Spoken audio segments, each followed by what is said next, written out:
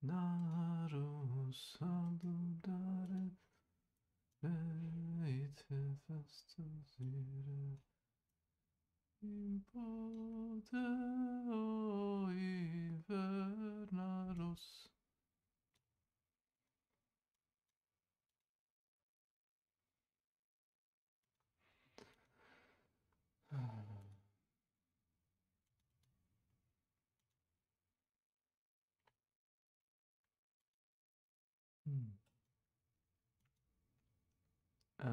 Seth.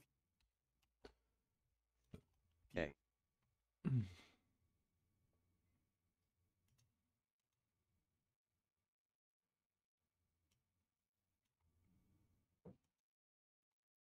Wait a minute. Wait up. Wait a minute.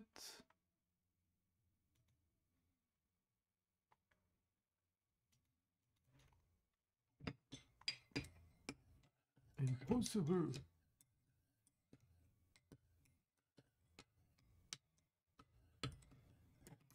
Nightbot. Welcome to my channel. No.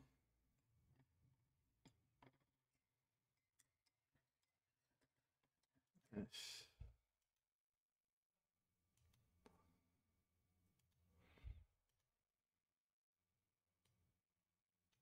Okay, what is this?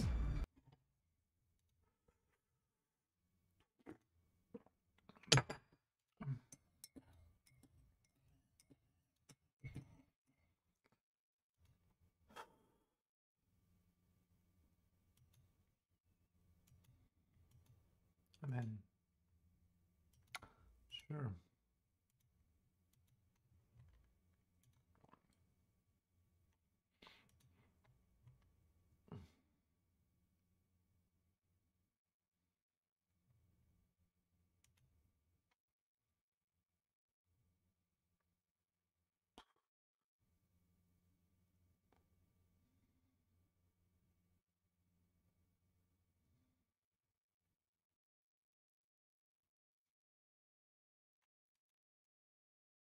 Hello? Mali živih ljudi. Pam, pam, pam, pam, pam. Evo. Možeš čovjek od ovog ne da ni usluga I traži. think that Diablo 4 is actually a great game. I do genuinely mean that. But there's still a lot wrong with it that I think Blizzard can iterate upon. Diablo 4 has the potential to be a game that people come back to for years and years. But it's entirely up to the developers to make something people will want to come back to. Vessel of Hatred, Diablo 4's first major expansion. It's here. I played it. I played a decent amount of it, actually. I was really looking forward to Vessel of Hatred ever since the announcement trailer. Why was I looking forward to it exactly? Well, I think a part of me enjoyed what Diablo 4 was when it launched. I enjoyed the story and even how the gameplay was. Počet će da bega od mene čim mu kažem da mi treba usluga. Ne mogu se, voz je sam, ja sam gradim, jebi ga. Voz? Da. Ja znam što igraš. Say no more. Srećno ti bilo s tim voz. Say no more. Tačno znam što igraš, već si mi pričao. To ludilo mozga.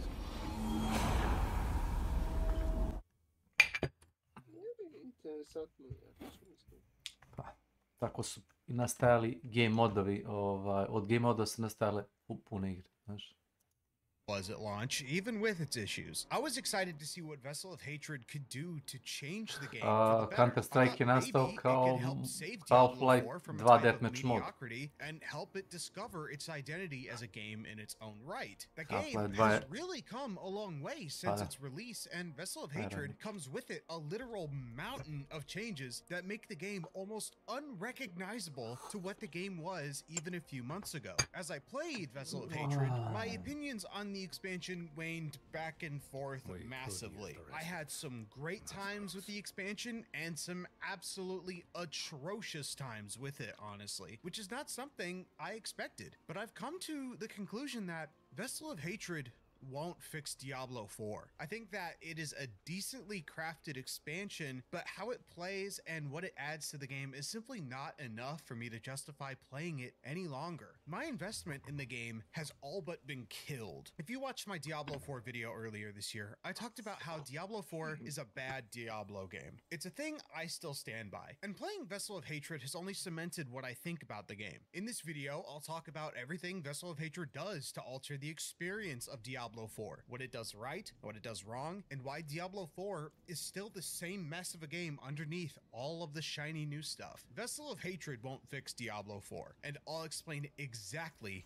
why that is. But before I do that, be sure to click those like and subscribe buttons down below to get a 4 greater affix Uber and to see more videos like this one in the future. I want to get to 10,000 subs by the end of the year, and you can help me do just that. Now, let's dive in. Vessel of Hatred is kind of a big deal for Blizzard. These guys have been the undisputed kings of PC expansions, and for good reason. Their expansions literally changed how entire games were played. Their track record in their early days was immaculate. They made bangers like Beyond the Dark Portal, Brood War, Frozen Throne, and arguably the most important one, Lord of Destruction. Hello? These were huge deals back in the day, and Vessel of Hatred takes a lot of inspiration from Lord of Destruction in particular in terms of what an expansion should be. See, Blizzard expansions were these things that added content to an existing game that let you interact with it in new and interesting ways. They were innovative. They were huge.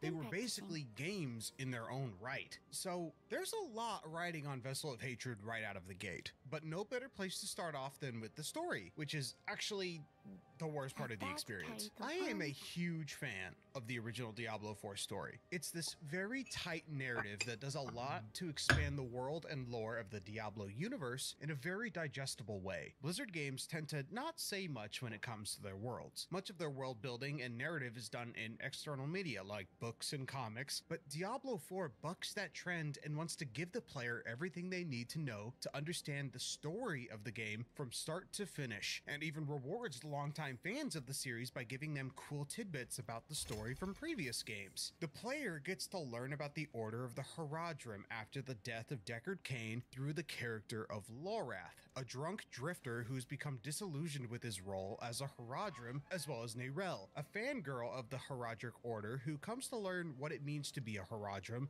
and the never-ending series of sacrifices they have to make to uphold their role. It introduces Lilith and Inarius, the mother and father of Sanctuary, along with their bitter feud and what that means for the inhabitants of Sanctuary. We learn of the Cathedral of Light and how it upholds an iron-fisted rule over Sanctuary through penance for protection over the forces of evil. It's a complex narrative with a lot of moving parts, but it also has a lot of nuance because in the world of Diablo 4, evil is relative. No one in the world of Sanctuary is actually good, and everyone is fighting for the things they believe in, making all of the villains incredibly sympathetic. The game does an amazing job at investing you in the narrative because the character motivations feel very real and believable. It's a great drama up to the very end where Neyrelle traps Lilith's father, Mephisto, into a soul stone that was meant to house Lilith. And at the end of the game, we see that she selfishly takes the Soul Stone on a journey all on her own to seal away what she deemed the greater threat to be. The base game ends on that note, saying that even if our intentions are good, even the best of us can be selfish and self-centered. You know the saying, the road to hell is paved with good intentions. And that's right where we pick up in Vessel of Hatred, on the hunt for Neyrelle as she attempts to deliver the Soul Stone to the one and only place she knows that can control it. The Temple of Akarat in Nihantu. I love the story of Diablo 4, but the story for Vessel of Hatred, despite the amazing production value and music and presentation and those in-game cutscenes that are just mind-blowing to see every single time, it's incredibly disappointing for a lot of reasons. The story of Vessel of Hatred starts pretty well. The Cathedral of Light is in a pretty rough spot after the death of Inarius, as some no-name dude has taken up a leadership position in the cathedral, killing anyone he deems as a heretic. This continues the story story threads from the base game where the people who deem themselves to be the good guys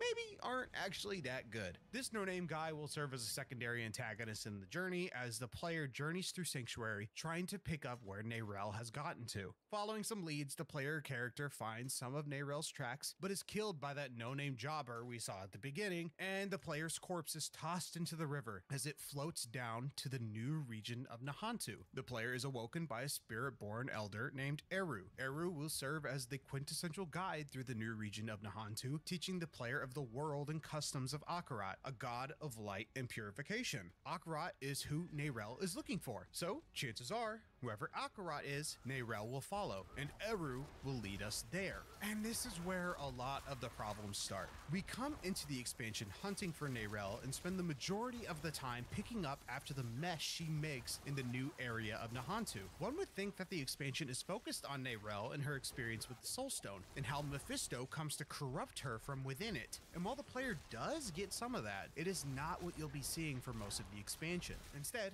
most of your time will be performing a wild goose chase, hunting for Neyrelle and learning about the customs of the region of Nahantu, learning about the Spiritborn, the Spirit Realm, and what all of this means to your journey. You'll be paraded around to new endgame systems, having to repeat them numerous times in order to pad the playtime and story progression, and by the time you come across Neyrelle and attempt to save her, you're almost 2/3 of the way done with the expansion. While I dig the new lore and new area that comes with Vessel of Hatred, much of the time in the narrative feels very meandering, not saying or doing much, if anything at all. All of it is in reaction to the Soulstone and its effects on the world around it. And while I can see what the writers were going for in theory, in practice it's pretty abysmal. A very small portion of the story focuses on Neyrelle and her experience with the Soulstone, and her survivor's guilt around her mother. She's a dumb kid, so she makes a bunch of dumb decisions, with a lot of these dumb decisions coming from the influence of the Soulstone. But that's not the frustrating part. The frustrating part is how poorly the story is paced around her and her dumb decisions. Having to play a goose chase isn't fun for a player because it means no actual story progress is being made. You'll be running from map marker to map marker only to be told by an NPC that things are going from bad to worse, we gotta save the day! It sucks to play. I can't get invested in this. I like Neyrelle as a character because of her flawed nature, but the way she was handled makes her seem obnoxious and unruly, and that's the point. But that doesn't mean it's good. Not to mention she's barely present in the narrative outside of speaking some chants. Nothing about the narrative experience is fun or enjoyable, and that makes me incredibly disappointed. Nothing I loved about the narrative from the base game is continued here because it doesn't focus on anything that was interesting about the original game's narrative, beats, or structure. I think that the end of the expansion was well handled for the most part because it's a pretty neat set piece, but everything leading up to that point did not hit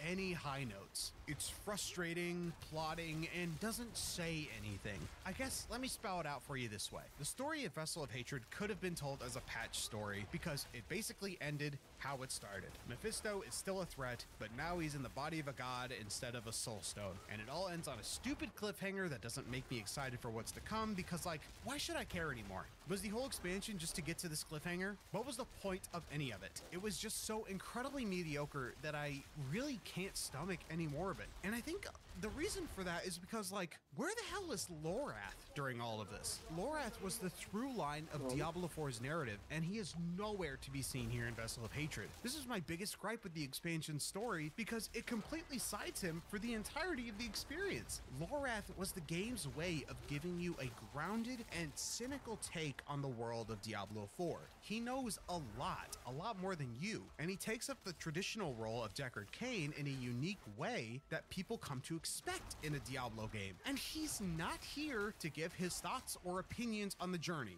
It sucks. I feel like if Lorath was here in the expansion, I would be much more invested because then we could experience the tension play out between him, Neyrelle, and her choice with the Soulstone. And that's missing here. Very sad to see because I wanted to keep liking Diablo 4's story, but it's already fallen off. But enough about the story. It's time to actually get into what Vessel of Hatred does for the game. As the story progresses, we are introduced to new mechanics the game offers. Firstly, being the new mercenary system, which makes a return from previous Diablo games. Mercenaries have been a staple of the franchise since Diablo 2. These are NPCs that you can take along with you into the field to make killing thousands of monsters a little less lonely. You can dress them up in extra gear that you find, choose the skills they take into battle that fill in your weak areas, and level them as you play. It was an added layer of progression that you could take on that could also make the game a little easier to digest if you were a solo player. Their first appearance in Diablo 2 was pretty mild. The mercenaries you had access to depended on the act you got them from. Rogues were in Act 1, desert mercenaries were in Act 2, and so on. Mercenaries could die permanently if they lost all their health, so you actually had to play a bit carefully with them in order to ensure they didn't end up in any bad situations. Not a bad first implementation, considering this was only the second game in the series, but they became more fleshed out in Diablo 3, becoming unique characters with personalities and roles. Blizzard took a look at what Diablo 2 did with mercenaries and improved upon them in small but meaningful ways, allowing them to level up, get equipped with loot that you find, and for a first, allowing the player to actually choose the abilities they take into combat. These mercenaries were also unkillable, allowing you to not have to worry too much about them as you played. And these were voiced characters that played bit roles in the narrative, showing up in small portions and allowing you to call them up for assistance as you played. They would talk with the player's character as you travel, and they could get pretty broken if you kit them out with the right stuff. Diablo 4 takes a more Diablo 3 approach to mercenary design and makes the characters actual unique NPCs with dialogue and their own little skill trees, but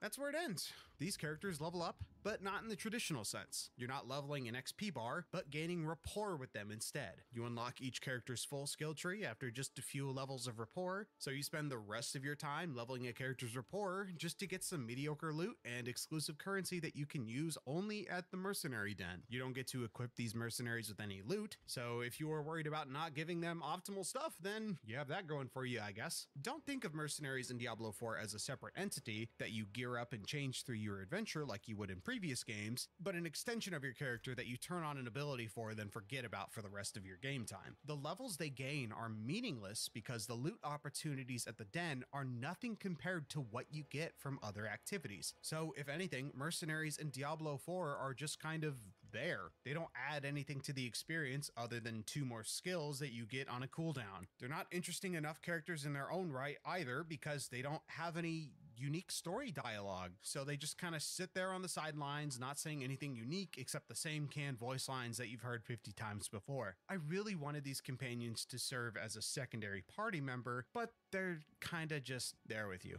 not really contributing anything other than a status effect on a timer. Not great, and it's actively a downgrade from what we've seen before. Vessel of Hatred also adds socketable runes back to the world of Diablo. Back in Diablo 2, these were items that you could find that acted like gems that let you socket them into items to give them unique passive effects. And the system works almost identically here, but with a small change. Runes come in 2 shapes that fit together like a puzzle piece, a top and a bottom, and can only be socketed into items that have 2 gem slots. Think of runes like an if-then statement. The top rune is the if, and the bottom is the then. Or as another way to describe it, if you perform the required action from the top rune, you get the effect of the bottom rune. When combined, these runes can let you perform some pretty nasty effects, like using abilities from other classes or giving you guaranteed crit and overpower. The more powerful the rune, the more charges it needs to activate. So it's all about finding the right combination of top and bottom runes to fit your needs and playstyle. Oh, and you can only have 2 completed rune formations on your character at a time, so being picky is very important when making your build. Both top and bottom runes come in different rarities, and they can't be target farmed, so they're quite rare in this current iteration of the game.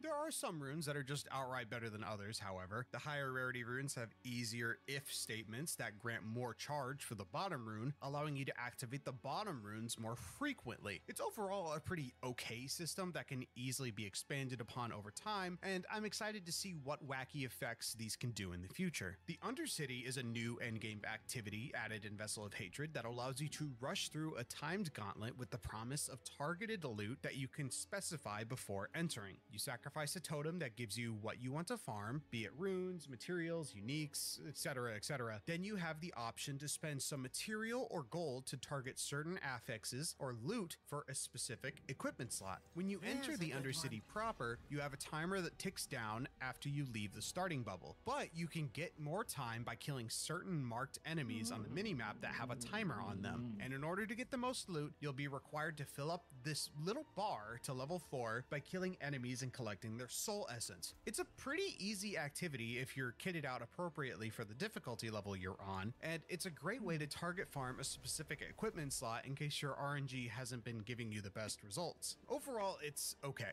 It's a very specific endgame activity that has its place in the game for people that maybe aren't having the best luck. I actually got my very first Uber unique by doing the Undercity, so I'd say it does what it says on the tin. No real complaints here. Another big addition to Vessel of Hatred is the Dark Citadel. This is basically a raid, but within a Diablo framework, and it works well enough. It cannot be completed solo, and you need at least one other person with you to do puzzles like some simple flip switching, killing things in a time limit, and other basic things like that. The fun thing is actually the bosses that cap out the end of each of the 3 wings, and all of these wings reset weekly so that you can grind them week after week for cosmetics and better loot. These bosses have unique mechanics that I wasn't expecting to see from the game, and I think they take a lot of the positives from WoW's approach to raid design and adapt it really well into the Diablo framework. Like, for example, the boss from the first wing requires players to take down this big dude who becomes invincible after removing a third of his health. You collect these gems to open a portal in the center of the arena, and at least one person has to stay behind while another takes the portal to enter the spirit realm. And while in the spirit realm, the second player has to kill a spirit form of the main boss, take his essence, then bring it back to the realm of the living, all while the person who stays behind has to slay more demons and open the portal back up. It's really smart stuff. It's engaging, it's fun, and it's the first unique thing to hit Diablo in a long time.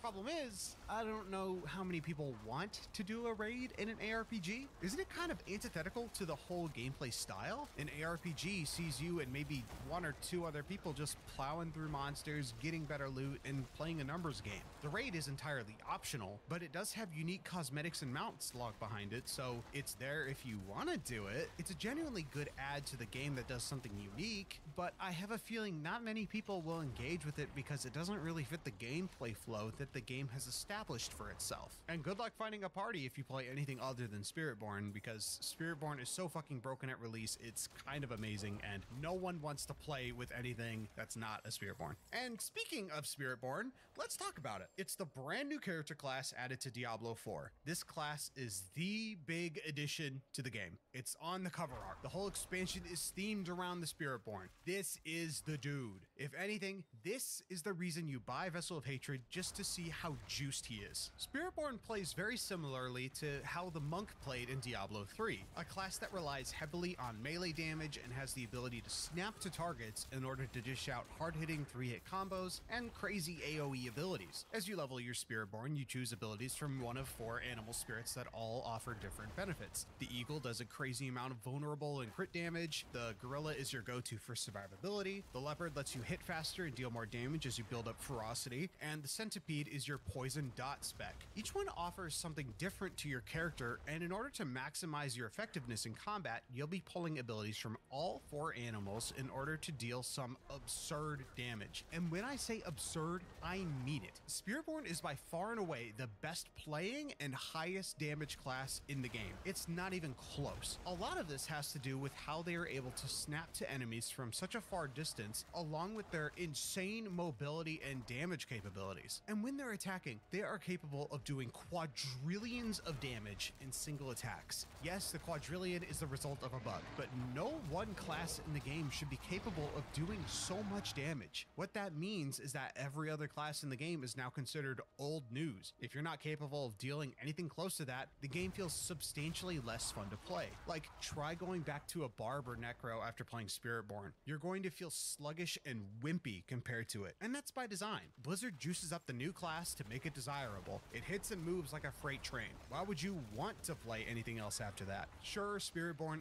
is the strongest class in the game by far, but that doesn't mean it plays significantly different from any other class in the game. It follows the same flow you've come to expect from every other class. You have your basic skills that build up your mana, you spend that mana to spam your core abilities, then you pop your abilities with cooldowns, rinse, repeat, you get the gist. The skill tree is also laid out almost identically from what you've come to expect from every other class you've played. All I'm going to say is that if you expected anything new or crazy from Spiritborn, it's time you temper your expectations. Spiritborn offers very little in terms of gameplay variance, and that's really disappointing to see because they had the chance to really mix it up, but it continues the trend of every class kind of feeling like this big homogenous glob. Sure, they're fun to play once or twice, but after that, the appeal wears off pretty quickly. At the end of the day, it's just a different flavor of Death Tornado. So now you get the opportunity to pick a new one with a slightly different flavor. Woohoo!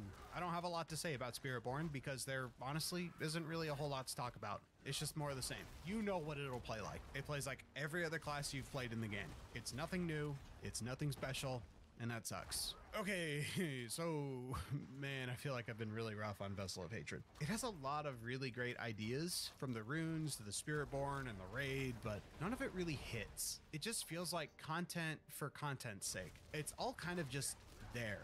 There's nothing really substantial about it. To me, it feels incredibly underbaked. I was really excited to see how Vessel of Hatred would turn the game around, but for $40, I think it's fair to say that Vessel of Hatred isn't a great expansion. What it does for the game isn't substantial enough to warrant a purchase of this amount. The story was atrocious, mercenaries don't do much, runes are okay at best, and the Spiritborn, while fun to play, does more harm to the character ecosystem than good. It destroys the balance Blizzard has spent so long cultivating, and at the end of the day, it plays like every other class you've played. And all of this sucks. This felt like it could have been a standard seasonal update, and that's not even mentioning how abysmal the seasonal activity is this time around. The big gimmick this season is the Realm Walker, a giant monster that spawns randomly around the map, walks for a bit, then sits down while you and some randies kill some towers.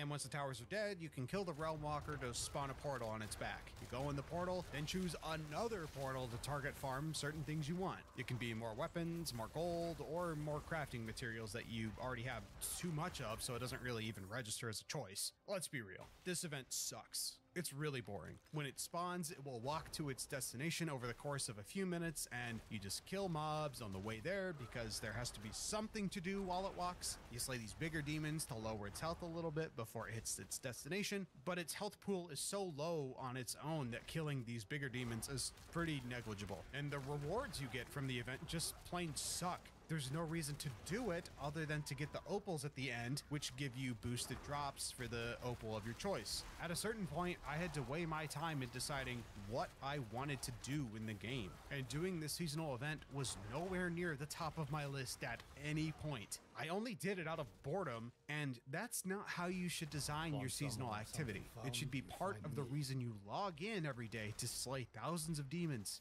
not an afterthought. But thankfully, the best part about the season isn't even the event itself, but the massive patch that overhauls many of the game's systems from top to bottom, which is really funny because the best part of the game at this point isn't the expansion or the seasonal event, but everything outside of it.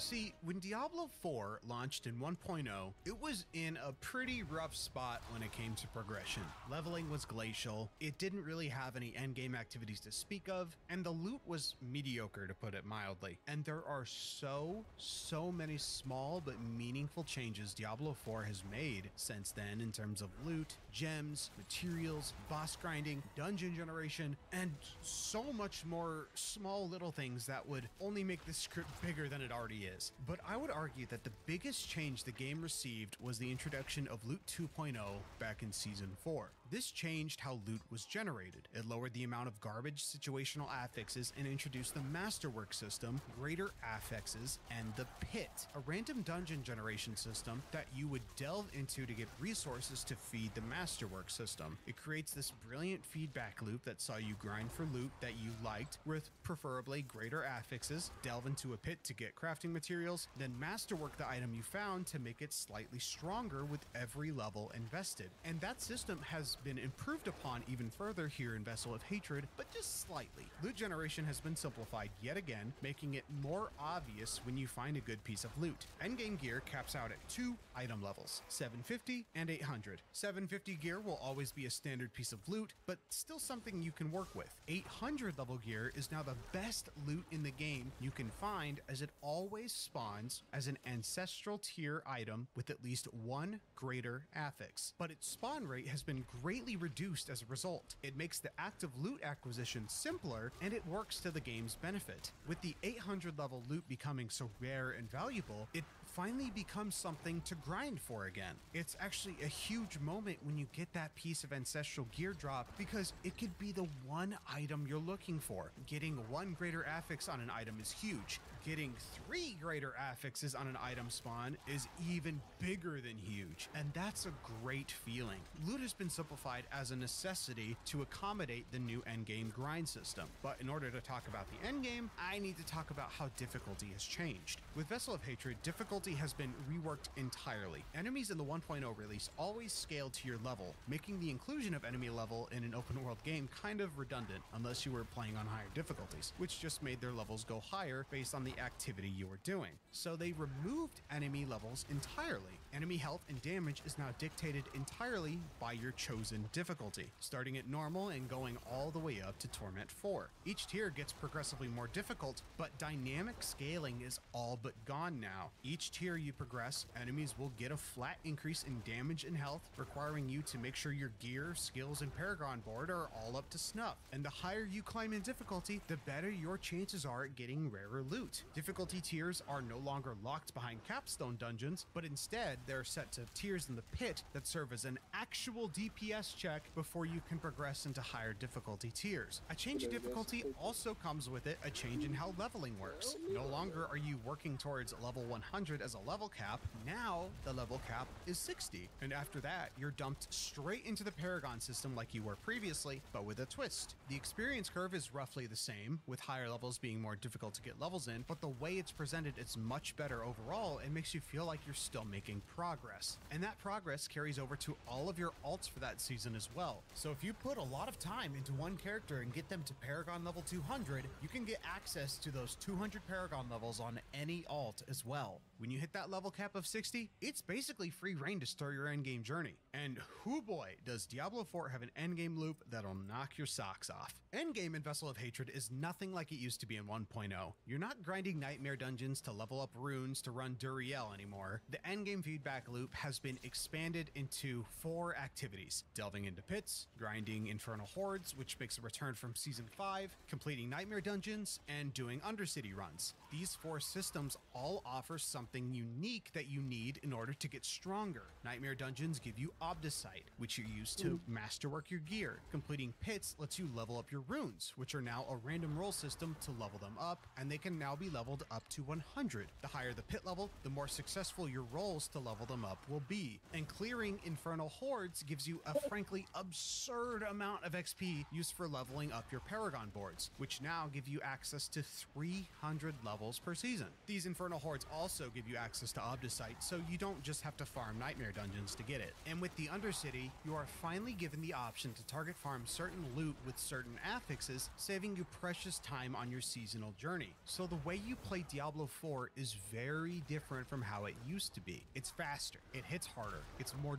driven. With the introduction of the new difficulty tier system, the game actually feels like it has a good progression. It removes a lot of the friction from how the endgame progression used to be, and now it makes sense. It's tangible. Like, I can actually feel my character get stronger slowly but surely through the grind, and I love it. The loop, I think, is as good as Diablo 4 is ever going to get, frankly. Blizzard has shown that they are capable of taking information and iterating upon it in a timely manner, and they deserve all the praise in the world for that. Like, I don't want to understate it. The amount of systematic changes made to Diablo 4 is staggering. Like, this game that used to be defined by its unrewarding level and loot grind now actually has a loop that people can come back to. All of the underlying systems of the game have been changed slightly and smartly over time into great success. Diablo 4 is now not only a great game to play, now it's a fun game to play, which is more than what I can say about the game I played a few months ago.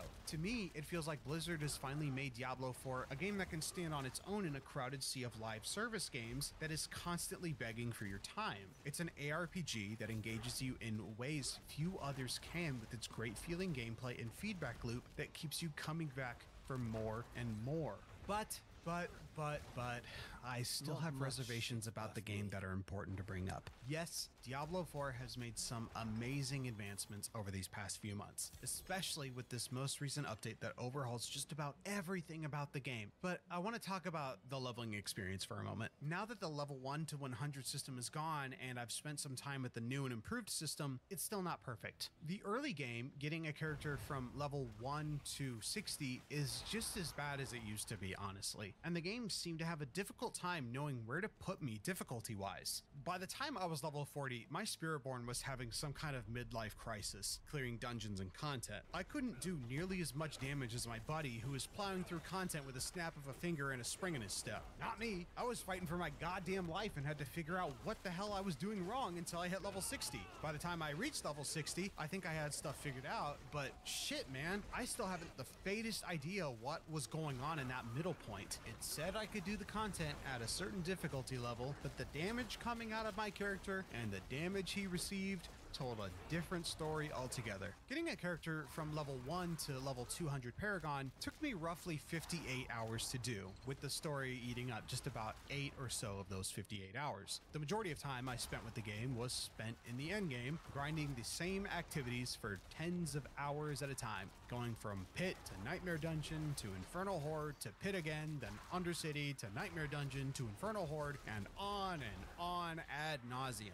This was my time with the game, and while I would say I still enjoyed it for the most part, it felt like the grind was just too much for me. I love the feeling of getting progressively stronger, but I didn't love how long that progression took. You feel me? I get that progression like this is something that takes time to refine, but for me, it just felt like I was just kind of not doing anything really substantial in that time. I was doing the same activities over and over again, chasing that 0.1% increase to crit or poison damage. Does that sound like your idea of fun? It did to me until I had to do it 30 more hours, with each step getting increasingly more difficult as I stepped onward. Like, okay, I get it.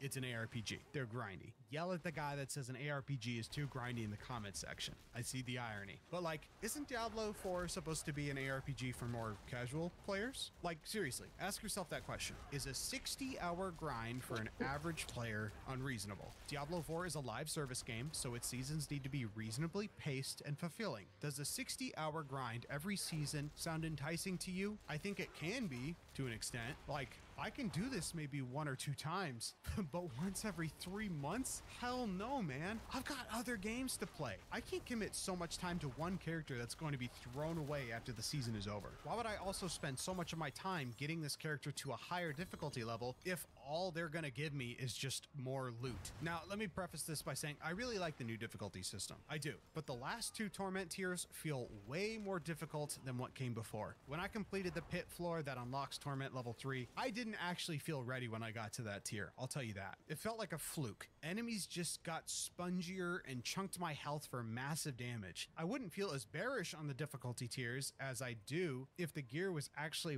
worth it at the higher tiers. Torment 4, the highest difficulty in the game, doesn't feel rewarding to play after I just spent 15 hours on the previous difficulty. I wasn't getting better loot, I was just getting more loot. More doesn't exactly equal better, but more does equal higher chance chances of better. And it doesn't feel great to do content in Torment 4 because the fight isn't worth that higher loot drop rate. I'm weighing my time versus the difficulty, and I feel much better playing at Torment 3 than I do on Torment 4. Call me a scrub all you want. I do not enjoy Torment 4 at all. It felt needlessly difficult for difficulty's sake. And not for nothing, the game still has an over-reliance on legendary gear that makes build optimization such a pain. While I still like the idea of legendary loot and their unique passives, I don't think it's necessary for every piece of gear to have some wild effect that you need in order for your build to work. When every piece of gear has a passive, it all gets lost in a sauce of numbers. And speaking of build optimization and numbers, I want to get into that real quick and dirty. Not super in depth or anything, I'm not a mathematician. Balancing is still a major issue to this day, all because the numbers in Diablo 4 don't make any sense. It comes with the territory of being an ARPG. It's a genre that's reliant on numbers from top to bottom, and their role in defining the genre is paramount. Diablo 4 uses these numbers in ways that don't make much sense to me. Like, I'm just a dude. I want to play it with the abilities I think are cool and want to do well with them within reason. Yes, I am still expected to choose the abilities that make my build excel, but I also don't want the game to give me a win on a platter. Difficult wins need to be earned. I don't want to engage with a meta in order to make it to the end game, and that's what bothers me about the numbers in Diablo 4. When the game has these flat increases in difficulty, it's hard to find out what you're doing wrong with your build. You could be mopping the floor on Torment 1, but when you move up to Torment 2, the floor mops you, and the game never tells you what you're doing wrong. Like, why am I standing here, hitting this boss for 5 minutes straight, watching its health bar slowly whittle down?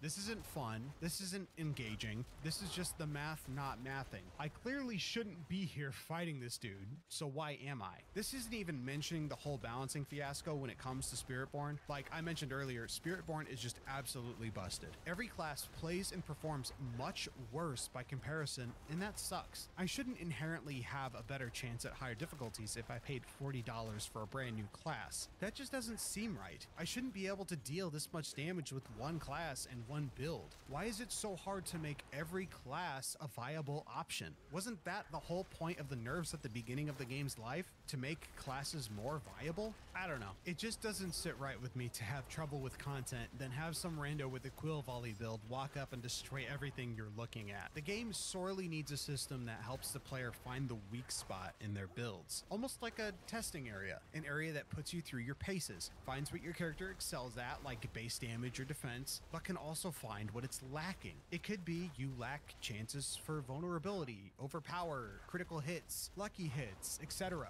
I don't think those status effects should be in the game because it's a fundamental part of the problem. When there are so many variables when it comes to dealing damage, it's hard to understand why your damage isn't what you think it should be. At higher difficulties, the damage disparity is just going to be much more obvious. Loading into a higher difficulty and seeing that what got you that far doesn't work for you anymore is incredibly demoralizing because it could literally be anything holding you back. Not enough main stat, not enough crit stat, not enough damage to vulnerable enemies, not enough bonus damage with barrier. I could go on and on, but the point stands. The numbers in Diablo 4 are overly complicated. Simple is just better, Blizzard. You need to learn that sometimes simple is just better. And when it comes to numbers, I think people will find that it holds true. Let the complexity not come from min-maxing one point in a skill tree, but instead the abilities you use and how you use them. It's execution over numbers any day for me. If you are content with playing a game like this, a game that requires you to grind for tens of hours to hit maximum difficulty with little incentive other than chasing an uber unique with 4 greater affixes, then feel free. But after my time with Vessel of Hatred,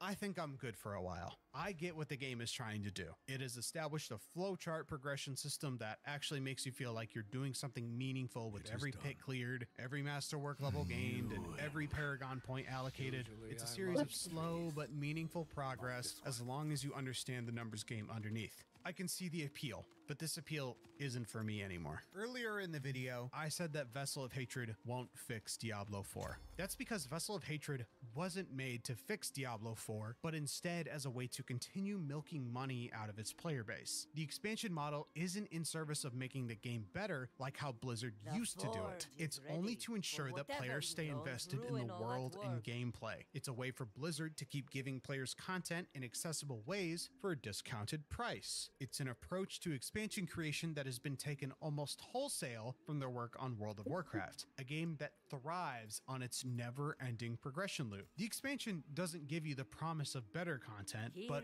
more content. Quality be damned. And that really sucks. The expansion had so much potential riding on all of its systems. The mercenaries, the runes, the Dark Citadel. I really wanted to like these additions, but none of them feel substantial enough for me to come back to. They feel underdeveloped, half-baked, not worth approaching. And when that's all your expansion offers on top of a mediocre story, man, that's just not what I expected from Blizzard, a company that used to deliver expansions that change how we view games. Now these expansions are just glorified patches with a price tag. I often need to remind myself that Diablo 4 isn't a regular game. It's a forever game. It's an MMO that requires you to stay connected to a server to play, even if you never engage with a single other player during your playtime. It's a game that lives and changes without your involvement. The game you play won't be the game you play 4 months from now. Systems can change at the drop of a hat whether you like it or not, and that's just what Diablo is now. I can make an argument that the seasonal model content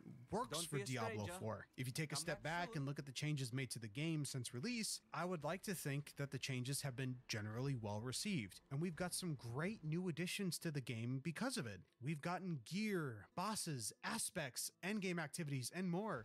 Blizzard gives you the game, cuts the fluff, and adds back what people like. That's a good strategy, but in the end, no matter what they add, this is still the same game underneath. And the more it changes, the more it stays the same. After every season, this is still the same game that is still yet to find its identity within the Diablo franchise. It's a game that feels like it's chasing its own shadow in a fight for relevance, and it thinks that the only way it can stay relevant is to try and reinvent itself every season instead of focusing on what it does great in the moment. Because when you're a live service, you can't stay the same. Always be changing. That's what people are paying for. But through that process of reinvention, we've seen the game come to terms with its own poor design and make changes to keep players invested. Loot is better. Leveling is more refined, even if the early game is still lackluster. The endgame loop is incredibly satisfying, seeing your character make tangible progress after every activity. But I don't know if I can do this again. While I overall enjoyed my time with Vessel of Hatred, there are still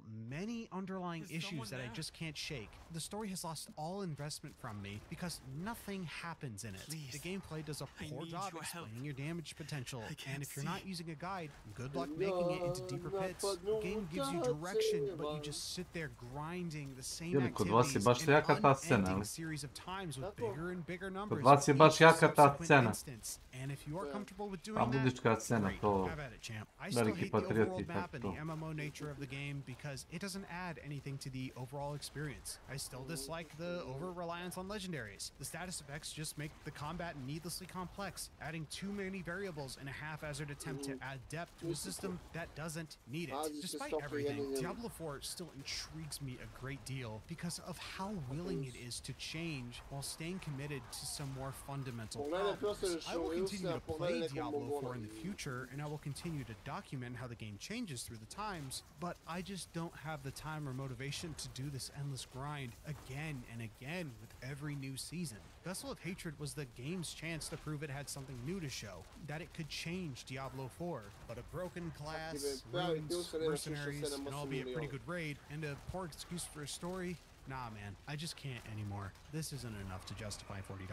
Playing through Vessel of Hatred, all of Diablo 4's positive and negatives are obvious now more than ever, which, like, I can't say I'm surprised, honestly. The longer you expose yourself to a game, the more likely you are to find out what it does well and what it does poorly. There's an element of humanity to that, I think. This still isn't Diablo as we traditionally see it, but the game is Without a doubt, Diablo 4, an inconsistent and glimmering example of what Blizzard thinks the ARPG genre should be in today's market. A great playing game that offers a progression experience that has been padded out to 50 plus hours in lieu of anything actually meaningful to do. It's the same overworld, it's the same dungeons, it's the same builds, all with very little variance. But it has appeal. It's a grind that a lot of people clearly enjoy.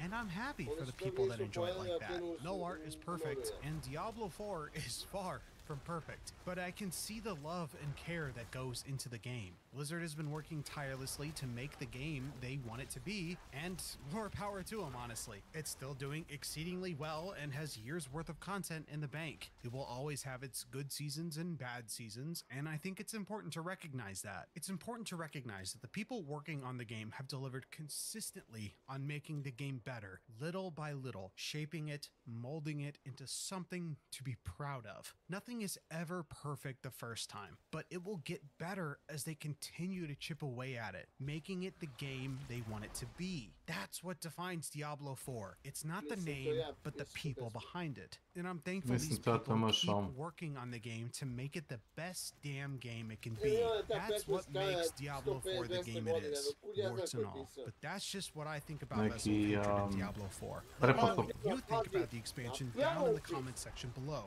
Do you like the expansion? Do you think the endgame loop is good? I'm excited to hear what you think. I'd also like to take a moment to thank my channel members listed here. These wonderful people have been financially supporting my channel, and I'm incredibly thankful for them. I love doing YouTube and making these videos, and these people make it possible for me to do it while I also work full-time. And an extra special shout-out goes to my $3 channel members, who are Cilantro and The Wendigot. If you would like to be a channel member and help me continue doing what I love, you can join below right next to the like and subscribe buttons. I honestly didn't think I would talk this much about the game, but like, holy God, I'm glad I got my thoughts down. New videos are always in the works, so please keep it.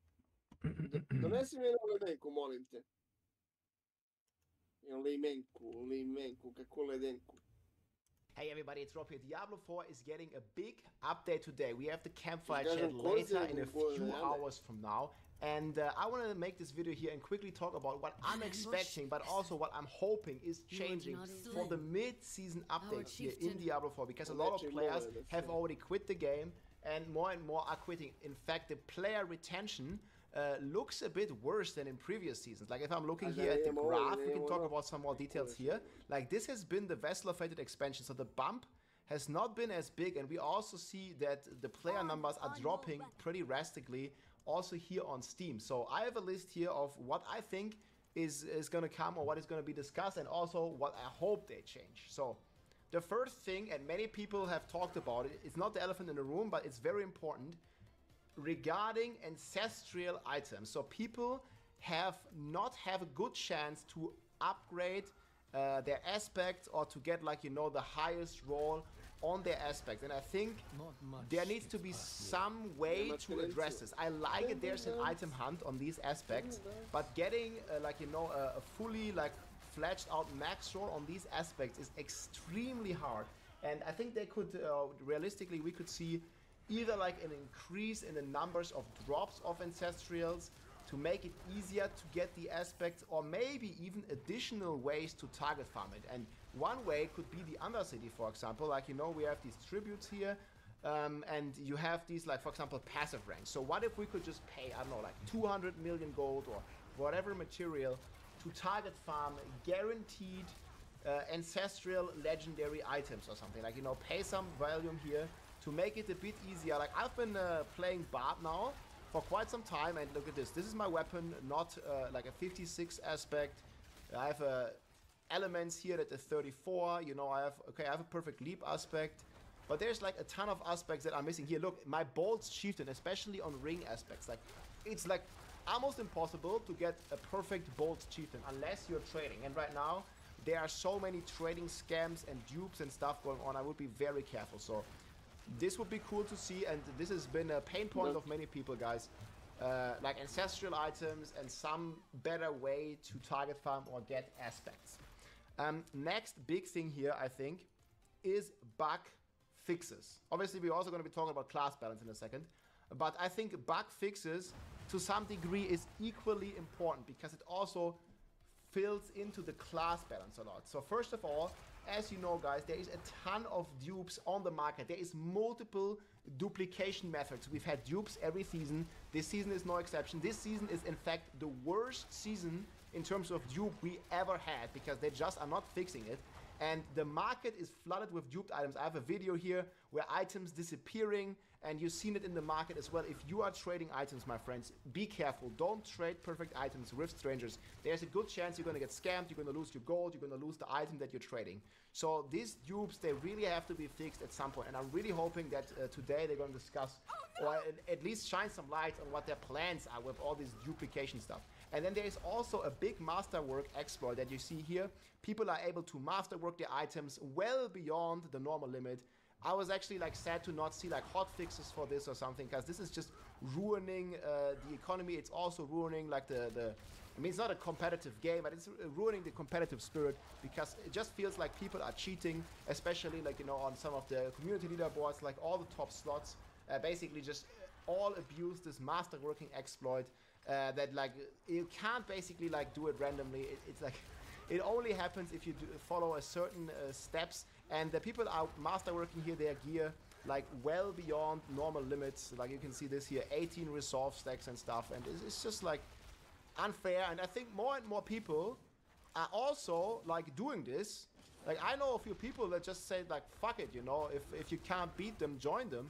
So it sends a really bad message also to the people, and more people are basically engaging this. Like what I would like to see is, I don't know, like some sort of like pop-up information or something, like we're working on this, we're aware of a masterworking exploit, don't use this, we will take action if you do use this and stuff. And yeah, it just like keeps spreading, like the dupes, the masterworks, it's crazy.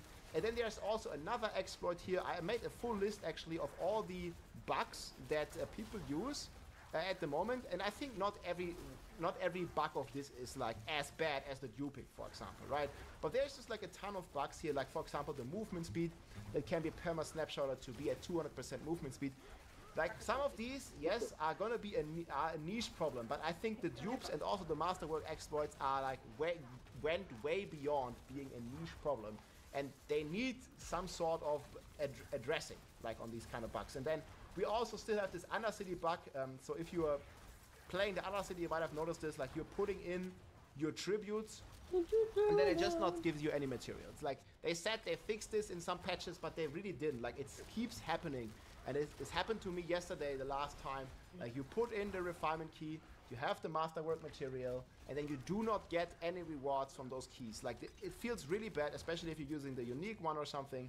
And also the bargains often don't work. So I think there's still a lot of like bugs here with this new functionality, and it's really sad because I personally really like the Undercity. I think it's a pretty cool system, and I'm having a lot of fun in the Undercity. But the crashes go along with this. Like if you guys are playing the Undercity, you might know this bug where your character doesn't load in, or your game crashes. Like in a loading screen, you have a memory leak and stuff. The game has still been running very unsmooth. They have fixed a lot of the crashes. However, I think the last like 3 or 4 patches have all been stability issues, and these are much appreciated. However, it's not enough. Like we are still crashing, and I think in general the game is running way worse, at least for me personally in my experience and what I've heard from the community. The game has been running like way worse this Vessel of Fate expansion in comparison to any other season.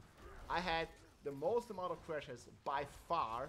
I know some people that still can't even play the game properly, and it's just like sad with all these game crashes. Maybe there needs to be like a revert to some previous version or something. I don't know exactly how they can fix it, but the crashes are crazy. And then next thing here is, again, the elephant in the room is the Spirit-born bugs and the Spirit-born being overpowered in comparison to all the other classes, and with that obviously the class balance. Again, we can see this here on the leaderboards, like how crazy like Spirit-born is clearing and all the other classes are lacking behind. And this is mostly due to bugs on the Spirit-born. However, I'm still a firm believer, guys, and this is not the first time I said this. I do not think that they should nerf the Spirit-born mid-season. I think players are having a ton of fun on the Spiritborn and invest a lot of time to masterwork and hunt down all their gear. And I think the best solution is to change the class balance of the Spiritborn, address the bugs that nerf the character in Season 7. Like when everybody's starting fresh anyways, this is going to be in January, we have Season 7. And I think this is when they should nerf it, because right now people are having a ton of fun, and you're just gonna make them mad if you take it away mid-season when people invested so much time. And what I really like, they showed a lot of transparency here. I talked about this before. There's a poll here from general manager of Diablo 4 franchise, of Diablo franchise, Rod Ferguson here, that asked this publicly here on X, like just a direction right, non-binding poll. But the majority of people said also, leave the Spiritborn. We are having a ton of fun. But please buff the other classes, and this is what I believe as well. I think they should leave it alone, the Spiritborn, for the rest of Season 6, change it in Season 7. But they need to do something with the other classes, because coming on the Spiritborn, you can't go back. It's not fun to play any other class. Like, it's not even anywhere close to the power. And I think there are a lot of reasons for this. But mainly, like, they've just been nerfing, like, all the popular cool builds, I feel like. We had Shred Druid, Whirlwind Barb, Hoda Barb, Ball Lightning Sork, Lightning Spear Sork, Spin Twin Rogue, Bleed Barb, and just in general, Endaria Rogue, Dot builds in general. And they have all been a ton of fun in the past, but have all been nerfed heavily ever since. And I think it would be cool to bring back some of those fan favorite builds. Man, I'd love to play a Shred Druid or a Ball Lightning Sork again, you know, and actually crush with it. That would be fun, at least until the end of the season, and then we can have a whole new class balance in Season 7. Buff underused skills, like the core skills come to mind, especially on Barb and Druid. Like, the core skills are just extremely bad at the moment, and I think they could use a good laugh or bump up in general. And again, it doesn't have to be as crazy as the Spiritborn, right? It doesn't have to be completely nuts like a million X, no. Just something to make them all fun, make them all a bit more viable, and just let people have, you know, a great time here. And again, it's really cool to see this, you know, like non-binding polls, like let the community be involved in the decision making, right? And I honestly think they're not going to nerf Spiritborn, guys. Let me know what you think in the comments. Do you think, again, for Season 6, do you think they'll nerf Spiritborn in Season 6, in the middle of the running season? Or would you rather think they are going to do it, you know, in the next season? Which is definitely my preference. And then another issue that I noted down here is Mythic Uber Boss ladder updates. So you may have noticed that it is pretty hard, or much harder, than in the seasons before to get Resplendent Sparks and to get your Mythic Uber Uniques. And the reason is they significantly reduced the drop rate. And they also removed the option to spawn like an Uber version of the bosses that had this higher drop rate, right? We can only fight a normal version of Duriel in Torment 4, Torment 3, Torment 2, whichever Torment level you want. And I was kind of hoping that we could still have, you know, like pay 5 times the materials to get 5 times the rewards. This would respect crafting and Uber Uniques way more accessible, especially for a casual player trying to get, I don't know, like a Harlequin's Crest with cooldown or multiple greater affixes even, is almost impossible for a casual player. And I feel a big reason is that Duriel just gets one-shot in Torment 4 and even from non-Spiritborn classes. And the option to that we had last season, you know, to pay 10 Agony Shards, 10x to spawn like an Uber version or an harder version of the boss in each different difficulty, has just been completely removed. And with that, also the chance to getting an Uber Unique has basically been, like, I don't know if it has been exactly divided by 5, but it definitely feels like that. Like, I'm getting like maybe 3 times less Uber Uniques than last season. And that's just a bad feeling. And then another thing here to the boss ladder, a blacksmith in the boss room, like that would be fantastic, so you don't have to go back to town all the time and stuff. However, I think this is a bit more unlikely, and these things here are more likely to happen. And now I have one more point here that is basically mainly about, like, you know, nice to have. These are like dreams. This is not what I'm expecting is gonna happen. Like, at least, let's say the buffs, the class balance, and some of the bug fixes, this is what I'm heavily expecting to happen, to learn about today in the campfire chat. But now is like dreamland, you know. So I would like to see more end-game longevity in Diablo 4. That means maybe harder difficulty tiers. Like, we have Torment 4 right now as the hardest, and I mean the system is already made in such a way that you can very easily add more tiers, right? Like, if you look at the Torment system here, you see there's already space for at least 3 more Torment. And I think we need it, because there's just, like, Torment 4 is just not a challenge, right? You play a couple days and then you're in Torment 4, everything gets one shot. Even on non-Spiritborn classes at some point, right? If you're playing a meta build at least. So there could be more tiers, I feel. That wouldn't hurt, because the scaling isn't really too crazy. And yeah, it would also help with the uber unique problem and stuff like that. And also unlimited pit scaling. I don't understand why we ever have a world where we can reach the maximum pit tier. Like, we had pit 200 before. Like, why not make it, like, leave it at pit 200? Or at least have a scaling, an unlimited scaling that we can't reach. Like, obviously nobody expected Spiritborn to be this powerful. But why do we not have 1,000 pits in the game?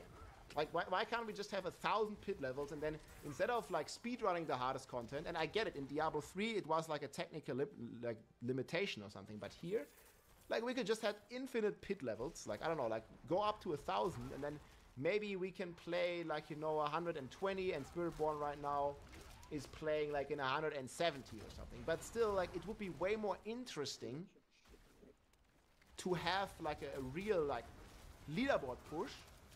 And again, it would be the Spiritborn leaderboard, right? Everybody's playing a broken Spiritborn. And it's not really, like, directly competing with the other classes. And then we could see, instead of speedruns, we could actually see, like, you know, some challenging content rather than a 2-minute run. The same here with the Dark Citadel. I think the Dark Citadel, it would kind of get harder difficulties if we get, you know, more Torment difficulties. But then I think the Dark Citadel also needs some better rewards. Like, it's very cool to get transmogs that you can't get, or you can't swipe for with your credit card or in the shop. So I think it would be super cool to have some of those amazing transmogs that they have in the shop, like, either accessible through the Dark Citadel, or even have rewards that you can't buy for money. I don't know, like, for example, like, some of these animals here, like, it would be super cool to be, this is like the Mount of Diablo, the Lord of Terror himself. It would be super cool to have some of these rewards either exclusively or at least accessible also in the Dark Citadel. This is, like, kind of what I was hoping for, but I think the transmogs that you can get in the Dark Citadel right now are, like, kind of basic. And I would like a lot more to, you know, get some of these cool transmogs in the Dark Citadel. For example, as a reward. Again, then completely optional, right? Because it doesn't give you character power. But I think it would be cool to have some cool transmogs as rewards. They could be super rare, so you're like, you have this, like, pork, like, man, these awesome moments where you actually find, like, a super hard to get, a super cool, or a super drop. You know, that's not even increasing your character power, it just makes you look cool. I would love that. I don't know about you, but I would love that. Then obviously new content, new aspects. So in the mid-season patches in the past, they have brought back some old seasonal themes or some aspects, some items. So this might actually happen, but we'll see. It's still a dream that we get like some new content and stuff. They hinted at it in the post that they did, so maybe we'll get some new content. Then obviously here, this is also goes hand in hand with the dupes and people being scammed.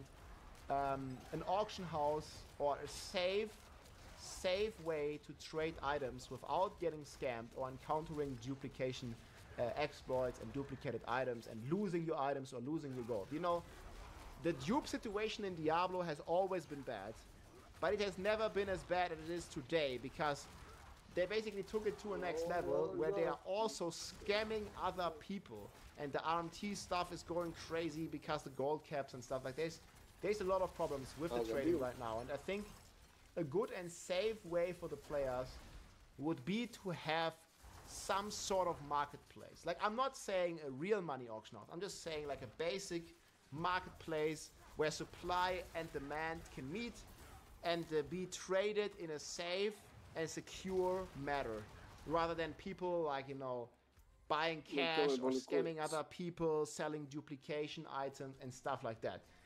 I think a trading place and the trading chat in game is not cutting it. Like, we need like, it could be like a vendor, right? Like you, I don't know, you go to a vendor here somewhere in the town, and it just opens your interface. I don't know, like here the merchant or whatever it's gonna be called. You click with the merchant, you I don't know, you list an item or you buy an item at the merchant here, and nobody gets scammed. It's a safe and sound way. And this could also be a nice way to take these billions and billions of gold out of the market, because people that would trade via this auction house merchant would have to pay, and this is a very normal thing to do, a gold fee. Like, I don't know, you sell an item, you sell it for $1 billion, I don't know, let's say this aspect here. I sell it for 10 billion gold, like, right? It's a perfect unyielding hit. I list it in the market, it gets sold for 10 billion, everything handles automatically, there's no dupes, like it takes the item from my stash, it gives it to the person that buys it in their stash. And then I receive gold and he receives the item, and instead of receiving 10 billion gold, I would have to pay a 10% fee, right? I would only receive 9 billion gold, for example. And the auction house is the fee, and this also keeps the gold prices in check, because right now there's so much dupe gold and so many dupes floating around the market that basically every item costs 100 billion gold, and it's only going to get worse. And people can't even pay this because of the gold cap, and then they go into real money trading and stuff like that. It's just fucked up. It's against terms of service, and people just lose their stuff. So I don't know, like a safe way to trade items, man, that would be so important for me, at least long term. And they didn't even say that they're working on this or something. Like, they don't have any interest in working on this. And I really hope that that stance at some point changes. Like, we have this in World of Warcraft, we have this in Path of Exile now, and I think we also need it in Diablo 4. Yeah, then hand in hand with that, obviously more stash space. So there is some coding problems why they can't just code in more stash space, but I really feel like long term they have to figure this out. I think the amount of stash space that we have, for the amount of characters and for the amount of items that we have, is just not even close to be enough. And I'm not talking about one more stash tab. I'm talking about at least double the stash tabs. It is crazy bad at the moment. And obviously hand in hand with that goes like a dedicated rune inventory. They have this cool new feature, which is runes and rune words, but they don't even fit in the dedicated inventory for that. So I feel like we need a dedicated stash or something where the runes, obviously also well beyond 100, can stack. Because this is just stupid. Like, one of my stash tabs is just fully taken by those goddamn runes, man. Like, and if I don't put them in my stash to see what happens, I have them in my inventory, and then I find, I don't know, a sun rune, but then I can't take it. I find a legendary rune, but my inventory is full. Even if I take all this out, you know, like, it just wouldn't fit. You see this? Like, it just doesn't fit in. So this is like another way of just creating a problem in the first place, you know, like a dedicated rune inventory. And then also they could make them stack. Like, why do they only stack to 100? Why do living steel stack to 50? You know, why does a consumable here like Chores of War only stack to 20? Like, why do the Infernal Horde keys here, like, these are exactly the same key. Why do they only stack to 1? But at the same time, the tributes, which is also a key, they stack more. Like, we could have one stack for the wave 6, one stack for the wave 8, one stack for the wave 10. Like, it's so simple, but like, these are exactly the same. Like, I don't understand why they're not stacking. Like, there's a lot of quality of life here that I would like to see long term. The same here goes for the loot filter. Again, this is like a dream of mine that we're gonna have the loot filter at some point. It could be as simple. You don't know, we have like last epoch, with some crazy cool customizable loot filter options. That is awesome, but it doesn't have to be as complicated, man. It could be so simple as in, we have an option to show ancestral items, you know, those greater affix items. And if we tick this option, then it's just not going to show like a normal item, like that doesn't have, you know, a greater affix like this one. It just doesn't even show it, and then the pet just auto salvages it, right? You kill a boss, it drops 10 normal items, and it drops 1 ancestral. And it would only show you the ancestral, and all the other items, just like it happens with blues and rares, gets automatically transverted into crafting materials. And then obviously you have your pet that's picking that up. Like, this is already in the game. We just need an opt-in function. This is the easiest way I can think about it. Just in the options, you have an opt-in function to also automatically salvage non-ancestral items and convert them into materials. That would be so amazing, man. And it would be like the simplest thing ever, I think. Like just make us opt in, and you can opt out of it again. Like, you know, it's an early game, you want to see these items, but like once you play for like, I don't know, 50 hours, like you don't really care about normal items anymore, and just allow us to auto salvage them into materials. It will also like obviously reduce the clutter and also make us play the game more, because we don't have to go to town every 10 minutes because our inventory is full. That would be so good, man. And then in general, also faster pet looting. This is another quality of life thing. You may have noticed this. Obduxite, materials, cinders, like, especially if you're playing, let's say, the flash build, or you're playing like any fast build. Like, the pet can't pick up the materials fast enough. They're on the screen, the cinders, but you're like evading and you're already like 5 screens away, and the pet doesn't pick it. That's a bad kitty. Like, it's just too slow. The pet, I don't know, it needs to have like bigger AoE or something. I mean, it's a good kitty, but it just can't pick stuff fast enough, and it needs a bit help with picking this, especially in nightmare dungeons where you have to literally like almost walk over every Obduxite. But you really, like, it's easy content, you really want to do it fast and efficient, and it just feels bad to having to backtrack to pick the Obduxite.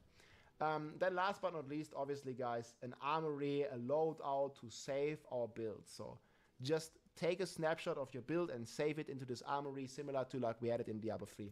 Now, they are confirmed to be working on this, guys, but I don't know. I lost hope. Like, this feature is not coming out this year, guys. I'm thinking the armory is hopefully coming in 2025. Next year, guys, the armory, it gotta be in, man. And I also think we need like a test server for the armory, because we don't want more dupes, and the worst thing is we don't want the armory to make your items disappear like it happened in Diablo 3. So armory loadout, I really hope we're gonna get it next year. The sooner the better. But next year, man, it has to. It's actually crazy to me that the Vessel of Hatred expansion launched with no armory. And I was also checking some trends here. Obviously, like, there's still a lot of players in the game, right? I think we peaked on Steam in terms of player numbers. We peaked on Steam. But in general, the interest in Vessel of Hatred didn't seem much more than in the normal seasons. So you can see here, and also the player retention, if I'm going into the 12-month section. So you see here, this is the peak of the seasons. And you can even see that the Vessel of Hatred peak, which is this one here, is very similar. And the player numbers seem to be dropping even faster, at least comparison to Season 4, where we had that like big loot rework. So that was actually more interesting to the people to have, at least in terms of Google interest, right? Like, we don't have any official player numbers. But I think there's a strong correlation between the interest on Google and YouTube versus the actual player numbers, because obviously these are the only numbers that we have. But the retention rate doesn't seem that great right now, and I think it really shows that we still don't really have much to do in the end game. Like, it is really fun to play Spiritborn. I think the class is amazing. It's super well designed, but we really need like more content. We need more things to do in the end game. And I really hope that in a few hours today, guys, we're gonna get some cool stuff. I hope they surprise us. Again, like, these are the things I'm expecting, and I really hope to, you know, get some positive surprises with some of the stuff that I mentioned here. Like, that has been my take on it, guys. Let me know what you think. Again, the campfire chat here is gonna be in the evening for us here on Europe, and it's gonna be a ton of fun, guys. I'll be live streaming this in a few hours, and we'll be there, and we'll have a summary for you as well. So hope that lasts, my friend. Let me know what you think in the comments. Okay, GG. So doing this for take on it, guys. Surprises with some of the stuff that I mentioned here. Like, that has been my take on it, guys. Let me know what you think. Again, the campfire chat here is gonna be in the evening for us here on Europe, and it's gonna be a ton of fun, guys. I'll be live streaming this in a few hours, and we'll be there. And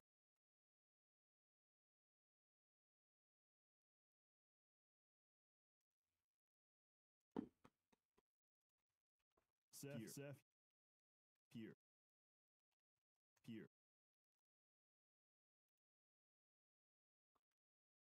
Oh.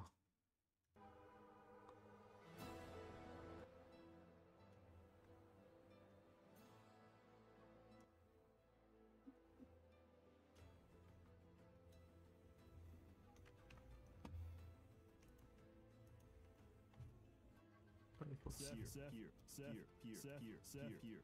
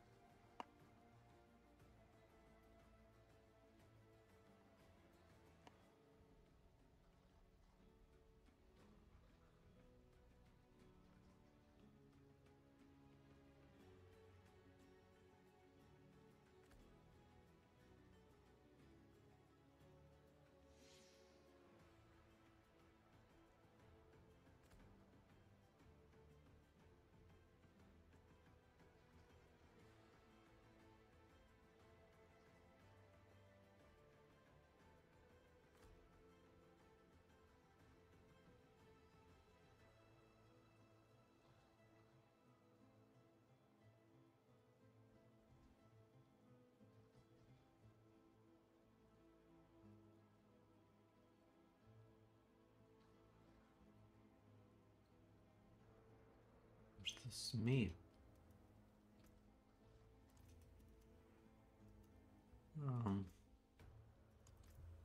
Zmija.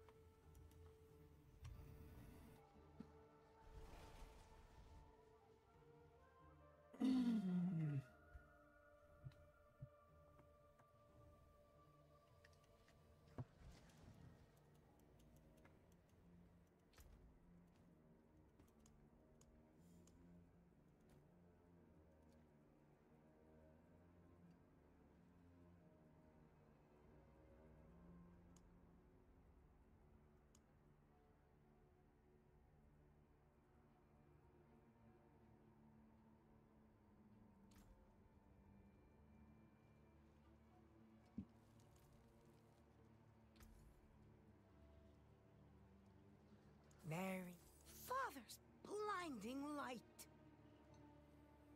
Until next time. Came apart nicely. Hoćete ga boli kurac.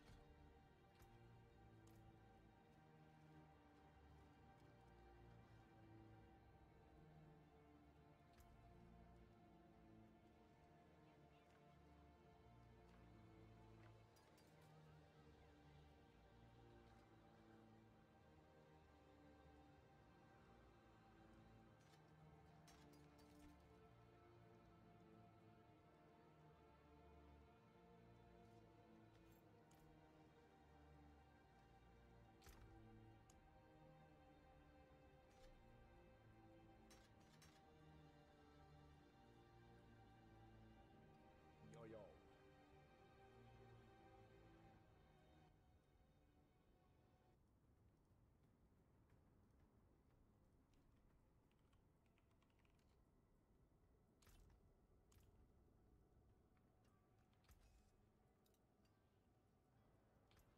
That's good salvage.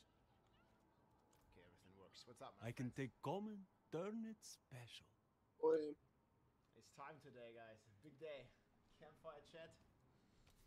Are you ready? Yo. No nerfs indeed, man. No, we can't have any. dobila sam ti peškirić. Oh man, we'll see. It's gonna be campfire chat today, my friends. Hope you're all doing well. Welcome in, friends. We just have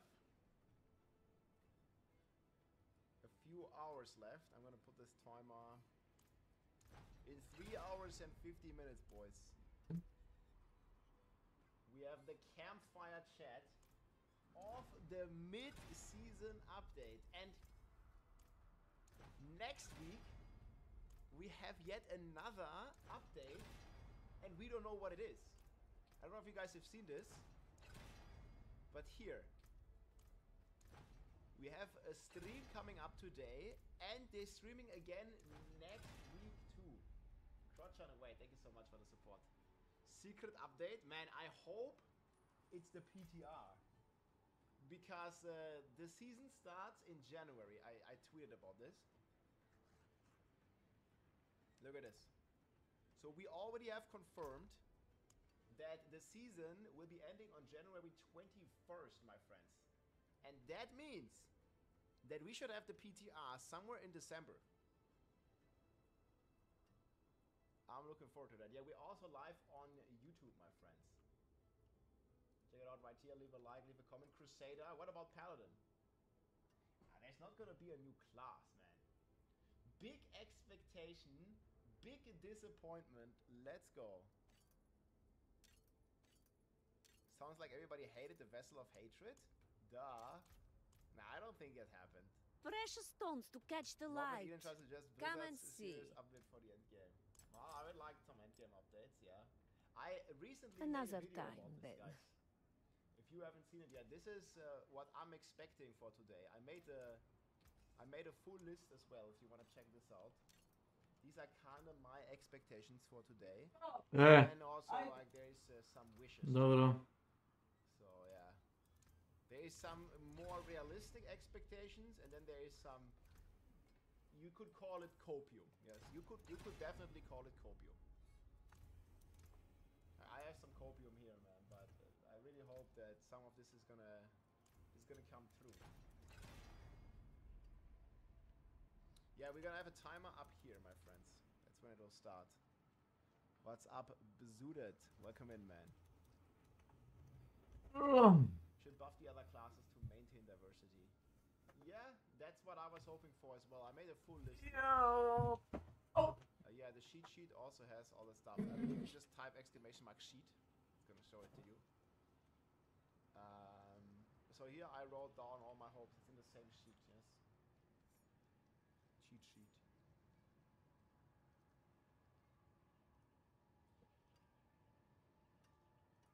I didn't really like put everything in here. Could always work more on the cheat sheet. But yeah, this is like kind of what I'm expecting, guys, or hoping for. Bob core skills. Yep, I have that in here. Well, obviously the main thing, the elephant in the room, is the class balance, my friends. That is on the likely list of being addressed, right? Second thing is actually that you can't get ancestors that easily. Elephant in the room, the game is empty. If I cannot be in the wilderness, is there a this good will do. bar build of the new mythic? No. The new mythic is dog shit. I don't even want to say it. The new mythic sucks. It's very bad. It doesn't do any damage. That's probably the biggest problem, like you just don't do any damage with that shit.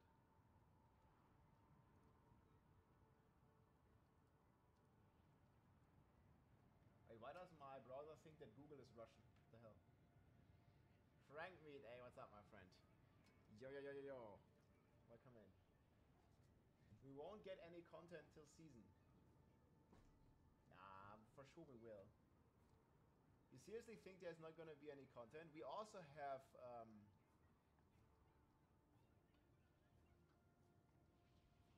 what's this, customize? Is it new flavor? Holy shit. This is just a mercenaries, right? Suffering, desolation, horror. This is the road we know in Sanctuary. However, We saw this. some of us have taken a different path. Golden event again. Bound by secrecy, ready to stand and fight for those who seek us out. My shield is your protection. There was a time we fought the vilest of Sanctuary. You fools get uglier and uglier. Until we were left with only our They're also ugly. inner demons. But the return of hatred has pulled us back into the light. Your blood feeds my blade. That's And right. though we now wait, watching from the shadows, we cannot escape who we are. Why we fight. Please, no. Stay away. Or the fury that burns within us. I have your back. I'm with you. Trailer makes it look so much more epic. Stay back. See it. Shoot it. But they are pretty cool. Catch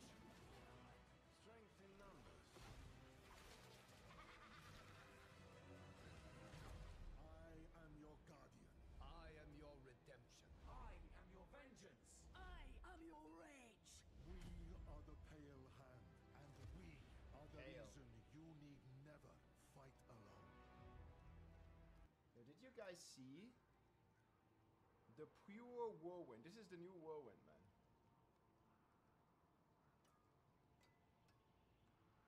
Like, look how fast he spins, man. We need this. Tail hands, yeah, like no skin, man.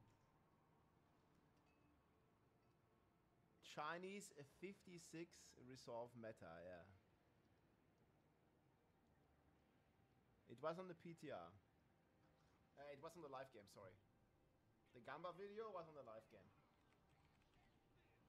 You can craft them at the blacksmith. Yeah, the Gamba is right here. Live game, boys. Yeah, the knives. I don't know. You saw this? This was pretty cool.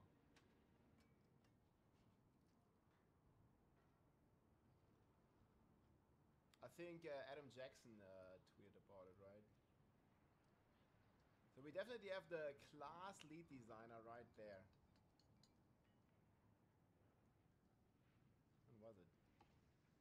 Here. It's from Adam Jackson.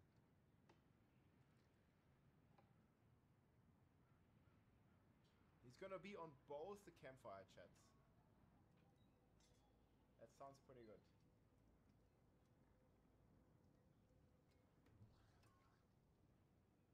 All the default builds up to date? Well, as far as up to date I can make them, yes. But I've played some classes and some I haven't. So Spiritborn, Barb is pretty good. Yeah, so we're gonna have the class lead guys at both of them. Yeah, 3 hours 40 minutes. The mid-season update. Yeah. How do you have so many mythics? You can craft them. I mean, I'm kind of thinking that we would have easier ways to access those mythics. I also addressed this here. I think the game should do a better job of respecting the player's time.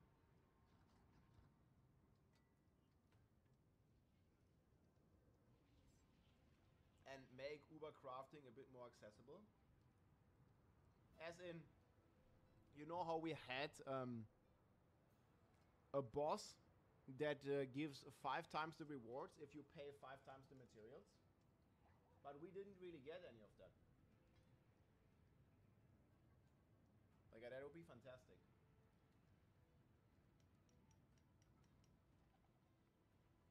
Now, I don't really know what you can do on controller.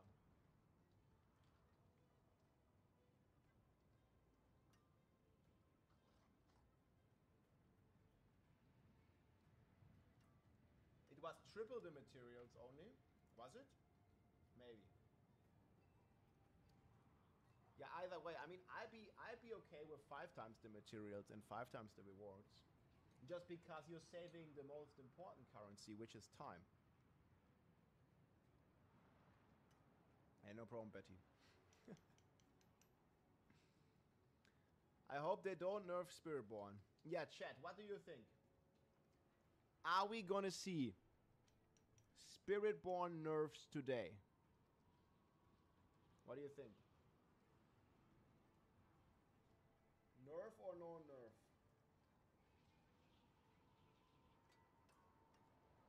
I don't know, man. It's not a nerf, it's a bug fix. Well, that's a nerf. The bug fix makes the character significantly weaker. Like, are you agreeing with this? Like, is it not a fix? 100% nerf today? When will it drop, guys? I don't know if you can't see this. Like, the timer is never big enough, man. It's gotta be like this. This is what the timer needs to be, else people don't see it. Will they improve a way to get aspect upgrades? Yeah, this is one of the things that I hope. Again, I have all my things that I expect or that I hope for summarized in this video. But I'm not sure if they're gonna do that.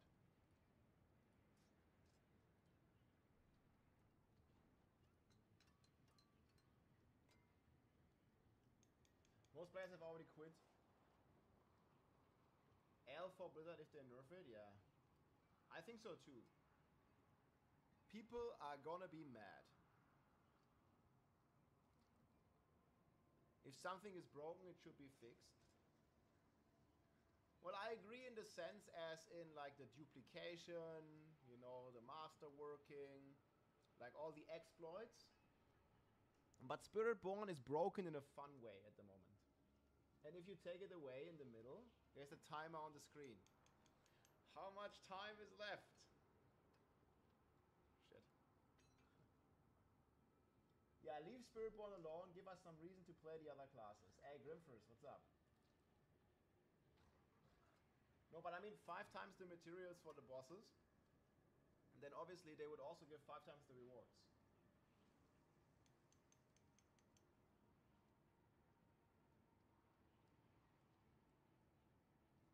Crimson, what's up, man? It should have been fixed as soon as possible. Yeah, I think if they made a hotfix, it would have been better than if they change it now in the middle of the season. Like, just the second that they realized that it's broken, they should have fixed it. Because then, you know, the majority of players would have not experienced this power on the Spiritborn. I think that could have been a way. But that is too late now. That ship has sailed. Just watch the video, viewers. Definitely good points. Most important ones. Hey, thanks, man. Much appreciated. Yeah, we'll see what's going to happen today, guys. We don't know. Bugs are the only reason 150 is possible. Well, I still think we should never have a pit that we can realistically reach, or even unrealistically reach the top. I think we should just have like hundreds of more pits. I don't think there should be a way for us to ever reach the maximum, like not even come close to it, you know. Make Duriel fall from the sky.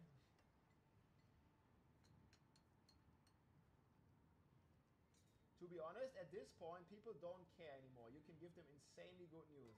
They'll be kind of mad anyways. Yeah, I mean, if you nerf stuff now, the people that are still playing, they will quit as well. Not all, everybody, but many. Yeah. I think yesterday, yeah. 2 days ago. Link to the patch notes, exclamation mark patch notes. But we don't have the mid-season patch notes yet.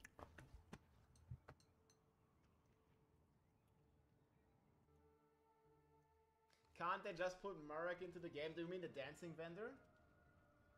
Who wants the dancing vendor back?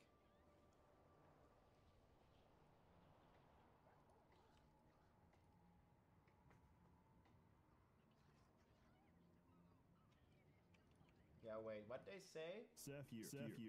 Let's remind ourselves. No, wait. I think that's the Diablo channel, right?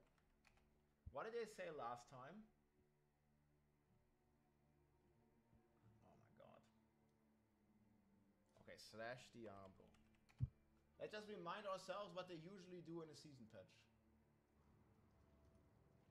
I don't know when exactly that was.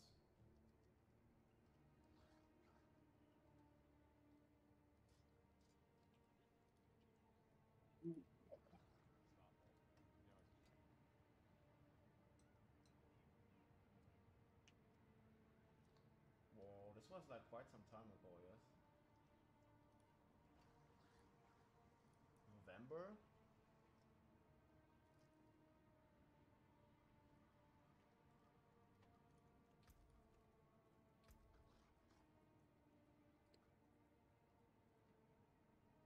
This is when they changed the damage buckets.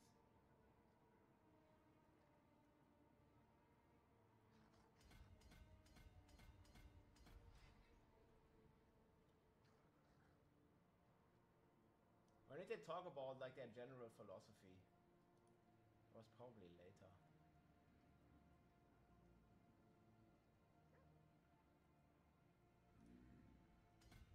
Hey, 12 months, Lionel Ball. Hey Rob, thanks for all the amazing content, less than 3. Hey, let's go. Thank you so much, man. Pet pickup radios. Oh, I also have this in there. Like, look at this. Where was it? Here. Faster pet looting. That was a big one, I felt. Can you upgrade the earthquake barb? I did. We have a leap bob. You can check it out right here. Actually, I need to update that command, yeah.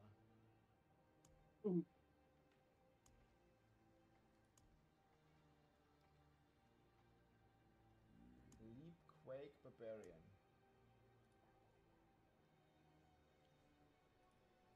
So I have a video about this one. I actually played quite some Leap Quake. I enjoyed it, man. Sub chat, yo, what's up, what's up? Less than 3, man. Let's go. Yeah, this is the Leap Quake Bob. It's a pretty, like, funny playstyle. I mean, I enjoyed it for sure. It's not, you know, in the meta. Like, it's not, like, completely busted like Spiritborn. But it is pretty funny to play. And you can basically infinitely leap. Which I, for one, really enjoy.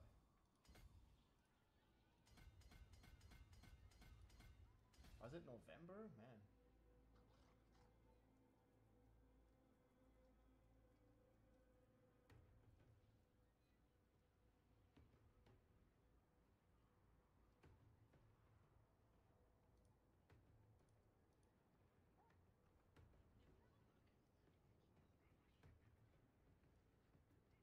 So we had a Christmas event last time. I think we're going to get another Christmas event as well, yes?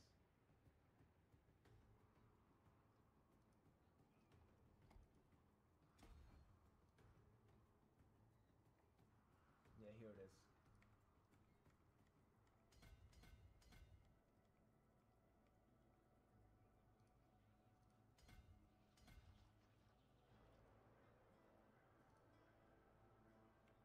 Yeah, here. Like, so they spoke a bit on the philosophy, guys, of the mid-season patches. Let's listen into this. Here. This was their philosophy, right?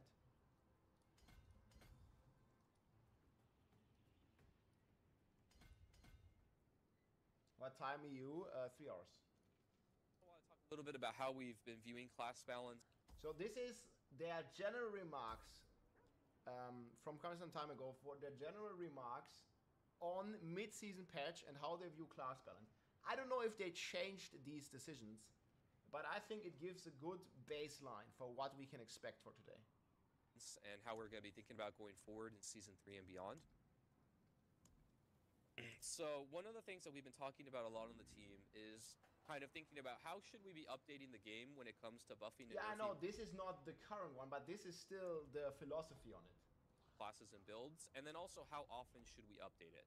And I kind of want to get a little into the weeds here to understand where we're coming from. So first is that we want to balance kind of two competing concepts that are always at odds with each other that we believe players want that really make for a fun game and a fun experience, particularly in Diablo 4. But this is honestly kind of true for most games as far as when they update when it comes to balance. So the first one is we believe that players really want to feel like you all can have fun with powerful builds that you discover. Kind of. So like this would take it away, like if they would change the Spiritborn, like this would not be the case anymore. Like people, and like Rod Ferguson said himself, right, people are having a lot of fun with the Spiritborn right now. But you're not gonna have that if it's gonna get nerfed. There needs to be balancing, but I think the exact time of the balancing needs to be Season 7. A core part of playing these games is, you think outside the box, or you discover something, or maybe even you follow a guide. But you find something that's really cool and awesome, and then you want to go wreck demons and kill stuff with it, right? You want to people just want to have fun. A sense of permanence where you can make something, it's going to be cool, and you can go and have fun with it. But then on the flip side, here we also believe that players want the meta to refresh, so that the same things aren't obviously the best choices forever, right? Looking back at Season 2, easy thing to point to is Ball Lightning, right? Ball Lightning was really fun and awesome. Newsflash, it was also kind of bugged. But, it's like every top build in general, man. Like, even right now, like, okay, Ball Lightning was amazing, but even right now, like, every top build is basically bugged in some way, yes? It's crazy. Shit, man, I can't move all of this. I have to also move the timer. Okay, it's fine. During Season 2, a lot of people had a lot of fun with it. But we believe that, you know, if we just kept things like Ball Lightning or Hoda Barb or these things that are really powerful for many seasons over and Rest in peace, Hoda Barb, Ball Lightning. Over, not only Sorcerer players in the case of Ball Lightning, but even players if it of ain't other bugged, I classes don't want start it. to feel this kind of gravitational pull and a lot of pressure to play the things that are obviously more powerful than other things. And then players will start to feel pigeonholed into being forced to play very specific things. And so kind of this dichotomy of these two competing factors where you want to have a sense of permanence and finding things and having fun and not being afraid that Blizzard's going to take it away from you. But you also want to have a sense of, you know, the same thing isn't strong forever. And you look at the leaderboards or you look on forums or wherever you look for your feedback, and everybody just is playing the same things, and you feel like not everything is viable, right? And I mean, this is definitely happening with the Spiritborn again, right? Like the Spiritborn, like you go on the forums, like everybody wants to, like, this is like so many parallels to like the problems that we had in the past and the problems that we still have.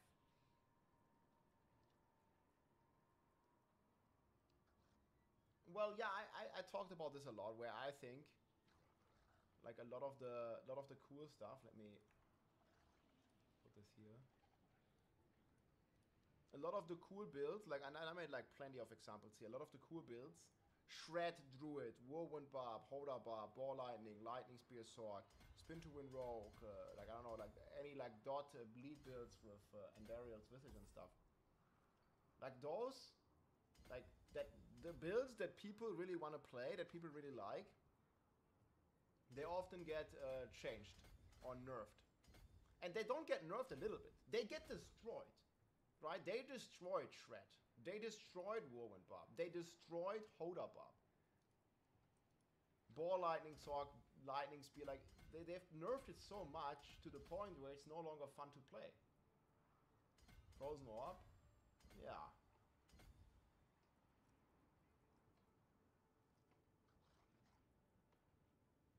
Man, yeah, Shred Druid was one of the most fun things we played. Playing the same things, and you feel like not everything is viable, right? So, in this vein, some of the larger changes that you're going to see... So this is what I'm expecting as well. Like, they're going to do this. They did this last mid-season patch, guys.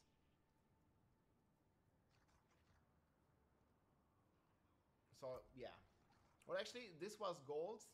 So, Violent Hammer of the Ancients was bugged, yeah. Overpower. Overpower is too strong. I mean, we could, like, see a repeat of that, right? Yeah, I don't know if we're gonna see that again.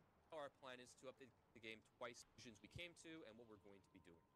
So right now, our plan is to update the game twice per season when it comes to class balance, and really just class updates. We're going to do one update at the launch of a season, where you're going to see more kind of large-scale things. The meta is kind of expected to shift a little more. And then we also plan to do a mid-season update, and that'll come somewhere around the center of the season. You know. So this is what we're looking at, guys. So the season launch that happened, we have the mid-season update coming today. Well, the news about it. Hey, Koda, thank you so much. Depending on the exact dates of patch cycle. So you'll get a little bit smaller of an update there, but still something that'll, you know, do a bunch of buffs, and we're going to detail what you can expect from these. Is he lagging? So first, let's talk about season launch and what you can expect when a new season comes when it comes to classes and systems. So on balance. So the first thing is we're going to be giving you some new content. You can count on this. We're going to be giving new legendaries and uniques that are added to the game. This happens every season. The amount that we do can be variable, but what we can commit to is that every class should be getting something new in this space. So you can expect some amount of new legendaries and some amount of new uniques that'll give you new toys to play with. Next, there are balance updates. We'll be doing both balance and design updates for all the classes, and by design updates... So guys, this is gonna happen with Spiritborn in Season 7 for sure. Like, they will nerf it like 100%. Like, for sure they'll nerf Spiritborn. And they'll nerf it big time. By fixing bugs or however they're gonna do this, I think they shouldn't do any direct nerfs. They should just do bug fixes and then see, you know, where the new power level lands of the Spiritborn. Because right now, nobody even knows, like, the current power level of the Spiritborn. Because there are just so many bugs, so it's impossible to know. But they're gonna nerf it or fix it, like, big time. The question is just when. The question is just when. And is it still gonna be fun to play after? I believe it's still gonna be fun to play after that. Because it is just a cool class that has many combination possibilities. But yeah, balance and design updates for all the classes. I mean, you know, some more in-depth things where we change around functionality rather than just moving numbers up and down. Again, the amount is variable here. It kind of depends on the needs of the game at the time and how much other stuff that we're doing. But as a general idea, just so you can know what to expect, we plan to do many buffs to things that are underperforming, a few nerfs to things that are really overperforming, and then bug fixes, which can honestly be both buffs or nerfs, depending on what the actual bug is. And then we also... And again, this is most of what is applying to the Spiritborn. Bug fixes. It's not really nerfs to Spiritborn, it's bug fixes. Like double dipping, crazy bug multipliers, infinite scaling, like all that kind of stuff. To do other game updates. You know, our team isn't really only just doing classes. We also look at monster balance and feel. We do systems with drop rates, May the things light like that. keep you. How quickly players can get things that let them have access to different types of content, all of that. So you can expect that at the beginning of a season. And then last but not least are larger updates and initiatives, right? These aren't guaranteed every season, but we want to launch these when they're ready. These are kind of, you know, the big things that really shake up the game and change how players fundamentally interact with things. An example of some things here, or a couple things that we did in season 2. You know, we welcome to my channel. Hey, you stream really well and I love your content. I'd love to be a fan. Please feel free to add me on Discord. Day Sola. Yeah, let's Temmi. Thanks for following. Thanks, let's not. With monsters and how they interact with their gear and stats. So this would be like pits right now, but I really hope that we're gonna get Abattoir of Zir back at some point. Should we expect a complete armor overhaul? I think armor is already in a good state. Especially like with Spiritborn, where you can also use your armor like offensively to basically like boost your offense as well as your defense. I think that is what's been done really, really well on the Spiritborn. And this goes like into the same niche as Overpower does, where you gain life or you gain fortify, you gain defenses, and at the same time, you scale your DPS with it. And this is one thing that makes Spiritborn so cool. You have this like block chance that you can turn into damage. You know, you can have your life that you can turn into damage, your barrier you can turn into damage, your armor that you can turn into damage. Like, this is amazing, man. For example, I could see on Sorg has very high resistances. That, I don't know, Sorg could maybe like take their like resistances into damage or something, right? Something like that. Got the scaling, we have when they do these things. So, you know, we support all of those larger updates and initiatives. Yeah, the aura is very, very bad. Going forward in seasons. But again, not every season. It just depends on when it's ready to come out. And next, let's talk about the mid-season patch. And this is what they'll talk about today, guys. Kind of what that looks like.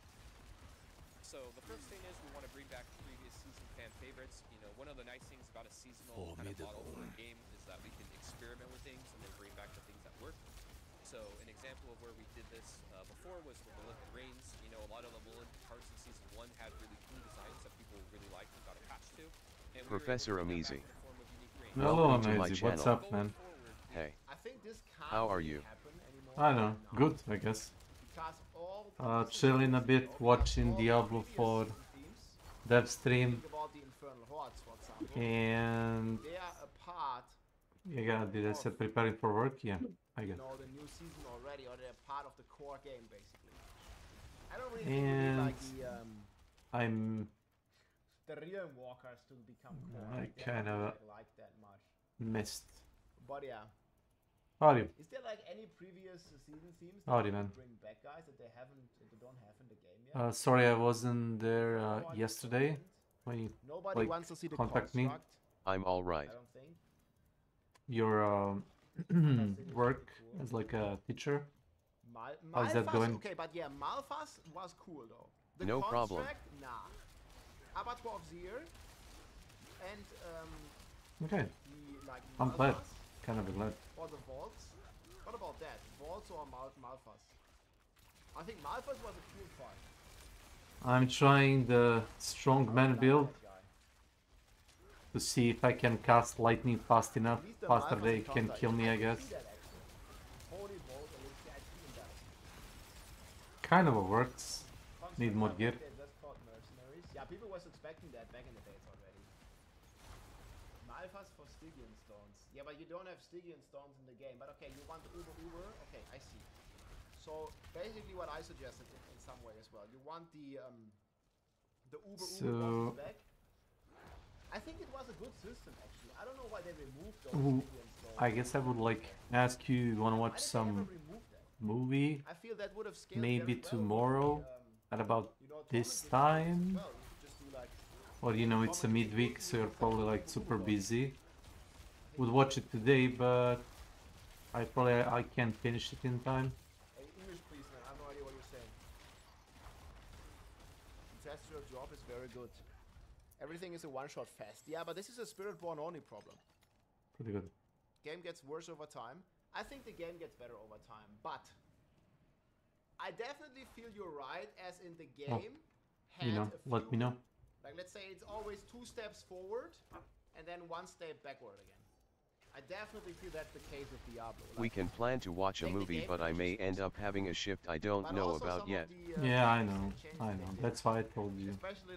I'll be here tomorrow, so, you know. So yes, but I may have to cancel suddenly. See, I'll be here tomorrow, so if you're still gonna watch it, you know, you can say yes, and I can, like, prepare a movie in, like, a blink of an eye. What movie? I don't know.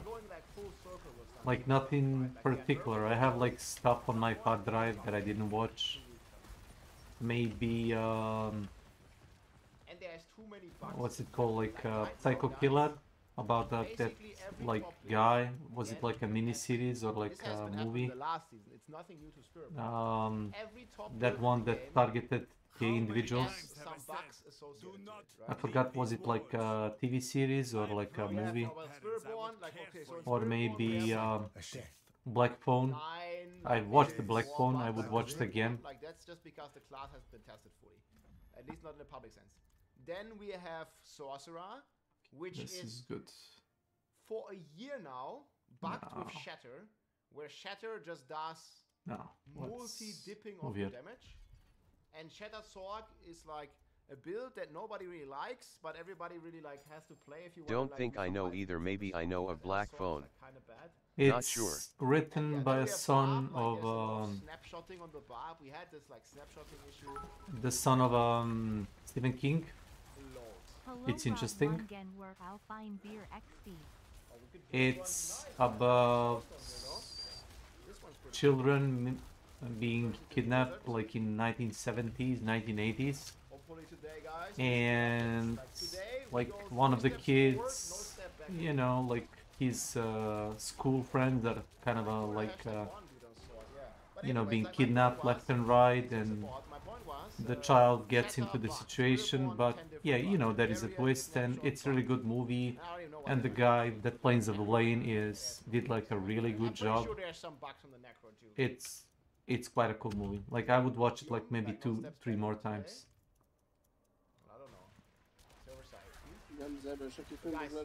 Black Phone. Jesi gledao Black Phone? Kuca da vidiš. Ima se, onda ću gledam pornić. Ima seks, samo tako. Nego? Da mu gazi jaja i šta. Ne, deca ne staju i jedan klinac se nađe u sličnoj situaciji da je kidnapovan i drži ga ovaj u podrumu i tu se svašta nešto dešava i ništa, nema ono kao u Terrifieru nekog mučenja dece, jednostavno drama, suspense, razumeš. Eventualno vidiš duhove mrtve kao deca, ali ne vidiš nikoga iskasapljenog, razumeš. Vidiš kako deca tuku jedno drugo, to vidiš, na primjer. To vidiš. Google searches interest in Diablo 4 in general and player numbers. Like, obviously Blizzard doesn't publish any player numbers. I guess we could see it on Steam charts, Diablo 4. I guess we could see it here as well. That the player retention is kind of flatlining very fast. While in other seasons it was, you know, like not this steep, the drop off. And it goes to show that season 4 had a lot more content, a lot more interest and replayability than even the expansion. It does not include searches for D4, but I think it's gonna count a similar picture. Let's say we search for D4. Yeah, I mean, it's all gonna call it, like no matter what you search. Like usually we search for a video game. Ne, nego teo bi da iskoristim ovaj materijal da summon bossa, a ne bude mi da summonujem sa druidom, zato što ću dobiti gira koji je specifičan za moju klasu, jer za barbarim stvarno ne treba. Našao sam sav gir, što je mogo da se nađe od bossa. Za druida nisam. I love you, Rob. You are the best barb player forever. Grüß gen raus. Hey, danke dir. Grüße gehen raus, Mann. Kuss, my friend. Let's go.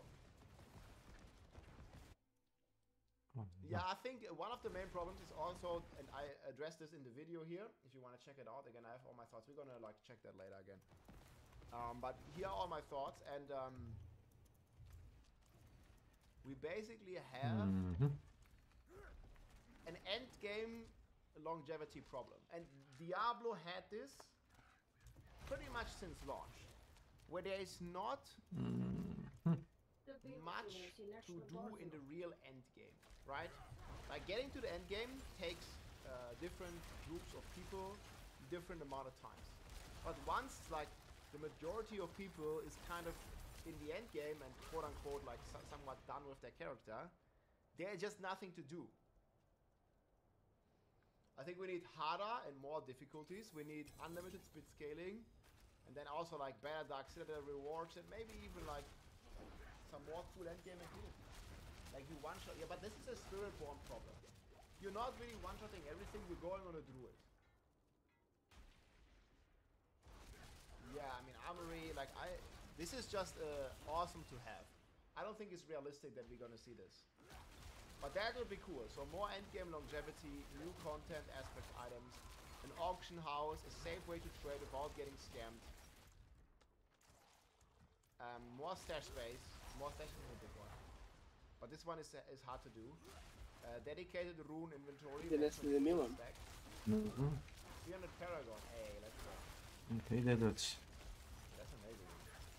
Loot filter, fast pet loading, faster pet looting, and armory loadout. Yeah, armory loadouts, this is confirmed that this is coming. The question is not if. I think Tiffany said this to me. The question is not if, question is when. Like they are doing an armory, guys, but maybe next year. Yeah, my guess is next year. I mean, who really thinks that armory is coming out in 2024? I think in a year from now, and I mean hopefully not a year from now, but next year, which is going to be like in a few months from now. Now we're going to get GTA 4 before we get an armory, guys. GTA 6. Now we got to get the armory before GTA 6. What the fuck? GTA 6 is like in fall. It's like in a year, it's like in 10 months. Now we need an armory before GTA 6.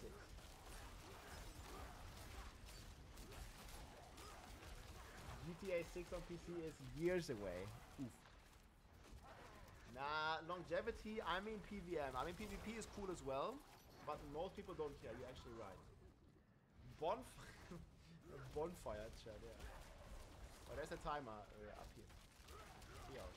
We think that the way that we bring back... But yeah, anyways, like bringing back some of the mid-season powers, like okay, maybe Malphas, because we went full circle here, but like maybe Malphas, maybe the Vault, because I think almost all the other season themes, because they say favorite mid-season update patch season themes. Not what like favorite, man. These designs could be legendaries, uniques, or even other ways, right? Like we can maybe just add it as paragon raids or passives, or actives, or other ways. We don't really want to be limited to it. It must always be unique. So it must always be legendaries. But what we do want to limit ourselves to is that we definitely want to promise that we can do one thing per class. And we also think we can pull from all seasonal designs, not only from the previous season. Wait, one per class? That'd be pretty dope. I don't know if this is like still the philosophy of it though. Did we get one update per class like in the mid-season? I don't know. Hey, we did. R2628 cool, login R2628 punch R2628 bro. Yo, thanks man. Thanks for the support. Watching it, man. one as well. Yeah, the season theme was definitely lackluster, like the real Walker ain't coming.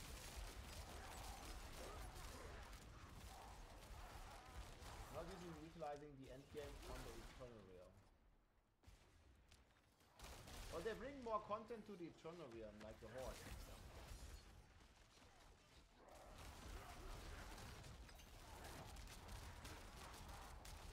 Yeah, you need half an hour to switch your build because no armory. Yeah. I definitely feel that paradox. I mean, I'm frequently testing and thus changing my build in Diablo 4. And I totally feel that. Takes long, too long. Right? If the design of the power mechanic of the season doesn't really fit into something that's evergreen for players, then we don't want to be limited to trying to shoehorn it in. We may just bring back, you know, maybe a lot of Malignant Hearts or a lot of Blood Seals.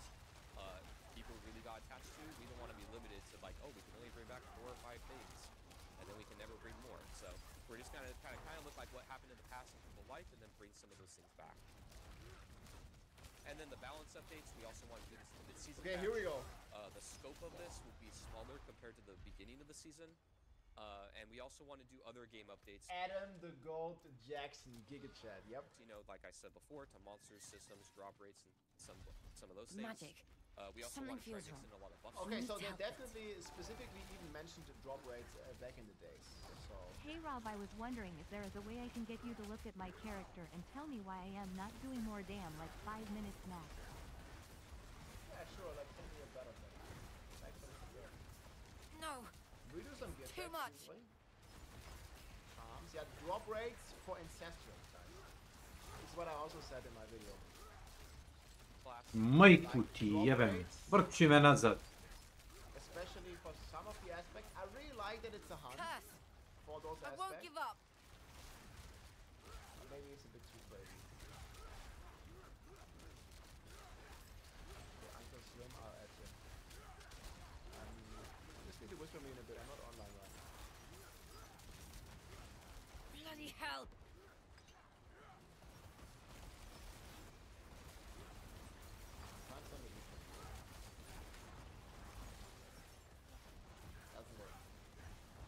Maybe friendless is full again, guys. We got to delete some. Tylko non rozwijam. Brsz! Bloody hell. I don't know. Maybe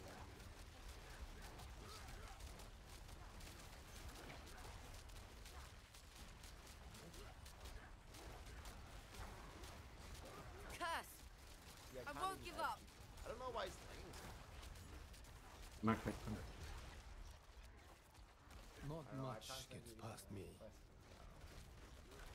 check it out later. Type electric force here. Biggest problem for me is the Great game fight. RNG.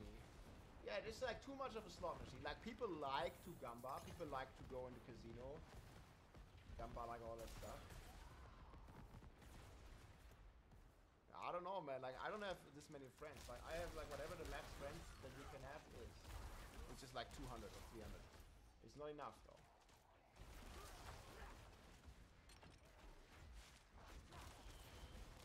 Leap is updated, yeah. And this updated. Boom.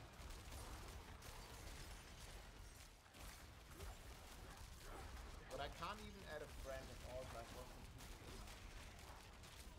I just started the game just to add me.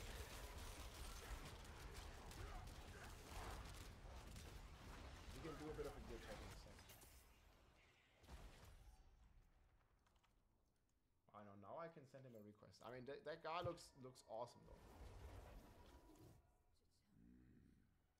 He looks cool.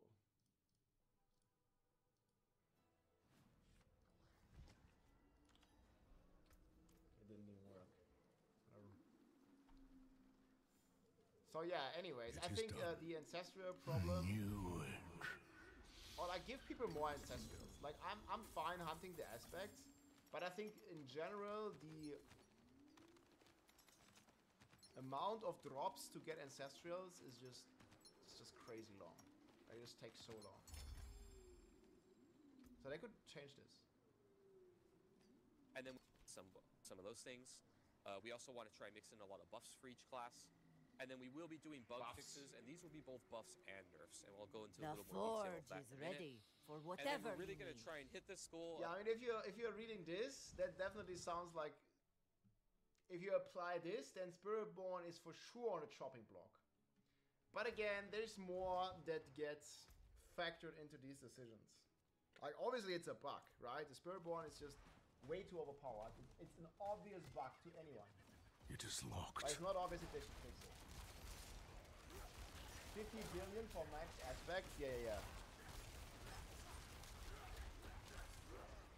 No promises are famous last words for me, but we want to try and do few to no nerfs that really aren't bugs. Famous and our last kind of words. thinking and philosophy here is that we know that unlike the beginning of a season, players spent a lot of time farming for these things, and we don't want you to be scared of making powerful stuff and then knowing that we're going to take it away if it's too strong, right? Exactly, Adam. People spend time farming, and we specifically spent a lot of time farming all that rawhide. Yes. I like bugs. Yeah, bugs are fun, for sure. This is like 100%, man, this statement. Like, it applied back in the days, it applies now. I mean, it even applies more right now, because back in the days, we didn't have master working. And people have to spend even more time farming all this. Yeah, farming is goddamn optic side. And we want to have a sense of permanence when you start a season, that you can try and target something that's cool and then finish it. But sometimes we need to if something's way too far out of control, particularly now that we have the gauntlet coming in. And our plan is to really broadcast the nerfs, whether they're design or bug fixes, before the mid-season update, so that you have an idea of what's coming, so that you can adjust your builds and play accordingly. Okay, that sounds like they might do it then. Until next time. It's like, dude, I think it's like 60% they don't nerf, 40% they nerf it. I don't know, man. I'm still camp no nerf, guys. Camp no nerfs. So now let's give a couple examples here of kind of, if these things had existed in Season 3 and beyond, how would we think about and how would we handle these in a mid-season patch? So, in Season 2, like I mentioned before, the Hammer of the Ancients, this upgrade, Violent Hammer of the Ancients, was just always being applied, right? Basically overpowered. I still don't even know how this can even happen, man. Our builds were just getting 30% more multiplicative damage for free. It was a bug, not intended at all.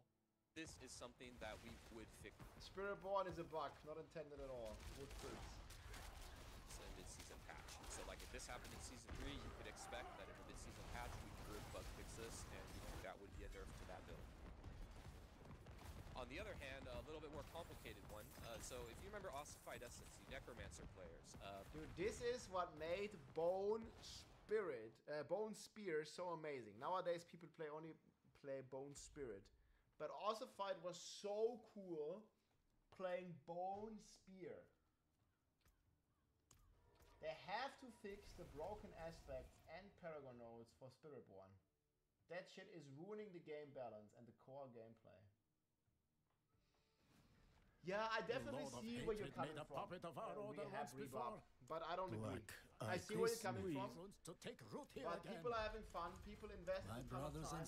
People invest a lot of rawhide. And yeah, shocker, people don't like it when they take it away.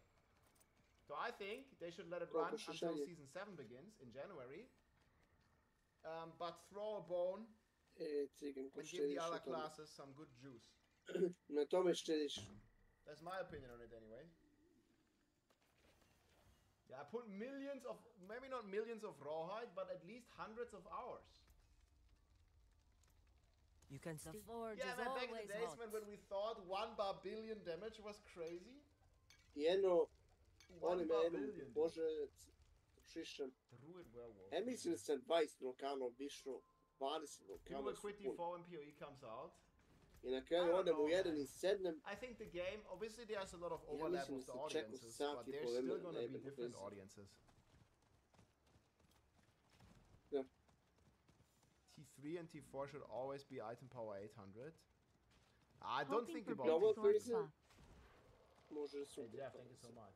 Yeah, me too. Sorg, but I mean, just in general, every other Se class. kaže muška proizvodnja ti je ono... people invested a lot of real cash money. Well, those people should be banned in the first place. But yeah, they certainly did. Hot blood.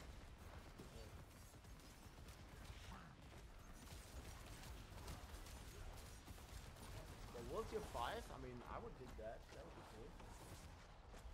This was your key passive, and it was really, really, really good. It basically says that your bone skills deal more damage based on each point of essence you have above 50. The gameplay here that we had intended was, you know, you try and increase your mass essence, which is a fun little itemization game that you have. But then you also have some gameplay of trying to only cast and then get back to max as soon as you can. So you care about resource regen. Like, there's all these cool gameplay and itemization things. But that was cool. What we didn't anticipate, though, was that players would get as much max essence as they were able to, or that they were able to keep it as high as they were able to. You find me. I mean, with like anticipating how much max power you can get out, you just calculate like what is the absolute maximum possible value for ossified essence, like aka the most resource that you can have, like all the possible effects, all the buffs in the game, everything on. And then you see the damage output or the multiplier output, and then you compare it to the other passives, and then you can see if it's in line or not. I mean, obviously it's not rocket science, but it's not that hard, but there's a good amount of complexity to it. Especially with new classes like Spirit. It's oversights on our part. So then in Season 2, you know, we nerfed this by 50%, a whopping 50%. And I still think this is probably one of the strongest key passives in the game. That's how good it is. It's really good. Oh, ping abuse. Ping abuse is true. Ping abuse. To Milan viče ping abuse. So what if this existed in Season 3? Ne postoji ping abuse. Šta je to? Nema, ne. Nema sad ping abuse. Kako se to Ne, nema da lažeš. Ne daš da igraš. Šta pričaš, Milan? To nema, to ne postoji. Šta je to ping abuse? Like all these months ago, Spiritborn would definitely fall into category 1 here, yes? Spiritborn would be over here. But I think with the way the sentiment is going, it's more in the question mark territory. They may fix the Spiritborn, but they will definitely fix it. I think this is where it is. Like, we will know today. They may fix the Spiritborn mid-season, but they will definitely giga fix it and nerf it in Season 7. Like, that's gonna happen, guys. It's not even a question, I don't think. But yeah, I believe, I think so too, Shard of Hate. Next season is the correct answer. Hey, Mao Kaba. Hey, thanks for the 7 months, my friend. Welcome to this.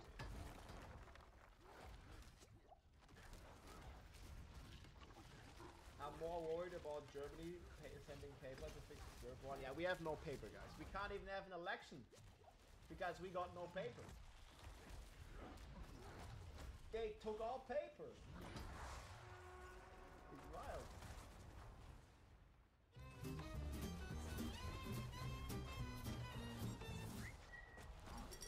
But actually, I think they just concluded on a plan for election. Like, they need 4 months, and then they can have an election.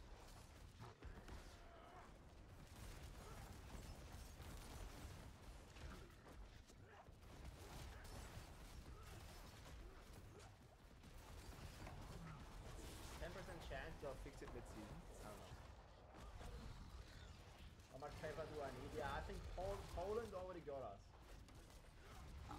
We love these things. Well, thank God we don't need paper, guys, to stream. Yes?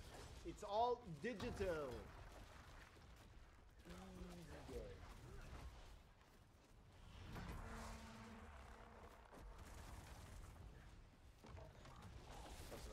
We may fix it in the mid-season patch. We would definitely fix it at the start of next season. That's very but technically, this isn't a bug. It's just something that is just really strong that we kind of had an oversight about. Here we would be. Oh, does it sound familiar, guys?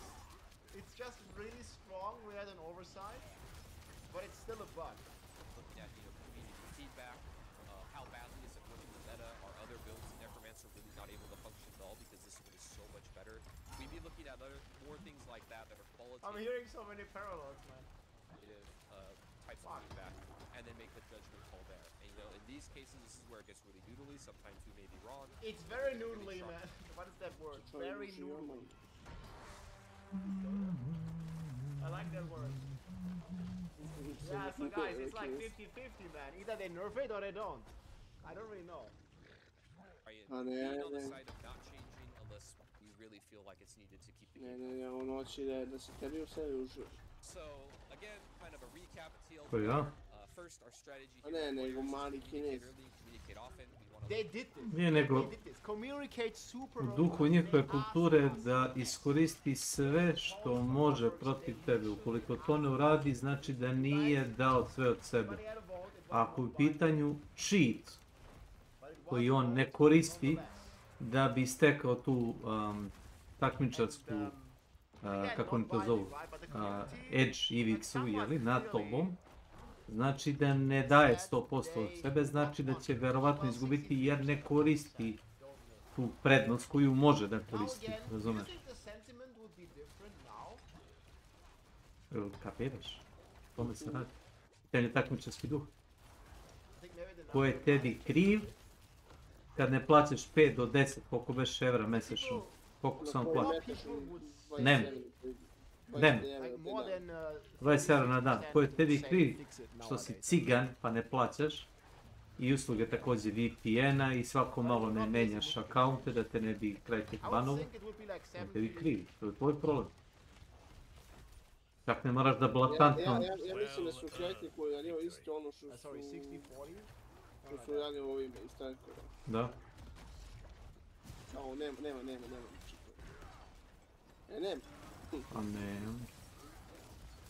Nema. A nema dok nije onaj novinar radio ono, sjećaš se? Ne novinar Streamer, da. Još evo ti to je... But he's right though, they could buff Legion events again. Fixing bugs is not a nerf.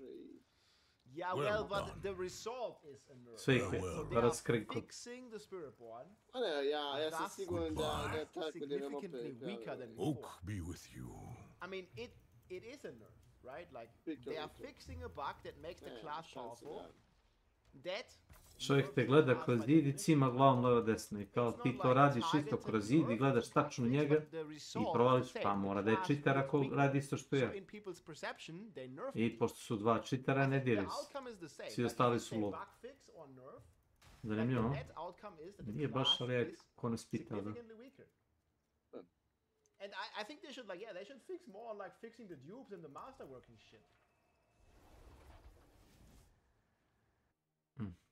Yeah, they said it themselves. Bug fixes can be buffs or nerfs. Yeah, depending on what the bug is. They did say this. Yeah, we just listened to it. You're right, Life. So yeah, 100%. Like a bug fix can be a nerf. And in this case, if they wouldn't bug fix the some of the stuff that I also listed in the sheet, like the Jaguar double dipping, Viscous Shield, block scaling past 100%, it would definitely be a nerf to the class. It's not even a question. I don't even know how you want to argue with the definition of a nerf. You can, but in the end, for the player, the class is gonna feel weaker. So in their perception, it's nerf. No matter if you call it a nerf.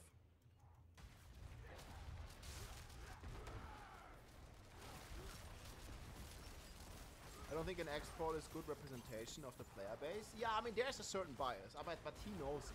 Rod Ferguson for sure, or Jay for sure know this, right?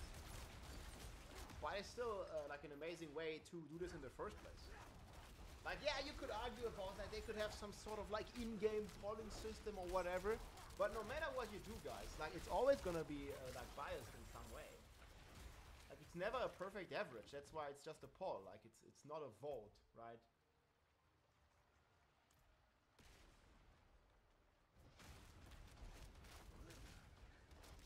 Watch them not fix Spiritborn for buff all the other classes except Barb? Yeah, I mean, maybe. Hey, Tord, thank you so much for the 100 knock. Hey Rob, thanks for calling out the constant crashes and instabilities still going on in Diablo over a month into Vessel of Hatred. Still, it's been a blast. Triple Spiritborn, double rogue at Paragon 286. Nice, dude. Barbarian is on the list too. Hey, congratulations, man. Yeah, thanks for the support. Yeah, I definitely... think that performance-wise, the game is for sure worse. And I personally also experience game crash. I know many people and many of you that still experience game crashes. And yes, It has gone better since the start of Vessel of Hatred. But I don't think it's in a good state at the moment still. Like, we are still crashing way too much. Like, usually, especially when playing Undercity, I crash about once every hour. And also, my PC still lags, and this only happens when I play Diablo. My entire PC, whenever and it's not a coincidence, because it happens whenever I go into a loading screen, where I would get, you know, a memory leak, or at least, like, my entire PC would freeze. Like, just for, like, a second or two.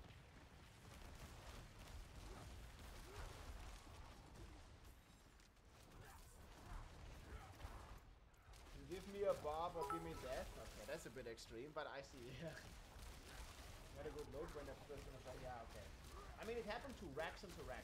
Like, I think they fixed it now, and they helped him a lot, right? Like, they're definitely aware of these issues. They're working on these issues. I'm just saying they're still not in a good space, in my opinion. From my experience and from what I see, there's still way too many crashes. They continue to improve it, but they need to continue to improve it as well. Thanks for the 100 bits, Rehab Bob. Let's go. That was unplayable for me. Yeah, I see that. I mean, it is playable for me, but I still crash.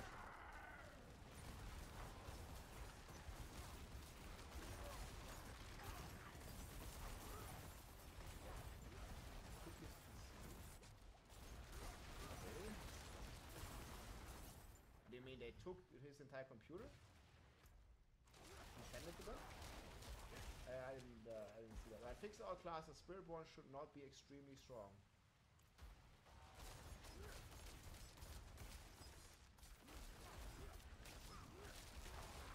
Performance is more important than exploits, is more important than balance, is more important than things people cry about, yeah. They took my resolve, where they should take your resolve, like this. Like whenever you have one of these items, you are fully aware of what you are doing. This, again, does not happen by accident. This is an exploit that you can only encounter if you do a very specific things that you would never do in a real situation. So I think they should take your resolve. They should take your item. They should completely unmaster work it or whatever. Delete the item. It's clearly a bugged item. I think they should have done this like weeks ago when it came out.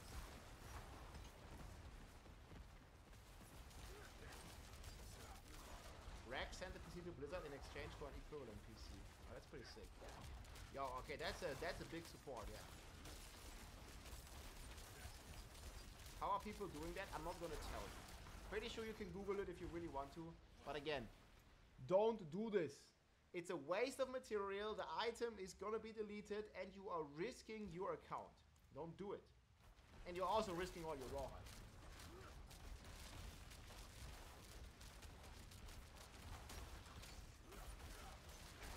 Yeah, we can see all the cheaters crying on the forums about disappearing items.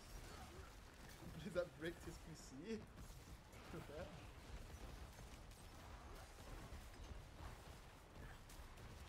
You're not risking your account by playing Spiritborn. Like playing Spiritborn, choosing a passive, and then it doing like 10 times the damage that it is intended to.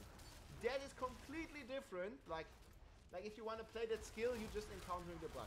That is completely different than using duping items, or creating items that should not be possible to create by very specific steps, going out of your way to basically bug out the item. It's not the same as just playing Spiritborn. It's completely different. I don't even know how you can compare these two. Like, does it really not make sense in your mind? Like that these are like completely different?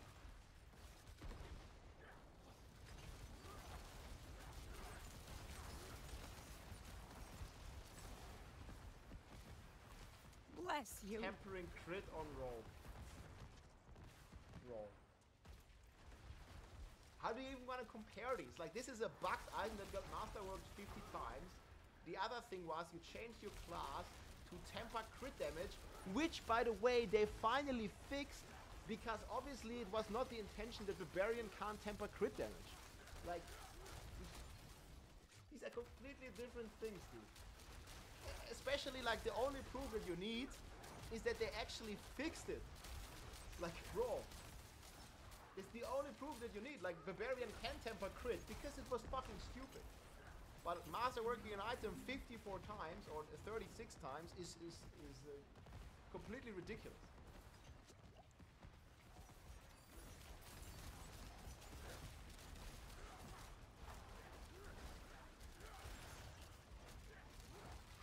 Not much gets past I don't me. even think I don't think you are even like wanting to understand the difference.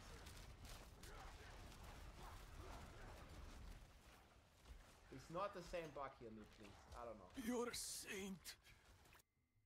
Here. One thing I really hope can be addressed to make the temper similar to the ethics. Yeah, that'd be cool, like on interesting.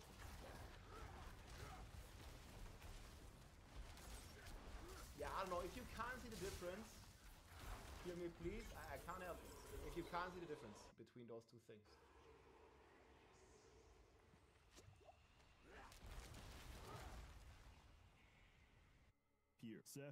Rawhide lacking, exploiting masterworking. Yeah, I mean, like, you're risking all of that. Temporary bug has been around the last few. Well, duping has been around since 20 years ago. Still, and probably even earlier. But people have been duping items in Diablo 2, man. In Diablo 3, it was kind of okay. In Diablo 4, every season we had dupes. That doesn't make it okay. Oh yeah, like, but duping has been around since the Diablo 4 launched, so it's fine, yes? Like, what? No. Like, bro, God, like, that's not how it works, man. But yeah, it's an old bug, and it's sad they don't fix it. There needs to be more attention on these issues. I don't know.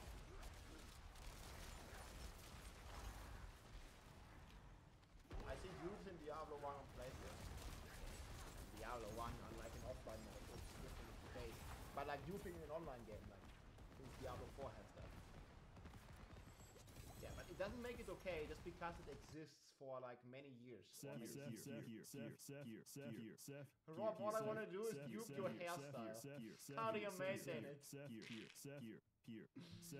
Man, they took my hair. I hope it doesn't happen, guys. I don't want to be bald.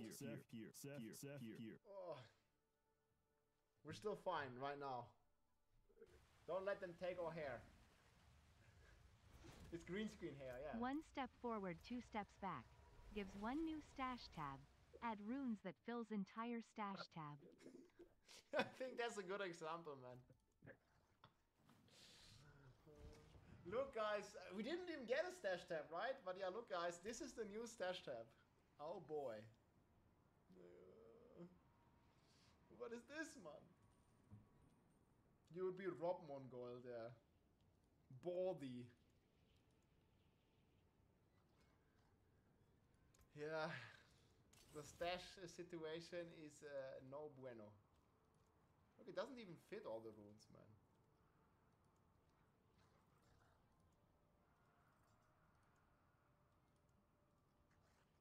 They took our runes. Look at this. Fuck. No more Biaves. I gotta cut them soon, guys. Huh? They're very long, my hair. They regrow, though. They regrow. Q&A video on your hairstyle. Oh, man. I mean, I could make like a second channel to this kind of stuff, but that's not really like the content I'm looking to create.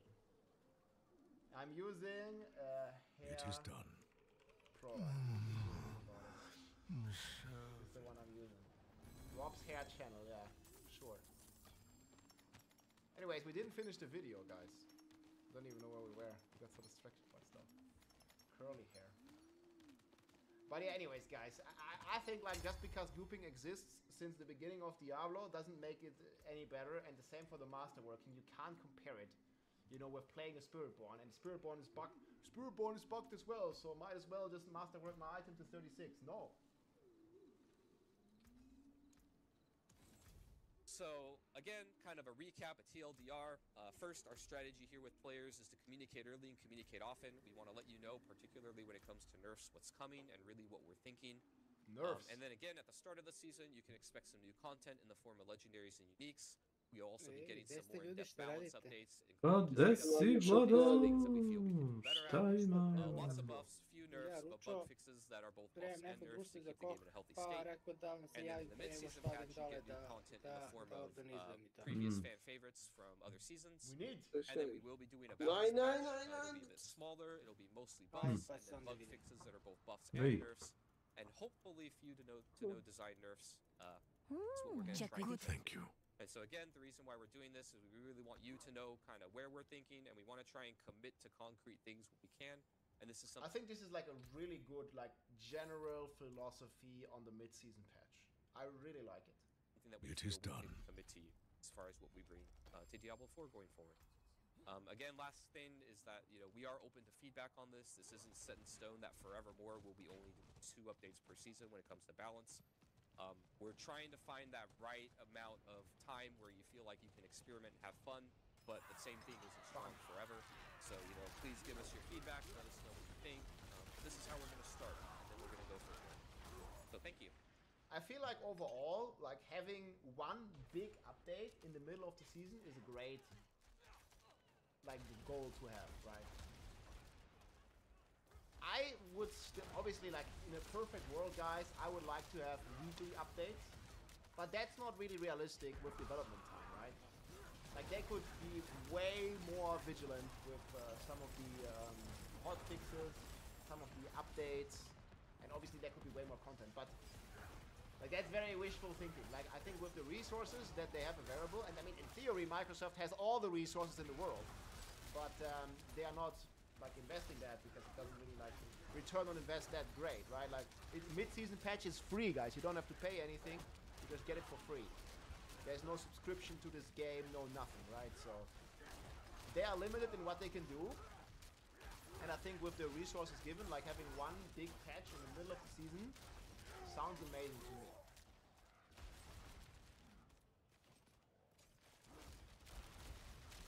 Yeah, it's more like the big points, like endgame activities. Yeah, this is not something they will do mid-season patch. Formidable.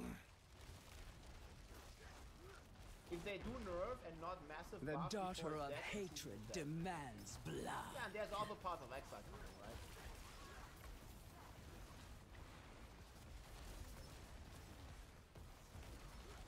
On your video, I'm one of those who joined the leaderboards, did masterwork exploit Helm and Pants, cut 1 minute of my time. Yeah.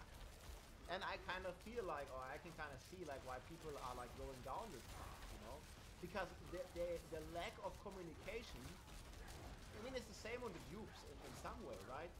More and more people are doing the dupe because it's not really hard to do, and many people do it because they don't do anything against it. It's like this, like being silent on it. It's also a way of communicating it. Obviously, they don't want this, but by not like having any consequences or any form of like fix to this. People who just say, especially with the master working, they just say fuck it, and I can totally understand that from a human perspective. Like they're on the leaderboards, they see everyone is cheating. This is just a community leaderboard, not even in-game. But anyways, like they want to have a strong character as well, and then they see all these people that have these like items with like 18 fucking resolve stacks, and then they think to themselves, yeah, well, like it's like May so the easy to do, and like they have such a big advantage and nothing is done. I want to be able to like have the same amount of power as these guys, and then I could see how they end up doing it. But I don't think this would happen if there would be, I don't know, they could like very easy, they don't even have to fix it immediately, right? They could just say, I don't know, like they have this like little update that they can do here, or they put out a blue post, we are aware of an ongoing masterwork exploit. Please refrain from using this. We may take action against your account if you continue using it. Like this is the final warning or whatever, right? They could do the same here on the launcher, like a little note. Okay, there's an exploit going on, like they do with the trading and the duping. Like don't do it, blah blah blah.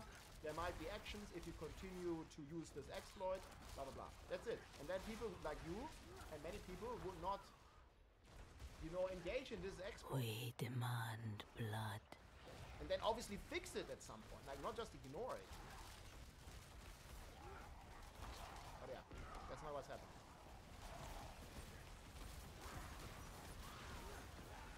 Wishful thinking. Yeah, so I mean I can completely relate to, I will not do it myself, but I can completely relate to like why people do that. Yeah, it would be very easy to disable it, right? I think the duplication problem is a bit harder to fix. But yeah. Yeah, it's impossible. Like you can't do a sub 2 minutes without this exploit. It doesn't work. And then it's not the only exploit, right? Like there's then the movement speed snapshot exploit and like that kind of stuff.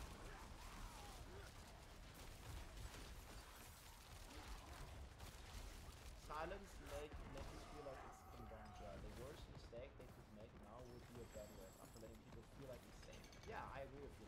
Like now it's too late. I mean, they can still put out what I said. They could still put out a warning. Like, we are aware of this exploit. Do not use it. Do not engage with it. We may take action, and then if they take action, that's completely different. But they need to fix it.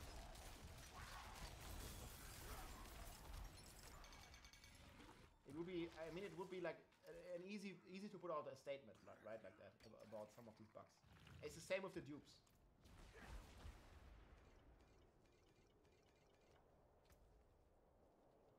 I started playing Diablo because of you. Hey, welcome in, man, Cross. I hope your day is fine and you enjoy the game. Yeah, I mean, we have a lot of opinions, right? Like today is like a feedback day. We're not playing that much. We're more talking about problems, but also things that the game is doing well. I mean, mostly problems, mostly constructive criticism. But yeah, we have the campfire. It's gonna happen here in 2.5 hours. There's a timer. And yeah, I'm doing great, man. Thanks for asking. Like, I'm really looking forward to the mid-season patch either way, for sure. I just hope they talk about the dupes in the campfire. I think there's about a 0.1% chance that they will directly address the dupes in the campfire chat. I don't think they will do it. I mean, they did acknowledge the problem like many times by disabling trading and very publicly. So, I mean, there's a chance, but the chance is small. The duping is way out of hand this season. Yeah, I mean, duping has always been bad, right? It's always bad for the game. But this season, I think they went a step forward or a step further, where they're also scamming other players out of their hard-farmed gold. Yeah, I don't think Yopslat, that's the solution. Like, they should fix the duping. They should not disable trading. Like, you can't balance the game around having dupes. Like, even as a single player, dupes are bad. You have infinite gold. You can dupe. You have infinite items to camper and stuff. Like, you know, like, duping is bad either way. Like, disabling trade doesn't fix it. You need to fix it. They need to actually fix it. Yeah, I mean, this is what the campfire is for, like. Today is the day where they communicate those changes with us. And the patch will come, I mean, maybe next week, like at a later stage. Like, we don't even know when the patch is coming, but I'm guessing next week. So today, this is exactly what it is. Like, they're talking, they are informing us. There's also Q&A, so they're also involved in the community. And then, in a week from now, or maybe later, or maybe earlier, who knows, but I would guess a week from now, realistically, the patch is gonna come. And that is exactly matching with what Adam Jackson here rightfully said. Communicate early, communicate often. Yeah, okay, like, this is the case on the class balance. But this is definitely not the case on the masterwork exploit, or the grouping exploit. This is not the case. But for the important thing with the class balance, they're definitely doing that. Armory question will come again. Yeah, they'll just keep saying they're working on it.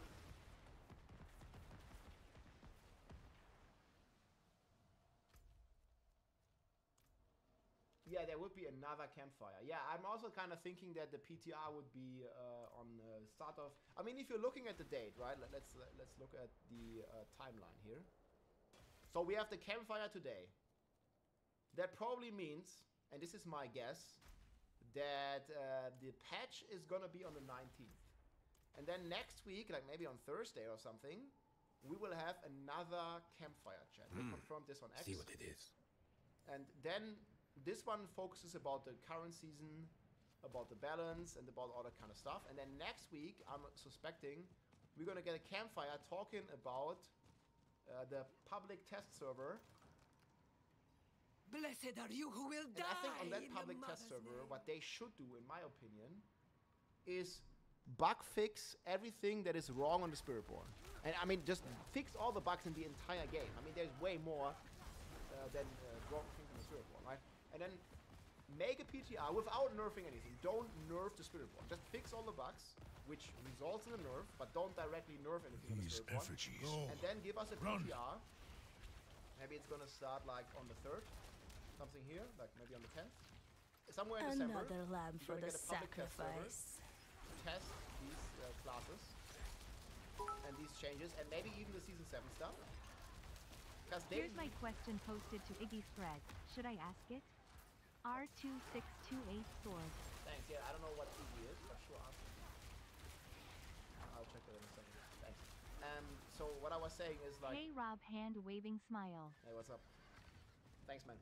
So what I was saying is that I think the PTR is gonna be somewhere in December. I'm thinking even early December, because they need at least 4 weeks. 1, 2, 3, 4 to make any change. And we already know that the season is starting on the 21st. Give yourself to hatred. And there's Christmas, so there's gonna be 2 weeks of holidays. So I would expect like 6 weeks is realistic. So 1, 2, 3, 4, 5, 6. So somewhere around the 10th of December, maybe potentially a week earlier, I think the PTR will start. Or has to start, if they want to make it for January. Without, you know, rushing too much to the holiday season. I mean, it's New Year, Christmas and everything.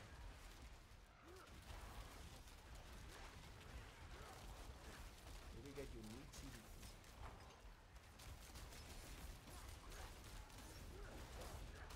Fix duplication. I don't know how this. I gotta fix duplication.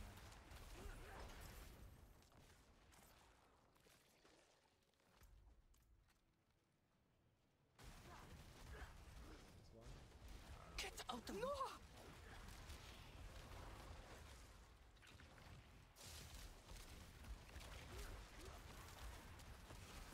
The bells. Again.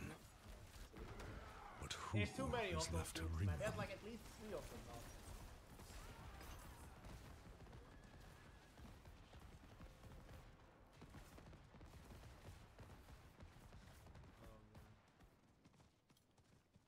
It gives exactly 1 month to play. Yeah. I think it's a realistic time frame. It's also crazy, man, because like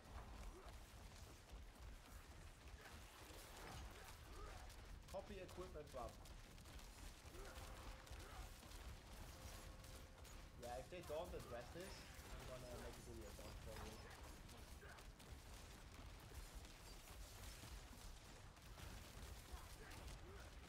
Yeah, I don't really know about this, guys, but we'll see what the patch brings.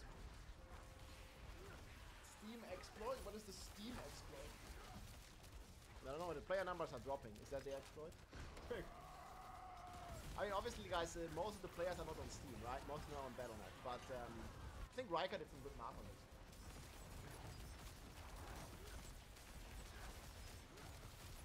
Nah, Your evil is done. Maybe they. I think they can dupe. They can dupe on the PC. It's not only to Steam or to PlayStation. They can dupe on any. I mean, there's different dupe methods, but they can dupe on any system. It's difficult task for Blizzard to fix this madness they created. They think the season is super cool. Only solution is to buff all the other classes. Nah, it's not the only solution. Like, they have plenty of solutions. I don't think the solution has to be this narrow-minded. Like, there's gonna be a lot of more ways to tackle this. I think the best way is to not nerf Spiritborn, in my opinion. My opinion, guys. Don't nerf Spiritborn. Buff the other classes. And I said it in the video, make some of the underwhelming builds strong again. And in Season 7, do a complete, and with the PTR already, next month, do a complete rebalance. Because right now, almost most builds or most builds revolve around bugs, and most core skills, at least on a lot of classes like the Barbarian and Druid, the core skills are literally the weakest in the game. Like, you never make a core skill build, right? Like, look at the core skills. They're supposed to be core skills spend resource to deliver powerful attacks. Like, there ain't nothing powerful about Rend, about Whirlwind, about Hoda after the nerf, about Upheaval. It's never been powerful. Double Swing, like, it's like a support skill. Like, I don't even know why they called this powerful attacks. No, that's not happening. Not anymore, anyway.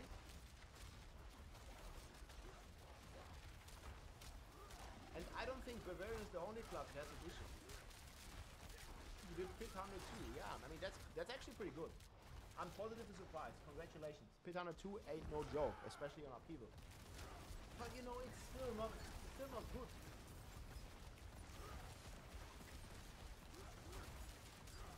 Yeah, I mean, rarity of aspect is missing.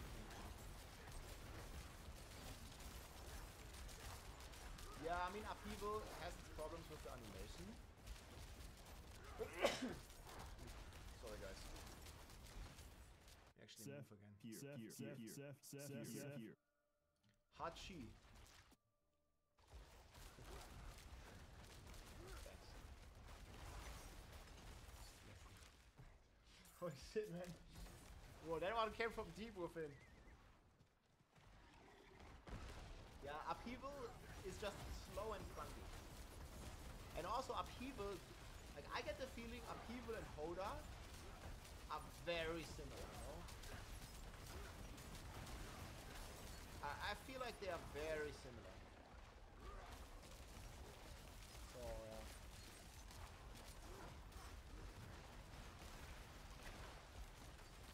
thanks. I mean, you can both be clear, but I'm becoming a bit.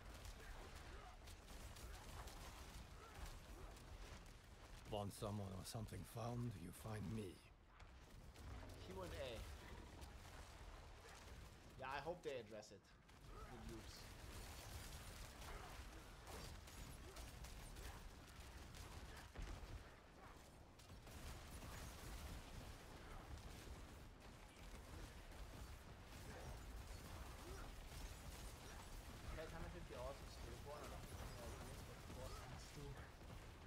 Wait, but on Spiritborn, 4 skills are pretty decent.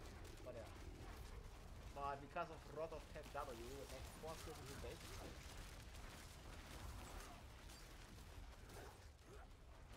Dude, map hack Subo, yeah, people will complain about this at some point. I think they'll make it the core part of the game. Having the Subo map hack. But this is not gonna happen anytime soon. It's gonna take a couple of months of people complaining about it. But I mean, the functionality is great. I thought campfires were usually on Thursday. Well, usually, yeah. Ausnahmen bestätigen die Regel. This is the saying in German. Exceptions confirm the rule. Should the Spiritborn bug be fixed? Yes, in Season 7. Not in the middle of the season. In my opinion. But yeah, people are, like, you can have your own opinion on this for sure. People are very, well, somewhat split. Like, most people don't want nerfs. But a lot of people do want nerfs. But I mean, there's a lot of people that want nerfs no matter what. Like, they should nerf everything. Like, if my class isn't strong, oh, congratulations, great master. So how many bucks? I mean, it's a big achievement, but like, for real, like, how many bucks did the Bavarian use? Bavarian has at least 2 of them, right? So you have, and look at this first one. I mean, you can't really use this in pits. Do you see this? I did the calculation for Barb. Core skills work if you get +2 levels to core skills. Ah, yeah. You see, I don't even have unconstrained, and I still have it. Like, it's fucked up. I think this also works for Druid passive. So yeah.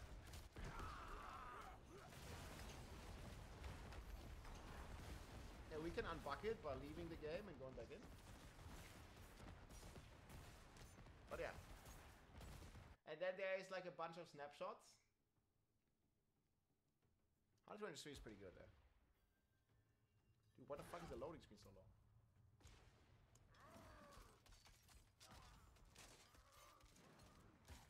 Hello?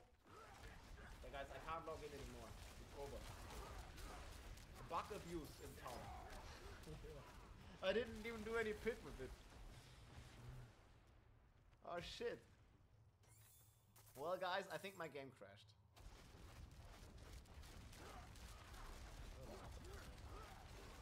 Look at my mouth. Yeah, I don't know guys, shadow banned. Well, Matt, Trump is gonna stop the shadow bans. Well, at least on social media. Hopefully in gaming too. Like being shadow banned, I mean, I'm not shadow banned, but like being shadow banned is kind of a fuck up. Trump's gonna stop it. Spirit Bomb without exploits and bugs might hit the bottom of the tier list. I don't think so. I think even when all the bugs are fixed on Spirit Bomb, it's still gonna be a very solid class.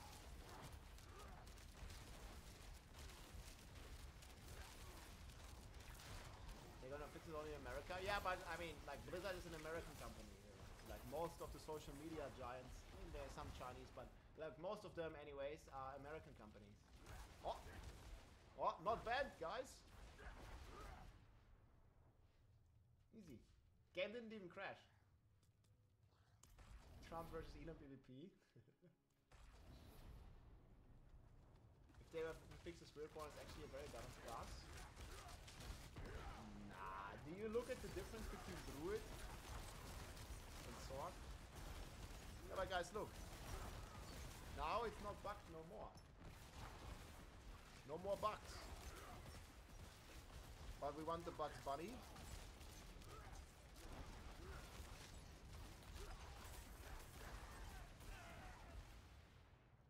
Yeah, also this. Like, look what the fuck.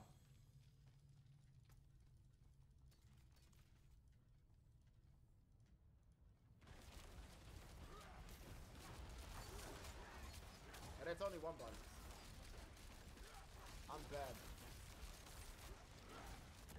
Item contribution 1.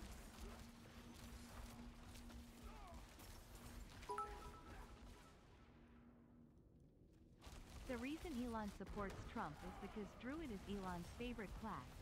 Compare Trump to a Druid.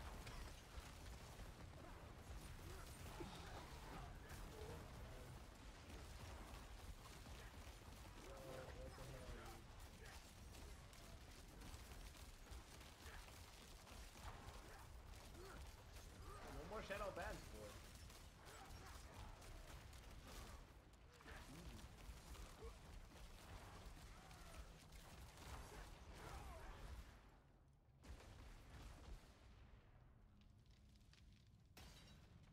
And look at what I get recommended on my feed, man.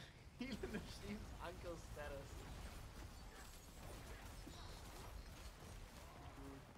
Dude, it's gone so crazy, man. Let's go, America. USA.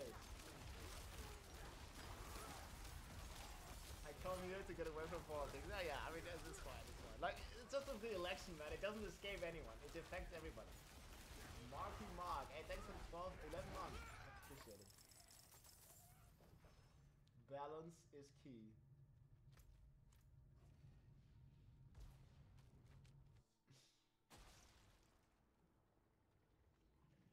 I was not the one who brought it up, man. Come on. Yeah, I hope they make the Barbarian great again. What is a soul ring? From this IRL Spirit Born. On the shoulder. Yeah, we have a lot of hopes, guys. I don't know what's gonna be fulfilled here. I think this all is like very, very unlikely. I mean, I would be giga surprised if they come out and have an armory. That would actually be a W. Just imagine, guys, they do the campfire, talk about the class balance. Can put my skills to use. And then next week we're gonna get armor. That is like the exceeding of expectations. Well, for some no, but you know, for me it would definitely exceed expectation. Like that would literally, like everybody would call it a W. Yeah, not gonna happen, I know, but like that is like, that would be awesome, right? Just imagine 5 extra stash steps, armor. Dude. That would be a huge W. At 5 character slots already. Woo-hoo, and then for the prime. They did have a...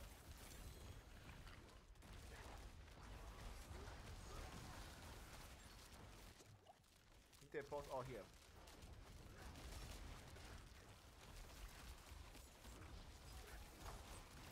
Questions about the season of Hated Rising, our diabolical depths, have the answers.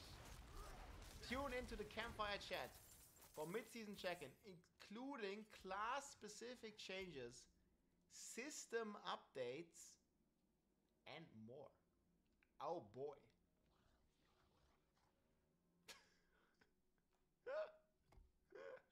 Man, the fucking cat is mad. He doesn't want to eat salad.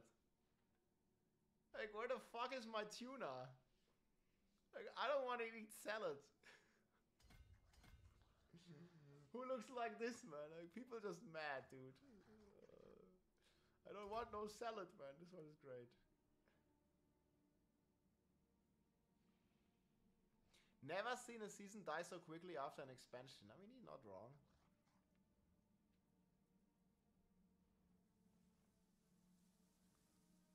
Buffs across the board.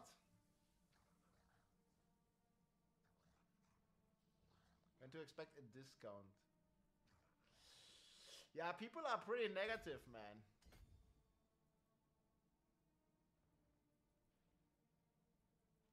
Your hate has made you powerful. Unlimited power. This guy.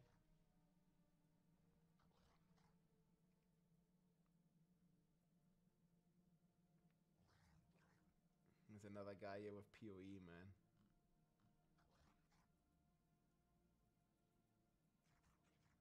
Ah, man, this is so old, though.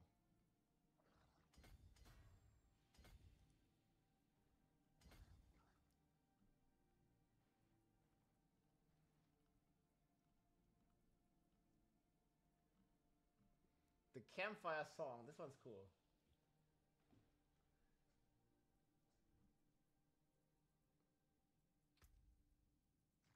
Spirit board. Hey Rob, special question is Scourge size capped to 100%? Yes. No, Narelle. 2 different controllers? Does it matter? Yeah, they did.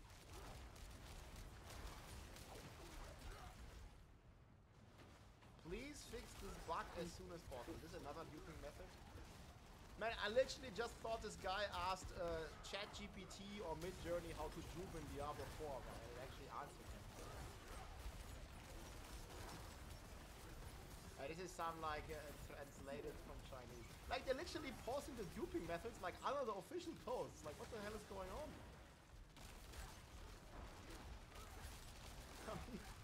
Like bro. Like, it even has a video here, like, what the fuck? Yeah, this is the video that got linked to me today as well.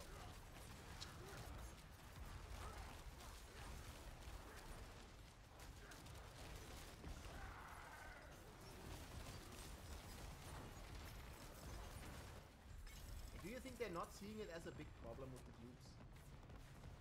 Blizzard needs to see it. I mean, I sent them plenty. Spiritborn unlimited cosmic power, bit of a storage space. What? Duping has been happening forever. Yeah, but it still doesn't make it okay.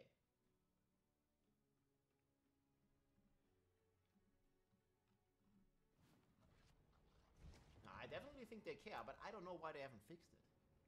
It's like very hard to fix probably. We can only guess. Spiritborn not being nerfed on day 1 shows the lack of integrity. On day 1 nobody knew how crazy it was. Like I was kind of expecting the class to be like 10 times stronger than anything else. But I did not expect it to be 10 million times stronger. Like I made a video before the expansion came out. Let's go. Hey David, thank you so much for the support. I can't find out why my one-shot isn't working. Did you watch the one-shot video? You can send me your battle tech. I can look at your character. I wanted to do a gear check. I can take a look. But yeah, I have a full detailed video on the one-shot build, guys, explaining exactly how to one-shot stuff.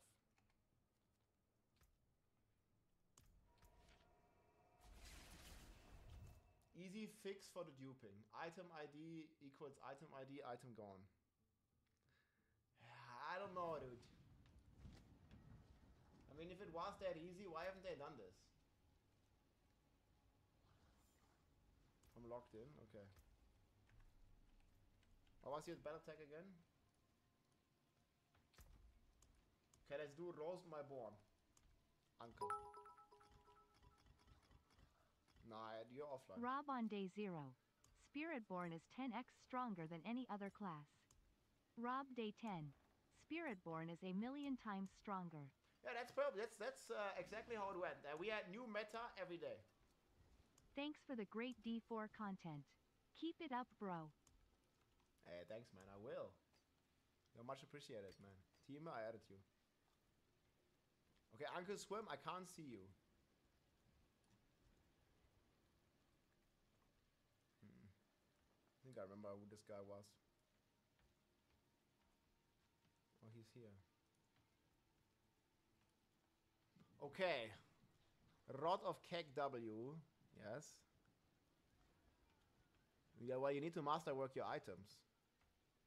Like here, I mean, I don't know what you're looking for, but like... Okay, wait. I hope I have some pants for you, man. Greetings. What the hell are these pants? How shall I guide my hammer? My hammer sings on your return. This guy ain't wearing any pants.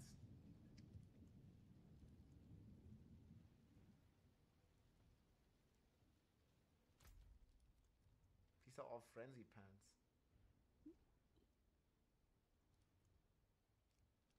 Well, these are all... But yeah, basically you need pants with a GA. This one is good. Yes. Yes.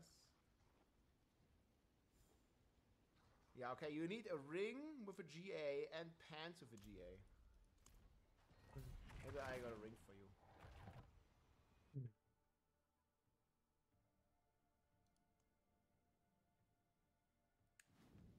Know that I have your back. These are all fucking strength rings.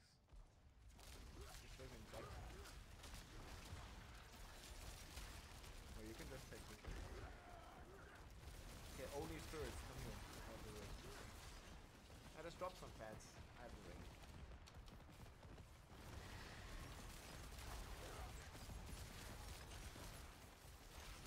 Sure, man. Yeah, these guys can just get 3 GA for the pants. Let's go.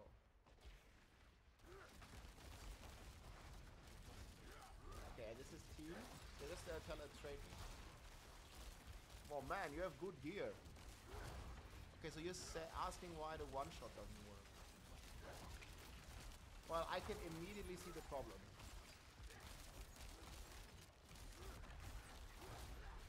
Team, you need to roll gloves to lucky hit resources. Like, it can't work because you don't have any resource generation on your gloves. You need to roll attack speed away, and you need to get lucky hit. I'm gonna link that for you. I don't know if I have that.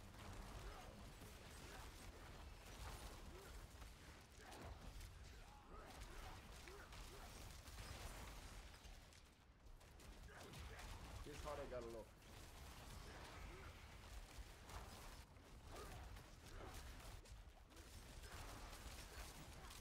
Yeah, I Triple GA Pantsman for free.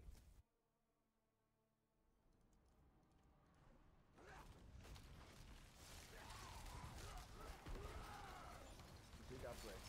Yeah, thanks, no mercy. The biggest upgrades, man, even though I'm a blob. Yeah, lucky hits to generate resources. O. Kako si Boris? O, Borice, kako si? Bio sam da šetam kjera u gradu. Ne vjerujem šta sam video. Jesi, mazio, mačora, po glavi. Malo... Koga zezam? Boris za mene, jebe. Koji ima kurac, stvar što me zebaš. Ja ne poznajem definitivno nikoga ko govori oko. Jesi, mazio, mačora, po glavi. Izašao je napolje. Mamo mu, njegovu, jebem. Nenad, opusti se. Kako se Vlada ne vidi što stiže, jestiš jel? Ne moraš da ga braniš, Vlado me sam da priča za sebe i ja i Boris znamo kad smo došli do te granice da nema pointere, da zbija šalu čovjeku više. Nego njegov manerizam je interesantan. Moja pretpostavka je da tako priča s tom intonacijom da bi nekako predupredio mucanje. To je moja pretpostavka.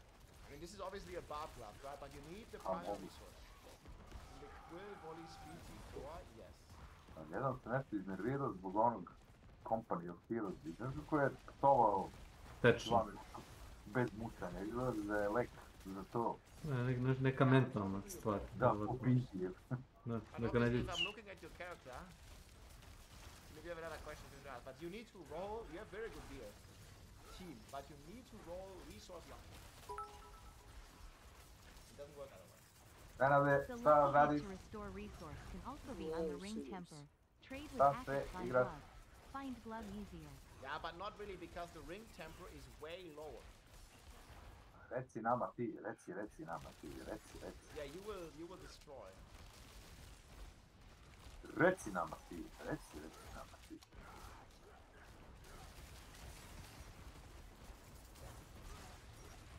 Yeah, trust me bro, you'll destroy. Suka, rešku, rapte da minđaška glava, dreju. But without the lucky hit, it doesn't even have to be great graphics, like it can be just normal.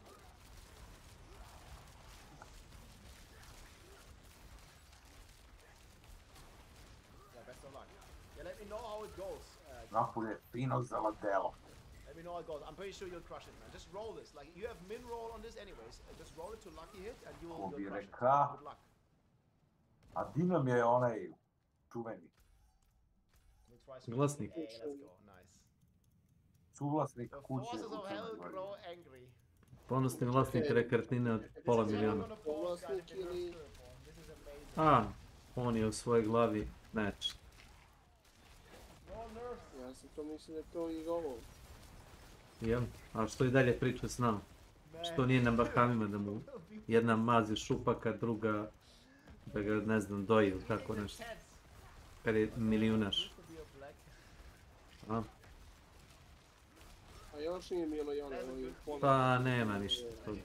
Evo, tu ga ništa. Čuvek je on zapuca na 300 evra, da ja tebi kažem. On je 300 evra u džepu što je ponad tamo i vratio. Unpopular opinion, I'm kinda okay with dupes. What?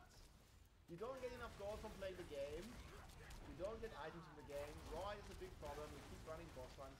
Yeah, but what you're saying is you just want everything like to have, like, you want no item hunt.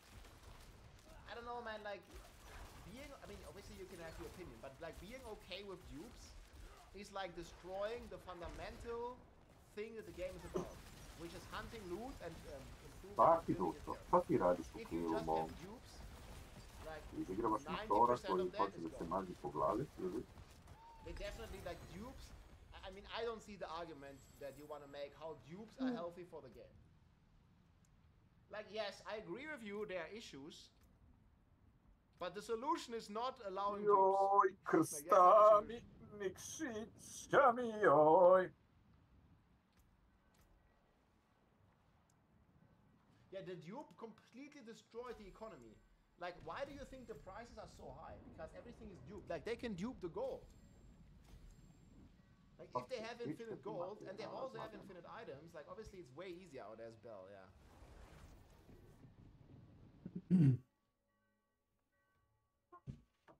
Guys, you gotta understand one thing.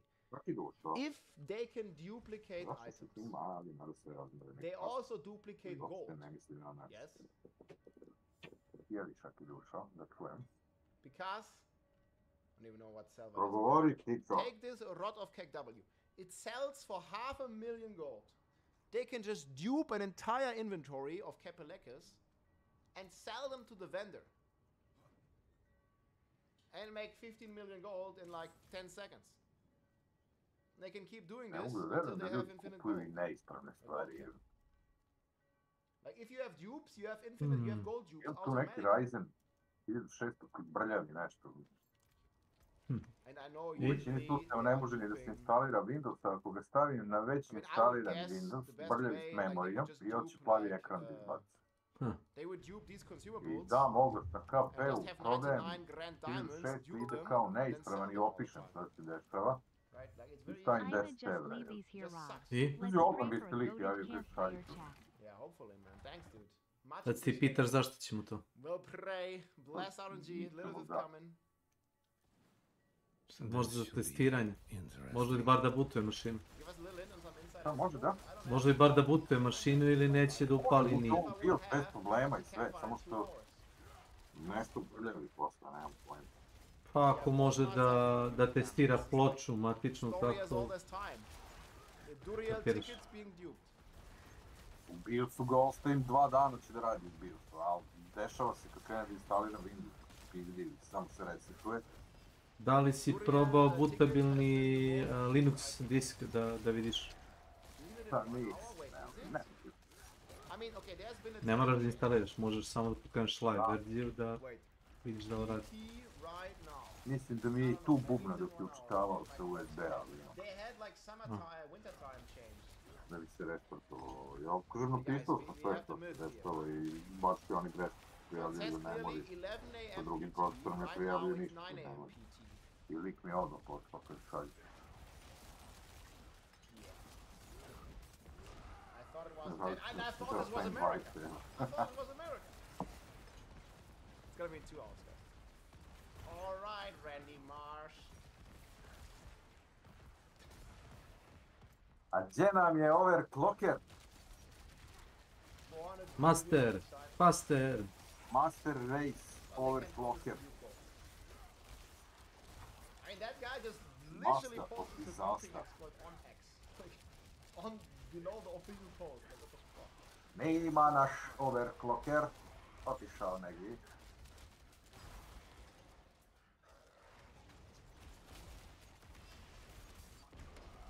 Hey, what the fuck? Kako sam malo se bio prema jednoj ženi u prodavnici izrazito bezobrazan, ja. No. Ja bio napolje malo kad se šapim u pauzu u 15 minuta. I sve kupim jabuke, nekim sjeli jabuke i dignem čapu u ruku, u levom rukom onako isto pazuha. A jedno sam užas. I evo sad će da uđe herom bezobrazluk, treba zvati inspekciju, prijaviti. Šta je bre matora veštice, šta ti nije jasno bre, ovaj pas je čistio tebe, kurvo raspala je. Man, this is the guy from China, yeah man, he's not only duping in-game items man, this guy is also duping my videos, did you see that? Let me see if he posted it. I'm very intrigued now. Rob waiting je nasela na živac kad nije trebalo. Rob hair. Tako je. Hey everybody, it's Rob here. Okay, the next word. Yeah, look! Dude, this guy on Bilibili, like, he just freaking uploaded the video. I just uploaded this like 3 hours ago. Look at this. Like, what? Bilibili.com, they duped my video. Zamisli to. They duped Big Woody's video. Jesi igrao Robocup, Rogue City. I just made this video. But also what I'm hoping to... He already uploaded it to his copy channel. Look at this, like all the videos. Leap Quake, he also uploaded it. They're duping my video. I can do nothing against it. Yeah, we need a Pooh watermark, okay? Okay. I think they're gonna take him down very fast. Odgovori meni ti. Yo guys, yeah, we need to do something like this. Ne mogu, s Milanom sam uvijek na kviz. Yeah, how do I report him to Chinese government? Like, no, we need to make a Winnie the Pooh I kako je watermark in our ponosno next se video, zavrtio guys. Dying Light. And debate him into uploading it to the platform, then he's gonna get nuked. Copyright doesn't translate. Volio sam u pičku materinu. But they just have different laws, man. Yeah. We need to make a Winnie the Pooh watermark, guys. If anybody's down, ponosan. Stari. just put it there, man. Very subtle, so he doesn't see it when he copies my video. He's gonna get banned by the Chinese government. Everybody, it's Rocket. Diablo 4 is getting a big update today. We have... Dude, what the... Like, he's also copying Woody's videos, man. This channel... Yeah. He doesn't even do any videos, man. He only copies. Ay. 1,700 views. I don't even know what the fuck. Alpha is Power Rangers. Ay. Alpha. Ay. Put a picture of Donald Trump as a Walmart. Now you can't send a copyright thing to Bilibili, or at least I don't know how. Yeah, Bilibili is... A to je kad je kao nešto u krizi, onda je... Različno da treba da reći neki problem. Aj. But yeah, they took my video. Alpha. God damn it, dude.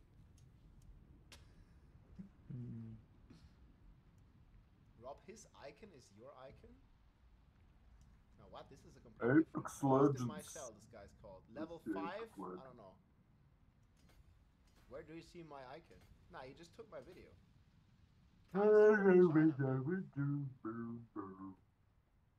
China. Baba daba du. Yabba dabba dabba dabba yabba baba du.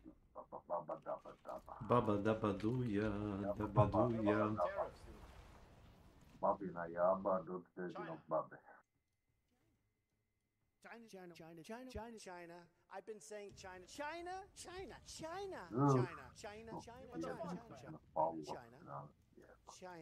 It took my videos, dude. China. Greetings. How shall I guide my better than start? I'll keep my forge hot. Return soon. What are they doing, man? You probably advertise something that isn't allowed on your stream in China. You might get in trouble. I don't know. I mean, if you're showing Winnie the Pooh, guys, you get in trouble. So we need a watermark from Winnie the Pooh to take you down. Rob, in my videos, I go to China. Oh, it's not Pooh, it's Po. I get it. You just need a Pooh watermark, and then China can't do anything. Oh, they'll probably ban that guy. Do it. Okay, should we make a campfire recap and then put like a photo of Winnie the Pooh in the edit for like a few seconds? Zašto mi dođe da odigram Billy još jednom, ali iz prvog lica u pičku man. To dobiješ iz prvog lica? Vilić da odigram još jednom, ali iz prvog lica. Iz prvog lica je napravljena igra si. I jedini problem koji sam ja naišao je kad se baš ti velikog onoga vodenog tvora, onoga, ne znam nije šta je, riba ona ogromna.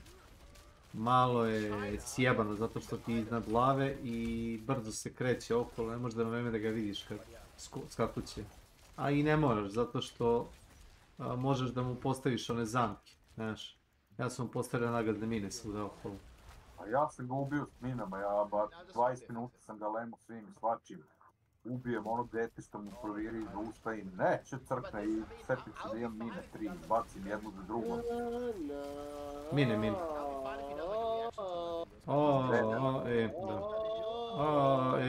Da. I toga je sjebalo, evo.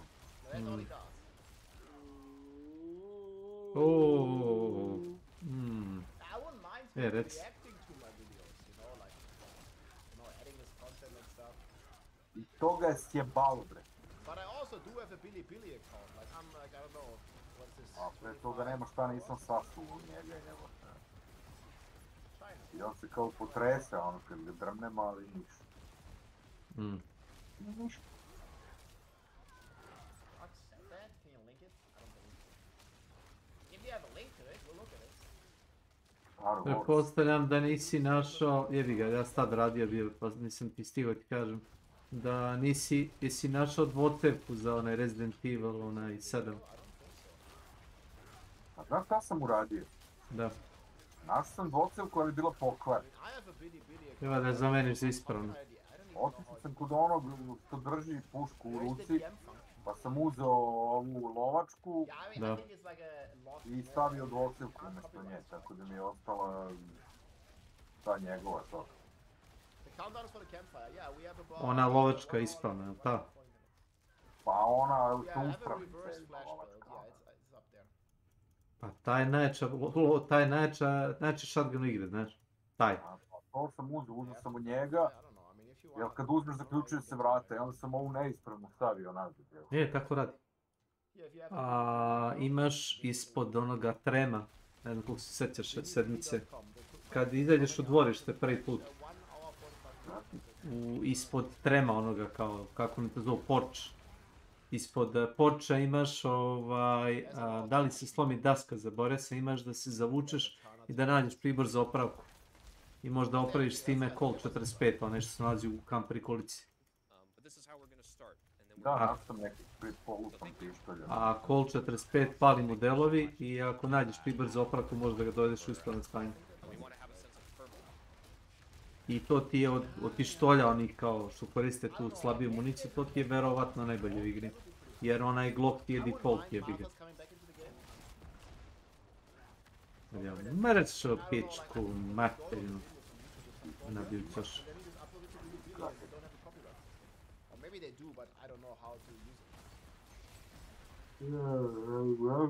But they definitely have very different copyright laws. Maybe that's why they can group the items. I don't think so, but yeah. That's okay. That's okay.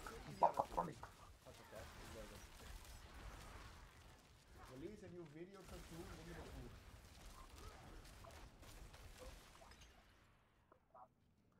We gotta show a picture of the two guys. We will get the last laugh about this copyright issue. Show them in China. You should see the copy Mercedes-Benz. I thought they're even copying Tesla now. Grouping of cars, yeah. I think they should patch it. I think Trump might patch it. Trump is gonna patch the Dukes in China. At least a little bit. Will you be playing Blob after the updates? I mean, depending on the changes that they bring to the Blob. They need immediate hotfix. The tariff nerf patch is gonna come, guys. The Trump patch. The tariff patch, yep. There we go, boys. How do you think Spiritboard Overpower Quill Volley will hold up after the patch? I don't think they're gonna change it, actually. I don't think they're gonna change it.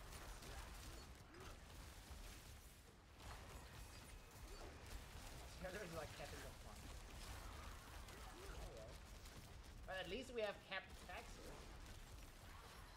Did I miss the campfire? No. It's in 1 hour 45. Don't you worry about it.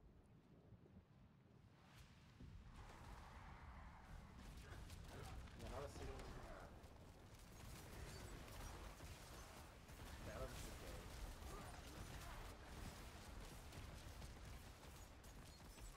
Campfire salt. We need that for good news.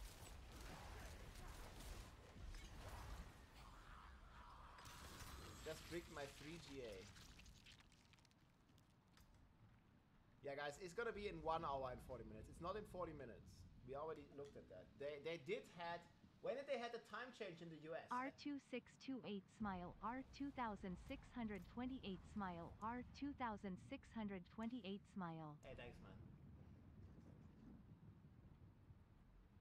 I DM'd you on Bilibili.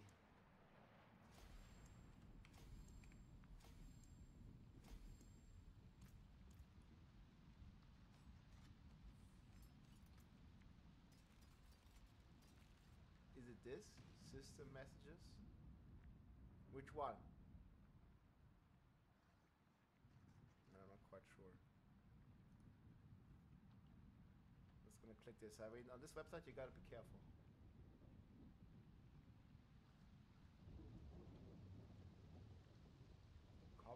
my video notification message.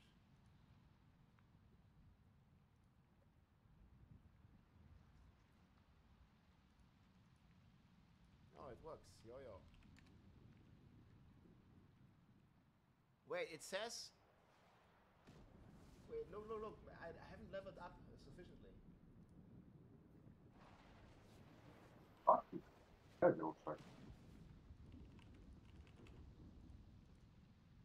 It says your level is not high enough. You can't speak. You guys, we gotta level up first. Kad izađu Stalker 2 i Indianac Jones da uzem... How fucked up is this, man? I can get all these Game messages. Pass Jukil na mjesec dana da vidim da ovih problema. I can't even send any Misliš da messages. će pustiti Stalker... But this will do. Misliš da će napustiti Stalker 2 na to? Da, I level 8 item. See some steel you need. I need the Billy level. You gotta farm some other creators, guys. Nije prevara, ljudi. Govorili bre, evo ti ja kad uđem Xbox Pass, to i mi kad dolazi. Hey, Cosmic, thank you so much. Deluxe se plaća, obična verzija može Conspiracy theory. Oh, here we go, guys. 10-4 hand equipped. This millennial is done with Spiritborn. Let's pray for Hugh balance changes. Yes, please. Thanks for the support. Blizzard doesn't want to fix the dupe's conspiracy theory. They are buying the gears and mods from the vendors. They're taking a cut. Nah, no way. And they don't care about that kind of stuff. Like this is like they earn way different kind of money. I need to pay some Chinese like to what?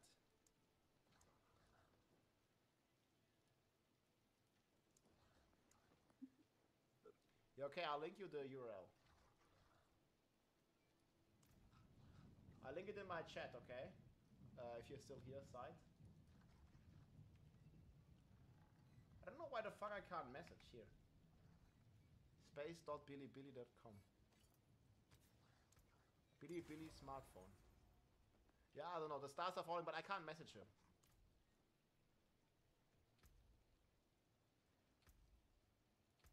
Now, I think you need to be a Chinese citizen for, or like at least to have someone in China mainland vouch for you to get an account or something. Yeah, here, your stars falls. Like, Seizing helped me with this. This guy. I to i Indiana Jones dolaze. Look, he coincidentally has my... I gave him some wallpaper. Look, you remember this wallpaper, boys? It's this one. See, it's the same wallpaper up here. It's the Bob Nation. Your game is updating? I can check.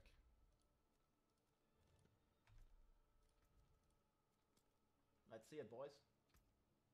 You got a new patch already? I don't think the patch is gonna be today.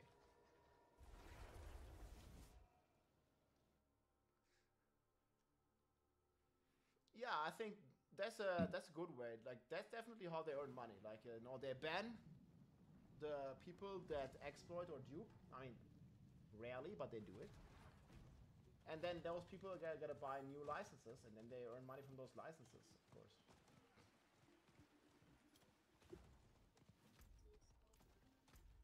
It was a good documentary on how Blizzard actually profits from World of Warcraft illegal gold sellers. Maybe.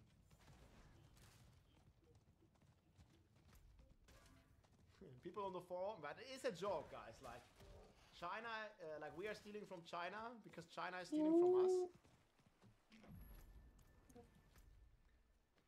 No, but this is always like that, guys. People on the forums, they don't like streamers. Like, no matter if it's me or anybody else. Like, people on the forums, they really, really don't like... I mean, they don't like a lot of stuff, right? Like, they don't like... They pretty much don't like anyone. But especially streamers they don't like. A lot of time. Yeah, I'm just talking about the average. Obviously, like, there's...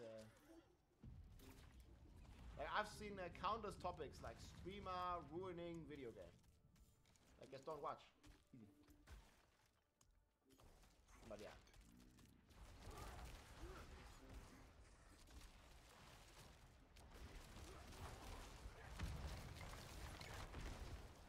So watch the Chinese build body one-shot change every day for a week and they copy all what you're doing.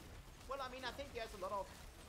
And it's not necessarily a bad thing, guys. There is a lot of people, you know, like learning from other people. It's not necessarily copying, right? Like, it's just the community that makes, in this case, a new class like Spiritborn, takes it and makes better and better builds. Like, this is completely normal. It's not any bad intention. I mean, okay, that guy like one-to-one copying my videos is something else, but it's not bad intention to see, like, you know, the community work on a class and then also look what other people are doing in the community on their Spiritborns to maybe improve the build even further. Like, and this is great for the video game. This is actually what, in my opinion, Diablo is about. Like, you know, the collective, like, hive mind, swarm intelligence, if you will, of the community trying to figure out this game and, you know, trying to come up with the best builds. I really like this. I don't see it as copying or stealing from each other. Like, what the fuck? Like, nobody, again, nobody owns a build in a game like Diablo. Like, how do you want to own a build? Like, what the hell? Like, I played Quillbody Spiritborn, so it's my build. Like, no, nobody owns this build. Like, everybody can make that build and everybody can give their own take on it. But it's not like we're stealing from each other. Yeah, we just discover stuff, right? Leću. Samo. It's like a community collaboration. Communities coming together. They took our builds, yeah. This is what people are saying.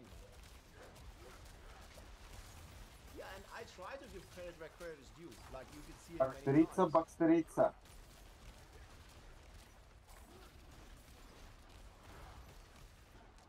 Your side, yo, thanks, man. Much appreciated.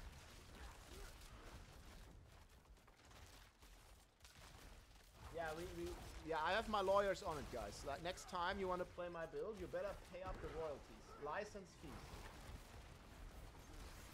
Yeah, I mean, a lot of times, guys, there's like people on my video, I don't even know who those people are, but they're accusing me of stealing the builds. Yeah, Ace of Spades was the first one that played OP Spiritborn. I linked his video everywhere I could.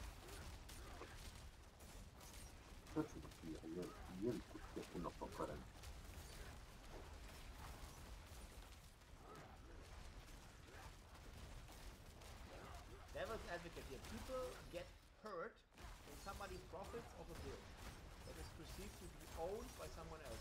Yeah, okay, but how do people get hurt? Like, who's getting hurt here?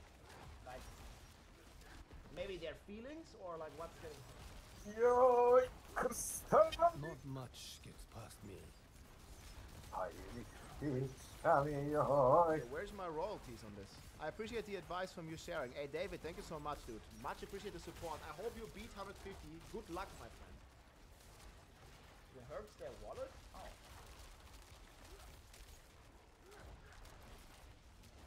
No, but like a lot of times it happens on my YouTube videos, like, you know, we are playing Diablo. We are playing a game. It's not like infinitely complex, right? The game has a ceiling. We have reached the ceiling about like 2-3 weeks into the game. And at some point, guys, given enough time, people will come to the same or a similar conclusion. Like eventually, guys, even without me, without Ace of Spades, without anyone streaming the game, at some point, the community will come to a consensus of what is the best build, no matter what. Like the Quill Volley build is not something that is like crazy hidden or something. Like at some point, even without watching anyone's streams, like by just testing the builds, the community as a whole would come to the conclusion of the truth, like which is Quill Volley is the best build, right? And this is not only in gaming, it's like basically applicable to real life in some degree as well. And to. A da kupiš Stalker. Dobro, i Tome priorderovo igru već 2 puta, činim se. To znaš? Toma. Da, priorderovo igru, vraćali mu pare. Pitaj ga, ko dođe. Nije ga pitaj. A ne, ovdje imate ova osnovna verzija je džabe, a ove druge dve. Osnovna verzija je džabe. Na onome Xbox Store, šta? Pa dobro, ne, možeš nam reći iz prve ruke.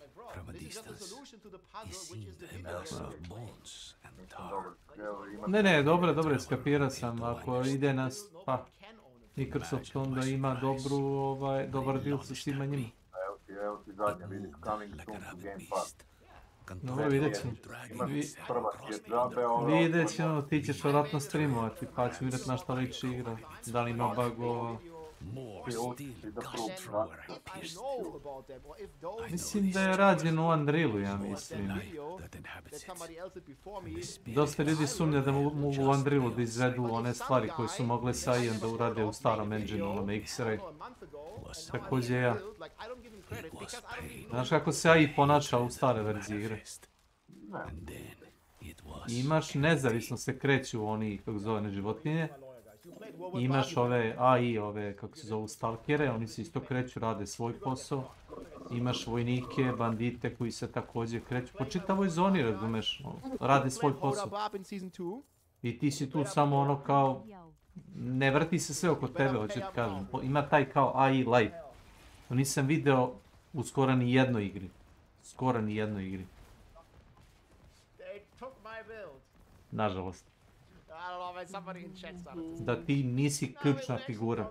Da ostaneš AFK na jednoj mapi, AI bi i dalje išao sa jednog, iz jedne zone u drugu i radio svoj posao, bez tvojeg inputa, razumiješ? Zađe kod drugih igara gdje si bukvalno ti taj koji pokreće stvari.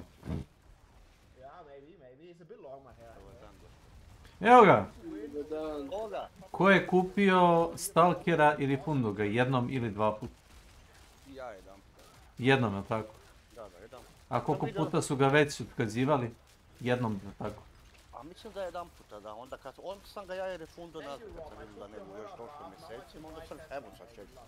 Ali ne znam, sad sve govori da treba doći za... Još i da sad čekaš ili ćeš opet na prirodno? Neću. Pa neću ga vjerojatno ni uzimat odmah. Evo, Boris će... 8 dana na Gamesu dolazi. Jel budem vidio, koliko sam shvatio? Boris će da ga uzmem, pa ćemo vidjeti na što liči. Ali koliko sam uspio gledat, uopće mi nije ni blizu onoga što su obećavali. On meni više liči na poboljšani one Černobilaj. Ja sam gledao, meni izgleda isto ko Ne, znaš ti ja čak rekao da vjerojatno nisu završili igru, nego samo su malo napravili remaster. Ne, doći kaže da je vjerojatno nezavršeno, tako ne. Na mišić je ovo izbačeno. Da se uzmu pare na sentiš ove igre iz Ukrajine i tako te pore, jel tako? Jel to? Ne znam, vidit ćemo. Da, vidjet ćeš da će to biti. Već su probali sa onom igrom, sjećaš se kako se zove ona western igra što sam ja igrao.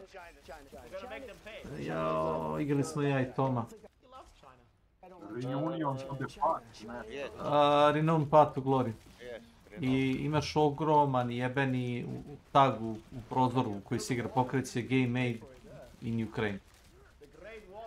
Čemu to? Pa šta, bit ću blagonaklon kao neko ko radi recenziju zato što je napravljen, boli me kurec. A ne znam, vidit ćemo, možda... Boli me kurec, ako igra ne valja, možda bude iz Tunguzi.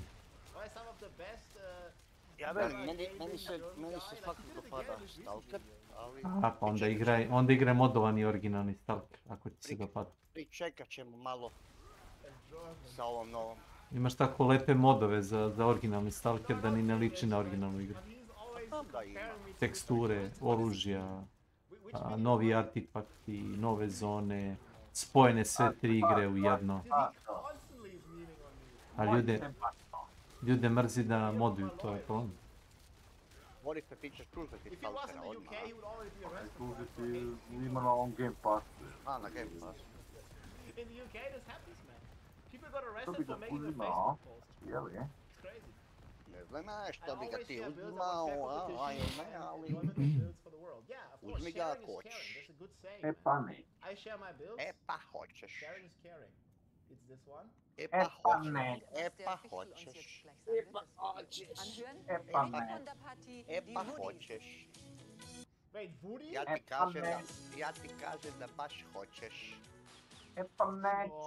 A ja mislim da hoćeš. E pa ne. E pa baš ne. Vidiš da i Nena zna da hoćeš. E pa baš ne. A ja mislim da ipak hoćeš. E pa baš ne. E pa moraš. Ja mislim da... Jeste vi to... Baš neću igrati Černobylite. Nećeš, igrat ćeš ti igrat. Ono što ti mi kažemo, a ne što ti hoćeš. Mi smo publika, ti moraš da nam udovoljiš. Upravo tako. Ja ću da pitam Vladu, jel ćemo Te da... jedan, da li može to tako? Ili nećemo da igramo i onda ćemo da igramo. Zašto pričamo ovako? Zato što smo poremećeni u blago naklono u udarnom obliku. Nismo mi poremećeni, nego si ti. Ne, nego... Ne kapiraš šalu. Apiti mene za ovaj polutanski kurac. Ja si ti budalo. Vidiš me po džoki. Koji si ti point? Ja, ono znači, mislim, ono vidi, znači, vidi, znači. Znači, vidi, Znači, ovaj vidi, znači. Sve je to u redu. Ja Černobylite zapostavio, ja sam debil kad sam vidio. Yo. Look at this. Černobylite. I watched his video. Like, look at this, man. Černobylite kad uključiš DX12 druge. 1 million, 2 million views, dude. What? Izgleda prejeba. That guy's grinding. Jel da? Jeste da. It says here 2.3. Like, what the fuck? But he has very good takes on this, man. I like it.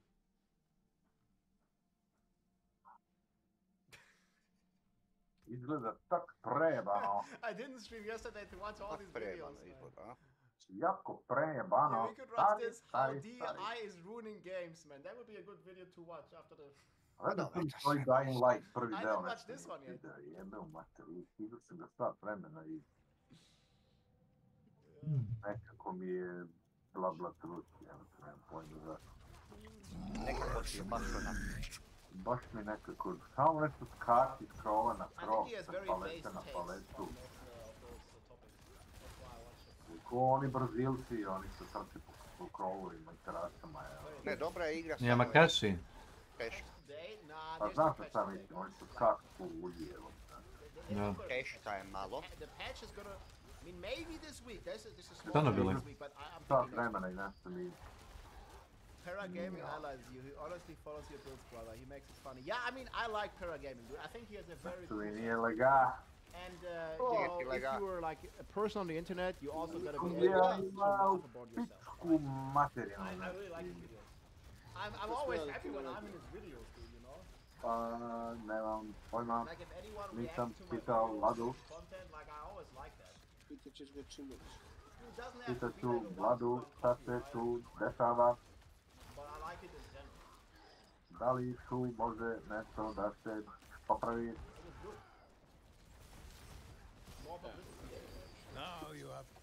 Šta je bilo? A sve nije žao. A? Nije žao li je biti čovjek. Ja nisam homoseksualac, oprosti. Ne Misliš verbalno ga zlostavljam? Ne vidim da je ugroženo nešto, ali... Koga jebao, a nije trebao. Ko je tu koga jebao? Očigledno nisi slušao kad nas je on ti intenzivno jebao u glavu za onaj mudoper. Šta se smeješ? Sad nije jadni Vlada, a? Jeli? Pa dobro, postoji.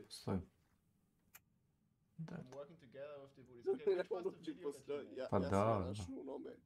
Kako se zove, u DM. To mi je fascinantno, ja mislim da se banci, on stvarno pozigel se zove jajoper, evo. Ovo čovjek stvarno prodaje jajoper, moj. Brale. Ja sam prosto šokirano, ja. Ja sam mislio da on došao da se zajebao ono, ali ono stvarno je od te. Znači, stvar što on mene ubedio da on to stvarno koristi.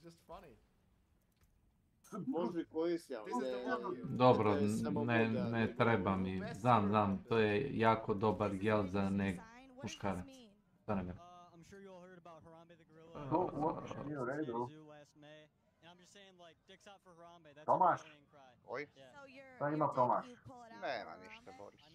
Šta ti ima ništa, Tomaš? Pere malo zombije. Idi malo da zombiraš, no? Malo zombiram. Kako smiješ bez peđi? Malo zombiram. Nema Sarandan, a? Nema dizdu, drugare, neće više cepa onaj. Koga? Si vidio. Hanta neće više da cepa. Dude, what do you think of when you think Jesi about to rekao da Giga neće Chain Hanta da mode? This cepa? guy, dude, absolute unit. Da. Pa dobro, čovjek zna. Dude, almost 1-to-1, dude. Čovjek je govna, da ja tebi kažem. I razumijem ga, mislim. Ko Čikaneš? Absolute unit. Razumijem ga. Yeah. Treba da ga kritikuješ više, ne da ga razumiješ. Oh man, I think he made so many, but they were all like... Ne bi ni ja igrao. Pa ja slabo igram Hanta. Right there. Ja slabo igram Hanta. And then the Zato class Imajte li su. elements, man, of Hunta. Slabo igraš Hunta. Aladdin. Jel igra malo pedasta? But it was very good. Ja se Peanuts raspadao with him pod now, ovoga rest in peace. čuda, evo. They killed a squirrel, dude, that was crazy. You can chat, I hear monkey Nemećeš boy. da igra nije malo. Pogotovo s tim više jebenim tradovanjem i glupostima. Rest in peace, Peter. Ajde, molim vas, šta vam smeta tradovanje? Pa to je sastavni deo igre, evo. A kad smanje tu latenciju neku normalnu količinu. Learn some, Rob. I mean, you can always learn from other people. Like, para gaming editing is crazy, yeah. Malo nije, ali dobro, actually nek ti come bude. out. It's delayed. December 6th, not January. I mean, maybe if they delay it again. Patch goes live. We don't know, but in 1 hour, 20 minutes, we'll know about the patch notes. Okay, guys, I'm gonna talk about my expectations. I'm gonna quickly get a snack, and then the campfire will start soon. It's Rob here. So this are, again, the patch, the campfire chat is in 1 hour and 20 minutes, guys. This is my expectations. Malo nije, bori se, ali dobro, ajde. I'm Pa je, gonna tu get je. a snack, and then we're gonna be live coveraging and checking out all the stuff. I'll be back in a few minutes. Hey everybody, it's Rob here. Diablo 4 is getting a big update today. We have the campfire chat later in a few hours from now. And I wanted to make this video here and quickly talk about what I'm expecting, but also what I'm hoping is changing for the mid-season update here in Diablo 4, because a lot of players have already quit the game and more are quitting. In fact, the player retention looks a bit worse than in previous seasons. Like, if I'm looking here at the graph, we can talk about like this has been the Vessel of Fate expansion, so the bump has not been as big, and we also see that the player numbers are dropping pretty rapidly also here on Steam. So I have a list here of what I think is going to come, or what is going to be discussed, and also what I hope they change. So the first thing, and many people have talked about it, it's not the elephant in the room, but it's very important, regarding ancestral items. So people not have a good chance to upgrade their aspect, or to get, like, you know, the highest roll on their aspect. And I think there needs to be some way to address this. I like it, there's an item hunt on these aspects, but getting like, you know, fully like fledged out max roll on these aspects is extremely hard. And I think they could realistically, we could see either like an increase in the numbers of drops of ancestrals to make it easier to get the aspect, or maybe even additional ways to target farm it. And one way could be the Undercity, for example. Like, you know, we have these tributes here, and you have these, like, for example, passive ranks. So what if we could just pay, I don't know, like 200 million gold or whatever material to target farm guaranteed ancestral legendary items or something, like, you know, pay some volume here to make it a bit easier. Like, I've been playing Barb now for quite some time, and look at this. This is my weapon, not like a 56 aspect. I have elements here at the 34. You know, I have a perfect. No. Thank you so much. You guys are so sweet. We're just talking about Star. That person was a massive whale on BDO, and they loved. Oh my God! Wait!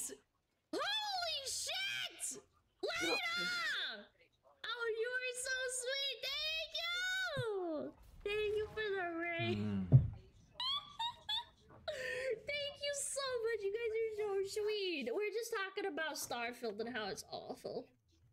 The DLC. Guys! Is that a flower for me? Oh my god, you shouldn't have. You were so sweet, Lena. Guys, go check out Lena. She's super cute. She's super adorable.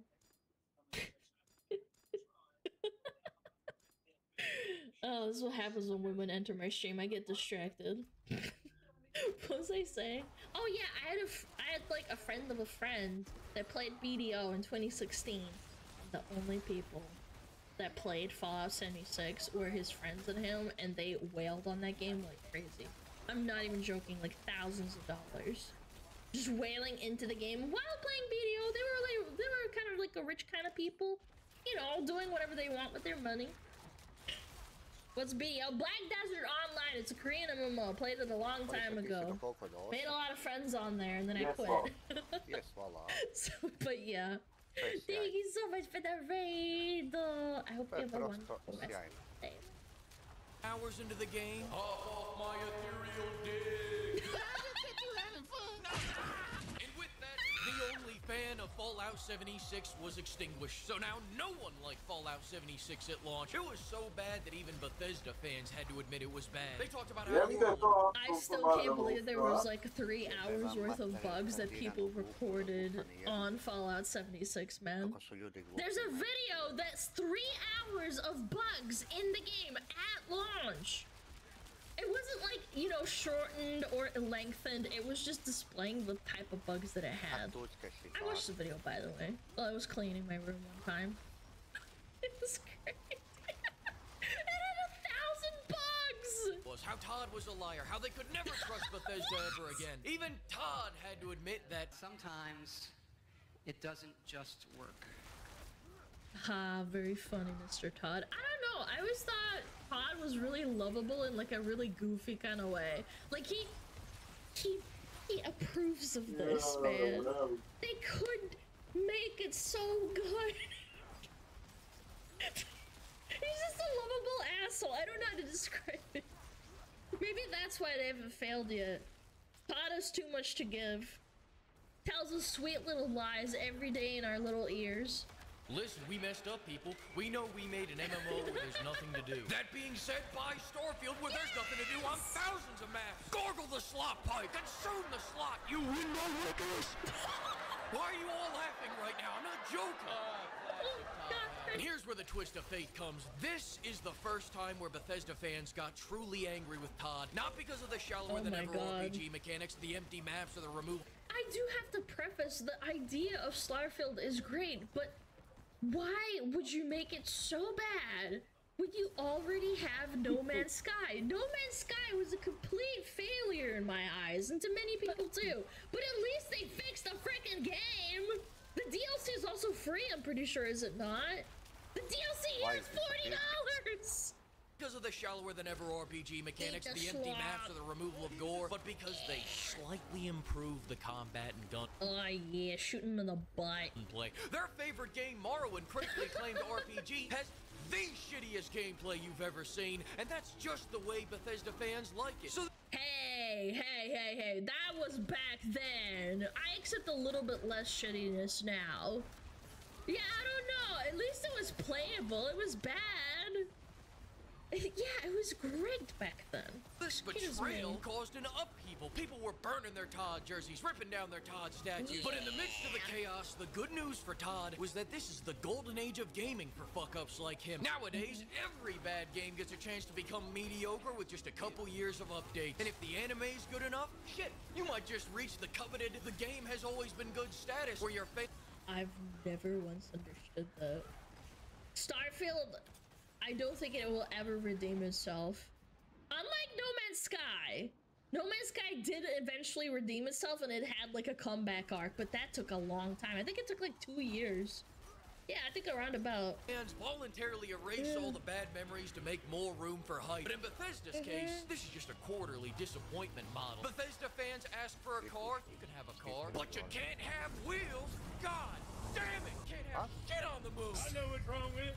Ain't got no gas in it. Managed to keep the wheels on your totally unmodded car. Well, now you can't leave, you dumb bitch. Say 3 times.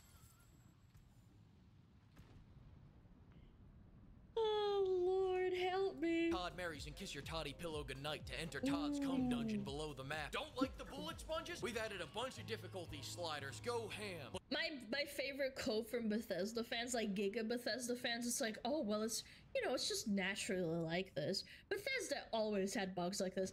I remember playing Fallout 3 in 2008 as a kid and running into stupid bugs that maybe either fall through the ground or I couldn't complete a quest or the NPC bugged out because it's an escort. It annoyed the ever-loving fuck out of me, but the rest of the game was at least actually fun.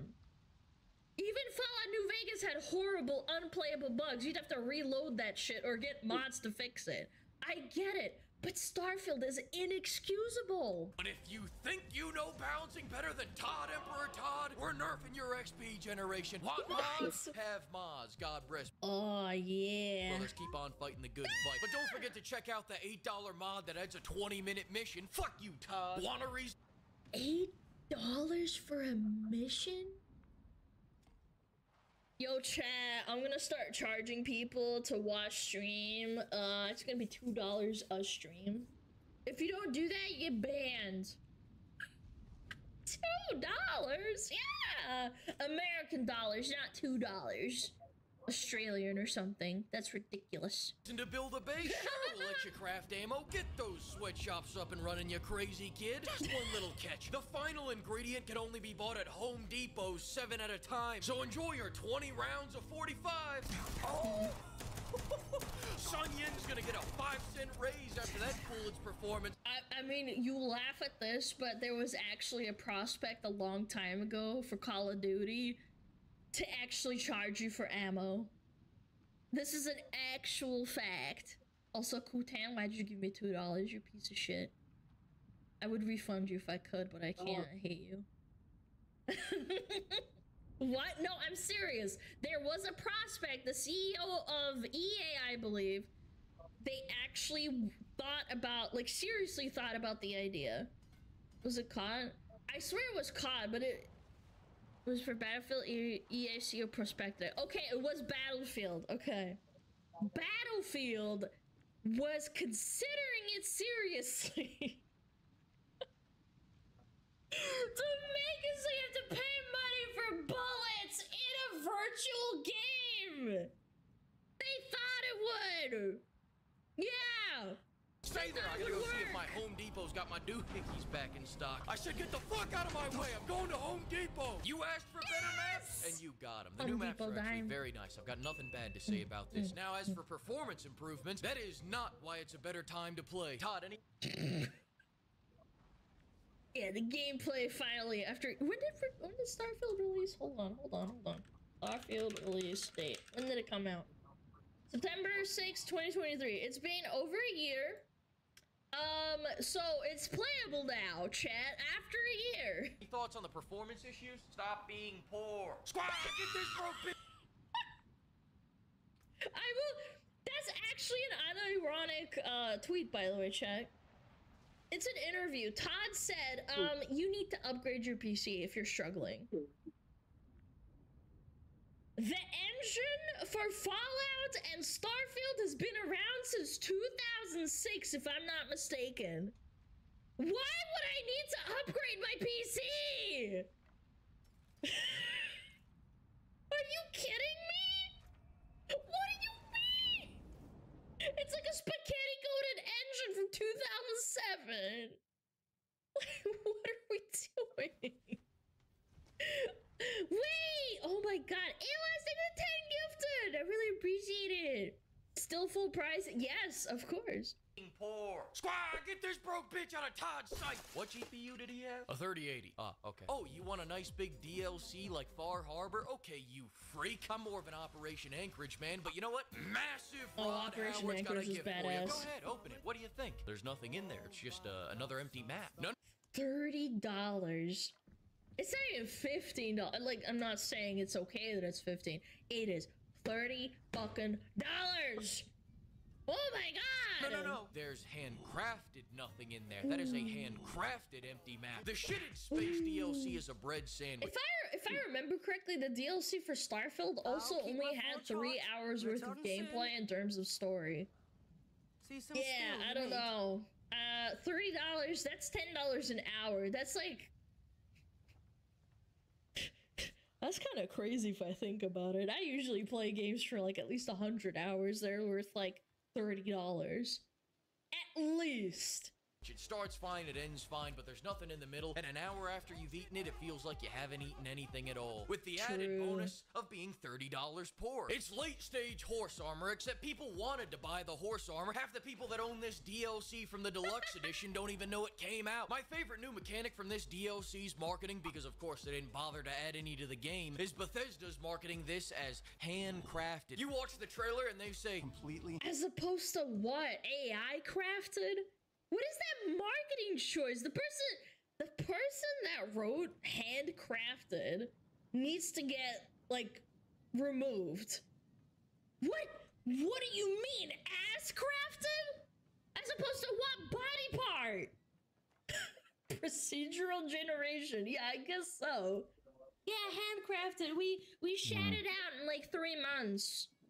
Crafted. You watch the trailer and they say completely handcrafted world. Then cut to someone using their hand to craft. Like this chick showing up for work as some ancient Miyagi-Do technique or some shit. The reality is they're selling Bethesda fans their fat assets back. We had handcrafted, they took it away, and now they're selling it back at a premium. Now is it premium? Hell no. Why is he twiddling his little toes? Is it aggressive? This is me. I'm just pondering. Very cute, very demure, very mindful chat. AI, he's literally twiddling his fucking feet. At least the feet are censored. Get into it. The planet's on its period, so everything's blazing red all the goddamn time, stealing Blood Dragon's entire heavy flow. The city's like the LP version of New Atlantis, still lacking any modicum of personality. The side quests are boring as hell, and all the RPG mechanics got left behind in New Vegas. Not to mention, the story's 5 hours long, that guy's toupee almost flew off, and 3 of those hours are filler. Most of the new weapons are actually reskins, there's no new ship parts, no new companions. I forgot to say anything about the characters because none of them are even mildly remote. I mean, that's just the base game, though. I watched a very in-depth analysis of Starfield. I never played it myself, but... do you really want me to experience this crap for myself? I don't really want to suffer. Remarkable. People are gonna be wishing that Oliver was here begging to be shot. Actually, I take that back. This guy told me to shoot his son for going on vacation. Tough but fair. And Bethesda meat riders keep saying that there's a ton of side content, but my brothers in God, where the fuck may that be? Under this chick's dick, I'm lost. Who is even the Great Serpent? Is she packing the Great Serpent? Do I have it? Also, I've gotten used to our decisions not mattering, but your decisions have hit an all-time low of not mattering at all in the grand finale of this DLC. Wait, what? I have a car. I have a car in outer space. I don't understand. Can someone explain that one to me? It's clipping through the window. It's clipping through the window! See, check this out. Spoiler alert. The game ends and they give you 2 choices. Fight the man or help the man. Help the man and he'll tell you to go sacrifice yourself, which triggers a game. Chat, don't sacrifice yourself. Don't listen to them. Game over screen, so you really only have one option. Fight the man. Then once you fight the man and his pawns, you get to decide which house rules the world, which only changes who gets pissy about your choice. Don't expect any unique rewards, widespread consequences, character deaths, or any feeling that any of this matters outside of you pissing off one of the 3 lobotomites in this. Yeah, at least with Fallout New Vegas, you had factions that you could, like, you know, talk to, even if you pissed off one or the other. Nuka-Cola again. Yeah, I thought the Nuka-Cola DLC was so bad. Like, it was kind of fun, but it was also really freaking annoying, if that makes sense. Like, the idea was there, but it was really, like, poorly performed. Yeah, but at the same time, like, the Nuka-Cola one was so ass. With Fallout New Vegas, you had consequences to siding with, like, different alliances and different clans. And they go, hey, while you're at it, as long as you're deciding shit, holy war on the Gentile planets, yay or nay? Say nay, and they go, fair enough, you get an apartment, go take a nap. Say yay, and they go, all right, we'll go start a holy war, but you go start the holy snore, buddy. You go take a nap. All right, now who's gonna make these uniforms? You go, boss? Do what I do and tell them all to go to hell, and they'll calmly state, get the fuck off our $30 planet. But here's the key to an apartment. Still go take a nap before you do. Why the fuck is the Space Crusade a random decision on the end? That should have been the whole DLC. DLC. That sounds like a way better idea. All around this DLC is $30 to go visit the cum station. Nothing more, nothing less. Don't like it? Todd doesn't give a fuck. He's got Fallout shelter money thrice over. Chat. I unironically installed this for about 2 hours when I had to go somewhere and I had to stand in line. And I think it was the DMV actually. I played this on my phone for 2 hours and I was bored out of my fucking mind.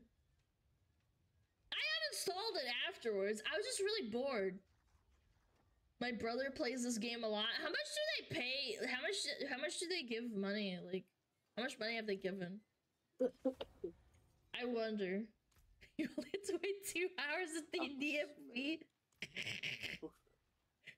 He does it free to play. I was so bored, but I imagine it prints money from stupid people. What's left to ask? Shelter money thrice over. He's living somewhere tropical, jerking off on Versace sofas. He's off. Holy shit, Versace so $38,000. Looks like crap too. He's off getting lost in the 4,000 square foot of his 10,000 square foot Scarface mansion. And I almost had hope that they were going to turn things around. And then I came across an Elder Scrolls Blades listing on the App Store and realized Bethesda's too busy getting caviar licked off their bowls to realize what... This guy's such a word poet. This guy is a craftsmith, man. What fans actually want from their games. But we still love Todd, and I know that one day he will bring us back to a new level of prosperity. On that note, then, what have you been playing lately? Have you been, what's been inspiring you lately? Let's see. I do jump a lot lately between Diablo 4. I do not want to hear from, like, a lead, like, CEO game dev that they unironically play Diablo 4. I'm sorry, I love Diablo. Like, from the bottom of my heart, I really do. I'm not trying to, like, say this, like, oh my god, I love Diablo. Diablo is such a good franchise, but my god, it's like they took Diablo, ripped it out of its graveyard, like its grave, and then took a big fat dump all over it. That is not a good game to play. Even the ones that love Diablo 4, they say it's garbage. Elder Scrolls 6 will never come out. No, it'll come out and it'll be like a mobile game. Watch. They'll be like, we never implied it would be a PC game, you guys. Depending on my mood. We're doomed, everyone! Pack it up, please! Take me back! Take me back! Take me back! Take me back! Hey, you. Oh my god. You were Dude, Skyrim, the first time playing it was magical. Walked right into that Imperial ambush. Same as us. And that thief over there. Nothing will ever change that shit. Skibidi was fine until you whizzed along.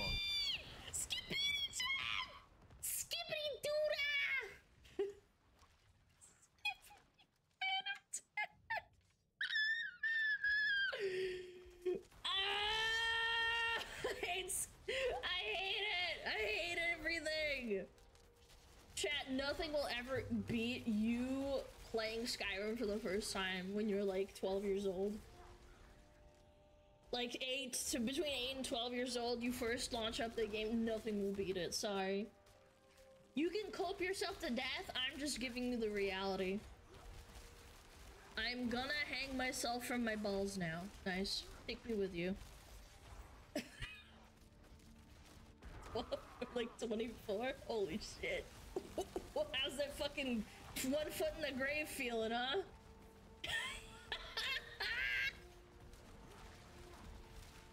Got him all! Chat, I'm joking, guys. I'm kidding, guys. If you're old right now, like, nothing will ever feel like the first time playing Skyrim. Like, listen to this music. Listen to this. We will never get this back. We can only hope that the indie industry will manage to capture some of the essence that you felt when you walked through Skyrim. Or Oblivion, whichever one you prefer. I liked Fallout. I liked it a lot. Skyrim was my second favorite. The waterfalls rushing. The trees rustling. You getting your first mod with the big booby companion. get that back. That's okay. You can try to relive your nostalgia, but it doesn't tickle the same way. Skyrim had amazing music, amazing composers, amazing mods with big boobies. I will never forget. It was my friend's friend in school. We had to bring them homework. I've told this story many times. There was a guy that we decided to bring their homework in because we were like friends with him. And he was sick, like he was sick with a cold, and we came into his room and his mom was around, like taking care of stuff. He left open his Skyrim and it started like doing the panning thing where it like starts going around the character. And he had a companion. They were like in a room. I don't even know what room it was. Maybe it was like his, I don't know, his dungeon or some shit. It was one of the companions. And she had kind of like, it wasn't slutty or like really revealing, but it was kind of obvious that it was like a, you know, like a skimpy outfit. Let's put it that way, you know, like a little bit above skimpy. And she had massive honkers. Yes, not, yeah, I think it was Serena, yes. Fantasy armor, no, it was more revealing than that. It was more revealing than her normal outfit. And it was panning around and I noticed her boobs are massive. And I was like, oh, you like Skyrim? And he's like, how do you know that? I was like, I don't know, just, my brother played that game. I think I recognize it. And he like was like really awkward. He's like, yeah, yeah, I love that game. The companions are awesome. I still replay it every once in a while with like really, you know, like a lot of mods, and sometimes my computer crashes and I was like, I bet I know why. Yeah, I think I recognize those boobies from somewhere.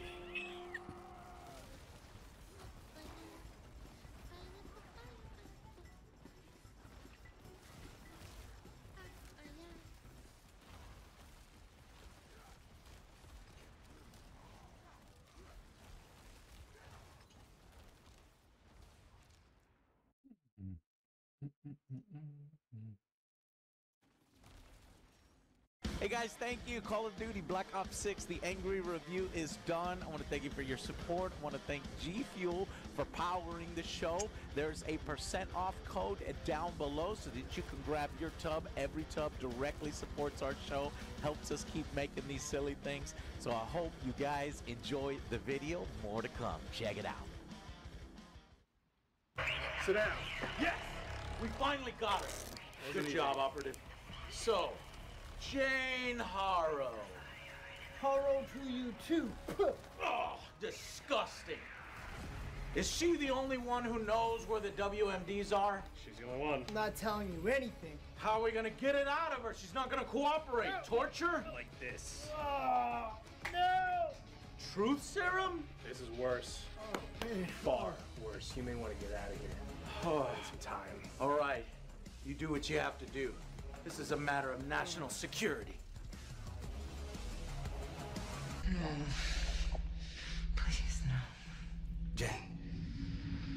I don't want to do this.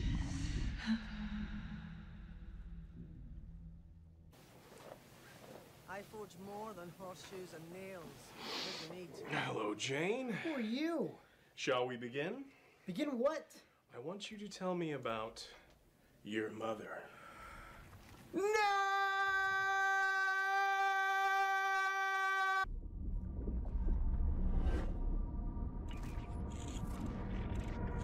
This is your true self, separated out from the rest. We need your help, Jane. Are you ready to speak your truth? What is going? We're about to have a breakthrough. Go ahead. All these feelings of doubt and despair just stem from me not loving myself. Oh, God. What? Never learning to let go of my resentment. I think what we've learned today is the real enemy of the post-Cold War era are not the guns and the violence and the governments. It's the traumas that we've carried forward. You have to learn to forgive yourself your past. You're right. You're right. I think I'm ready. I'm ready to forgive my parents and stop blowing up the city they live in. Uh-huh. And which city is that? DC. Oh, good. Oh, what the fuck? Dude, what the hell was that? Me doing my job, and very well. They've had so many mommy and daddy issues, it took forever. I was delving into their psyche, clearing up mental blocks, collecting shards of a mirror, because that's apparently what my Call of Duty is.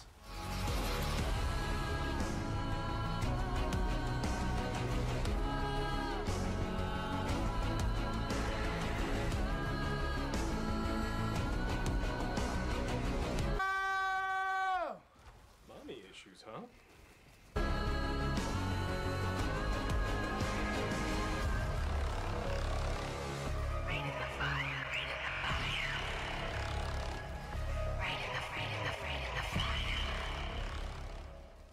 Call of Duty, yet another duty, huh? Well, what is this, like the 22nd game in the series or more? Every year, COD is given a lot of shit for not innovating enough, despite actually being the one to innovate quite a lot of the mechanics that we take for granted in modern shooters today. It's here we got our first taste of the XP and leveling systems that are now mainstays across the multiplayer shooter landscape. Modern Warfare made sure you kept coming back by giving you experience for each kill, for every match completed, and for every victory. That experience unlocked a steady stream of new guns and gear for your custom loadouts. Pretty much all of it came from the series at one point. And while it's true they did get stale and were for a while there, this is Call of Duty Vanguard. World War II combat like never before.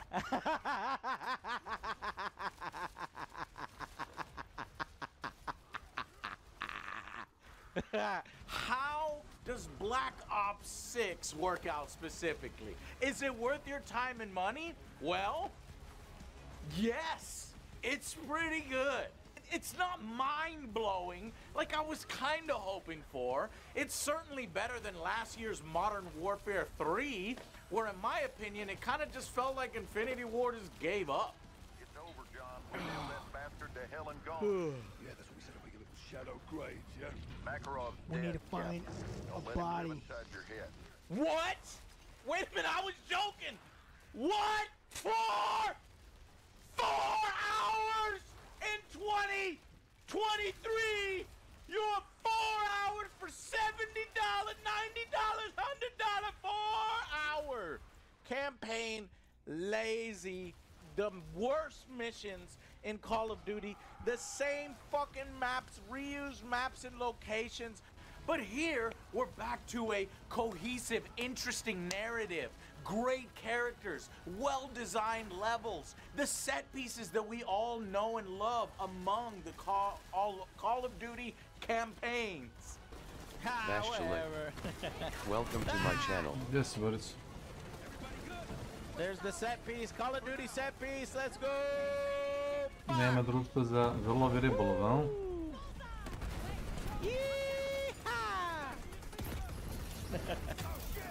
Oh shit!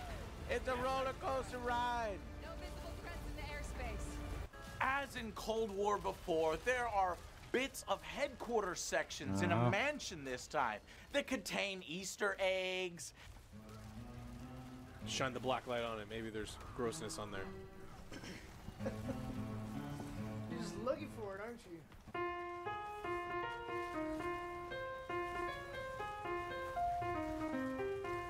surprised you don't have to do this in the dumbest way possible. And $1,000. Blueprint unlocked. Case cracker melee. That's pretty cool. Love it. Various bits to unlock and level, like weapon benches and shooting ranges. You want to spend cash on weapons? Tweak your weapons to hit harder. where are you getting all that stuff for $500? That's bullshit.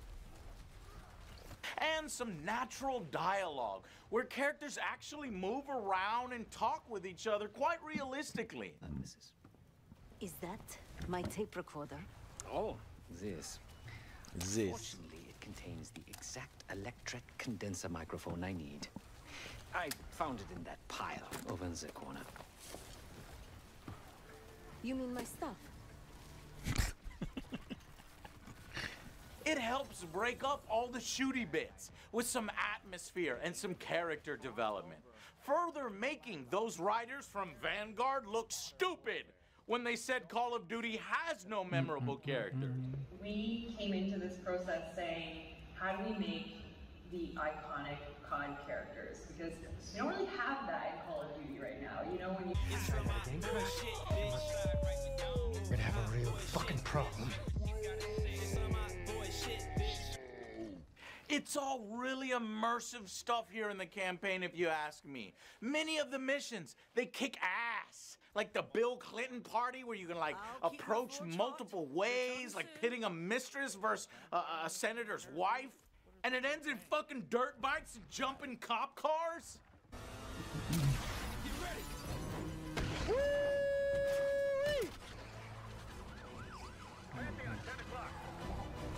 Keep him off me. Can I use my other gun?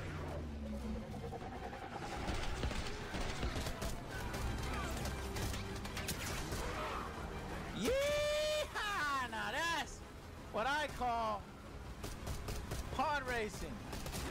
No, the stealth bits aren't very good, per se. What if his clothes don't fit?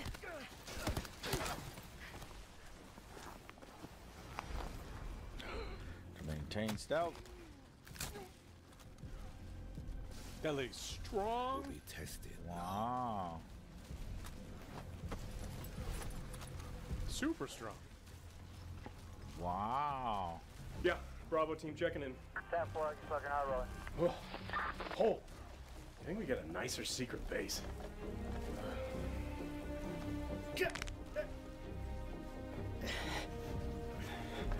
What are you doing, lady? Are you trying to break my neck with just your hands? How strong do you think you are? Headbutt? Up here! What's the end game? What are you doing? I need your clothes. I need to blend in. No, they're mine. Stealth!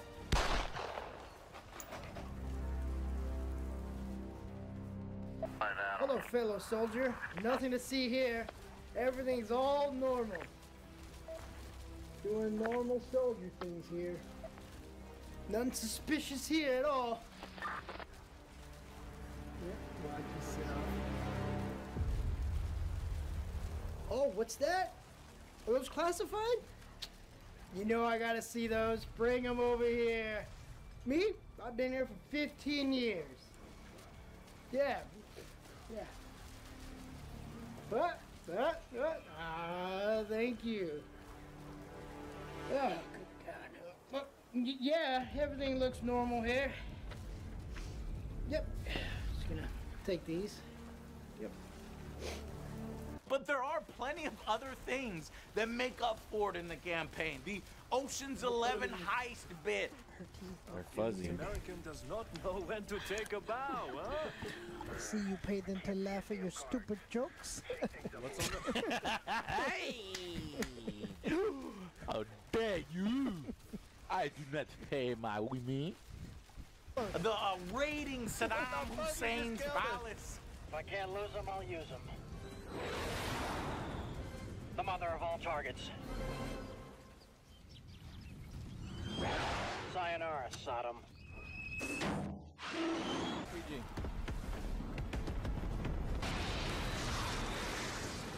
Woo! You've been saving that one, haven't you? And even finding a clever way to introduce or recycle zombies and zombie bosses into the main campaign, which I loved the nostalgia bait. Oh, throwback music! I like this song. Ah! Fucking badass. It's hiding again.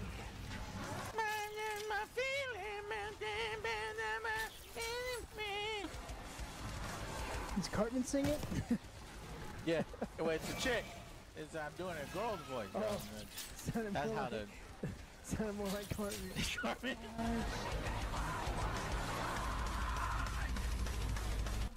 Such a good song. Unfortunately, it's all finished off by one of the worst endings I've seen in a long time.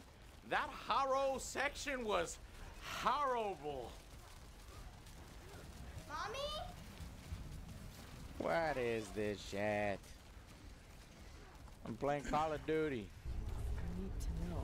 Keep your mouth shut. Oh shit! Jay, you alright? I'm somewhere else. It's like you're doing like multiple 9 out of 10 levels till you hit a 2 out of 10. Exploring, I don't know, childhood trauma in a therapeutic session where you shoot zombies and collect glass? Whoa, that was literally it. Bro, that was pathetic. You can do it. Whatever you experience, it seems to be a part of the process. In lame, poorly constructed, unlimited ammo sections? What? Run away from yourself. Your heart rate's through the roof. Oh, there they come.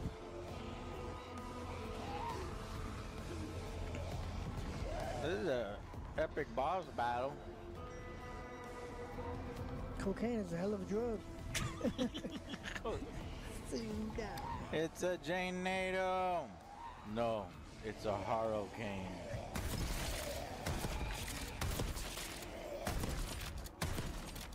The straight cringe. Like, look, I don't mind, you know, mind-bending sections in a video game, especially if they're done well. I mean, some of my favorite bits are the ones in Far Cry 3.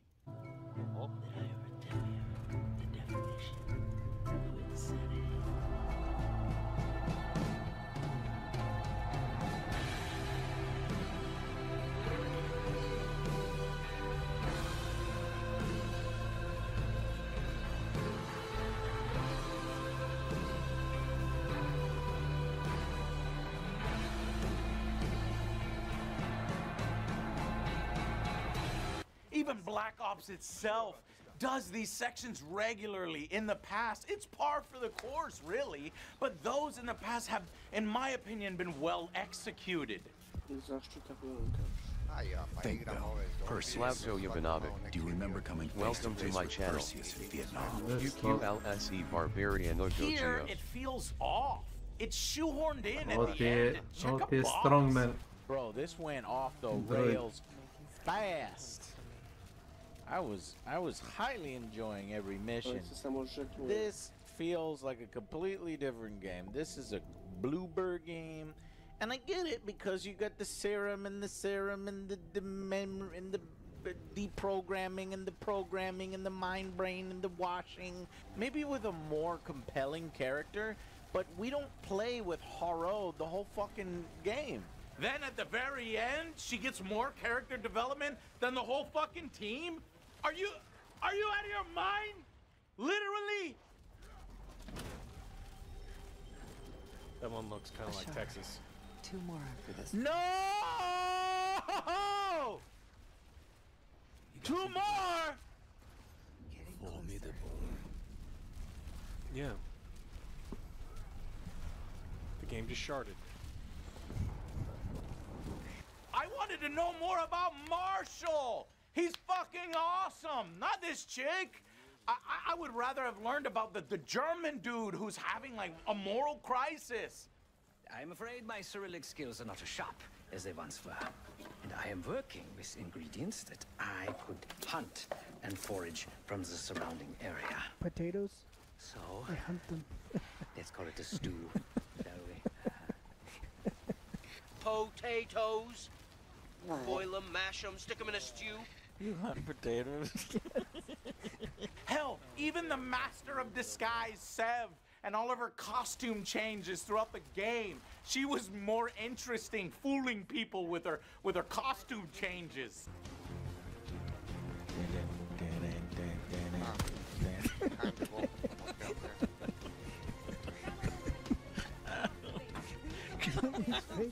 That's that was the most important part.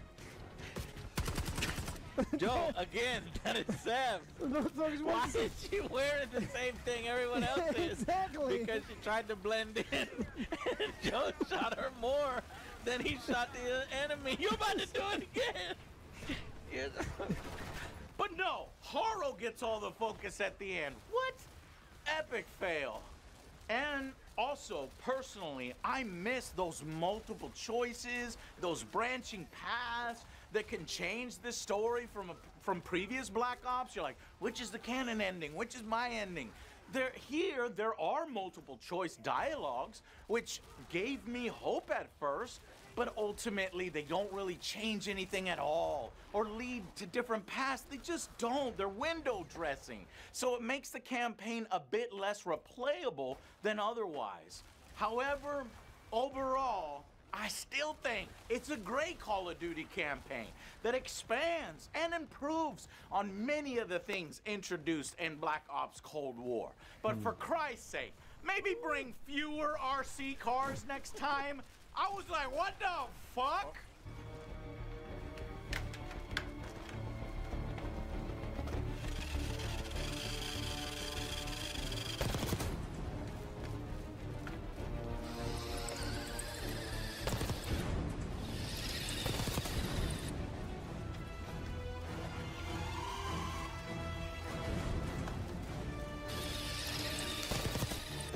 How does this guy have so many RC cars in his fucking bag on the plane?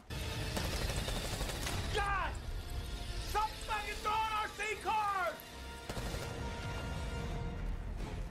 How many RC cars you got? God damn it!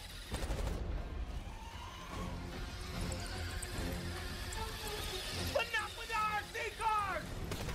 Now screw this! Put the bag down! Put the bag down! God damn it, how many RC cars you got in there? Let me see, what is this? Oh my God! What the hell is this? Where did you get all this? You fucking piece of shit! You put that down, put it, don't you fucking, don't do it. Put that down! Put it down in the bag. That's right. Put it, no! Don't! You put that down right now! Ah!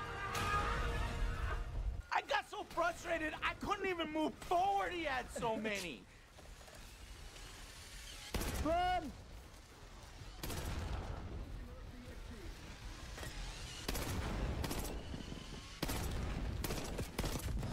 He's gonna kill me. Yeah, the other guy was just like launching him. I want to be that guy. I mean, fucking RC cars! I hate this goddamn box! Fuck you! Other than the infinite RC car guy, the other big thing they added this year was the new, much-touted Omni movement system. For the first time ever, players can sprint in any direction and move like a true Black Ops action hero with an entirely new global system we call Omni Movement. This unlocks the ability to move like never before and seamlessly chain combat maneuvers like slide, dive, and our enhanced supine prone in full 360 degrees range of motion. Is it all it's cracked up to be? No, I certainly enjoyed the new movement. It's liberating. It's there for those of us who want to use it and master it, but it can actually be kind of ignored without feeling too punishing, like being forced to engage with it, and I think this is how it should be. Oh! Did you see that, Joe? That was fucking sweet. The fucking rock. What's that? The Omni movement. That was sweet. And sure, it's often annoying when you find campers just laying on the fucking ground, hiding in dead bodies in the corner of rooms. But for me, it never seemed like game-breaking or unfair. Like all the bunny hopping that was in X Defiant when it first came out, or even the CODs of old. I enjoy Omni Movement, and I think it's a great addition. It's not exactly revolutionary like I thought it might be, but I'm happy it's here. And I'm curious if I think that COD is too slow if it's not here from here on out. So world connectivity is this concept that players' movement and reactions are connected to the world based on their choices. We are constantly looking for opportunities to set the bar with movement and animations in Black Ops 6.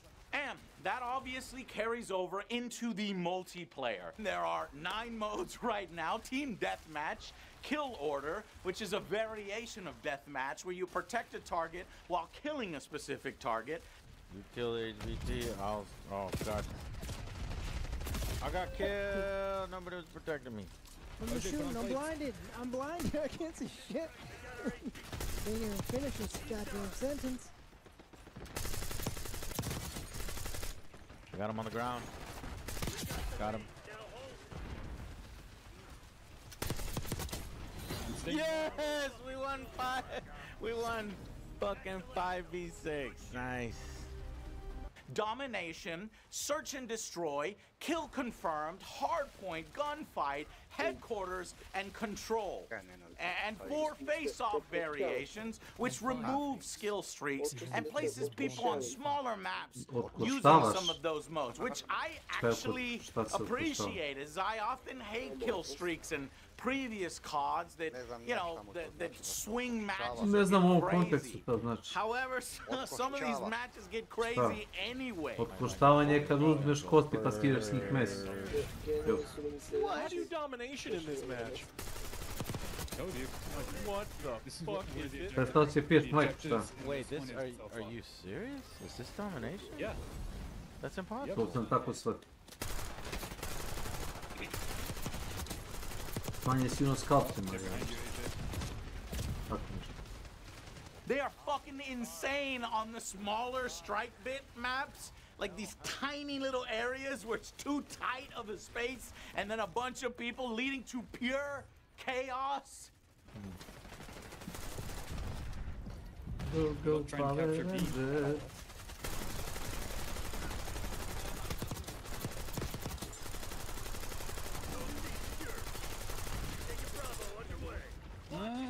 That's how it's done. I've been holding B for a while. This light machine gun's going fucking crazy on me. You know what? This domination's kind of working on this map.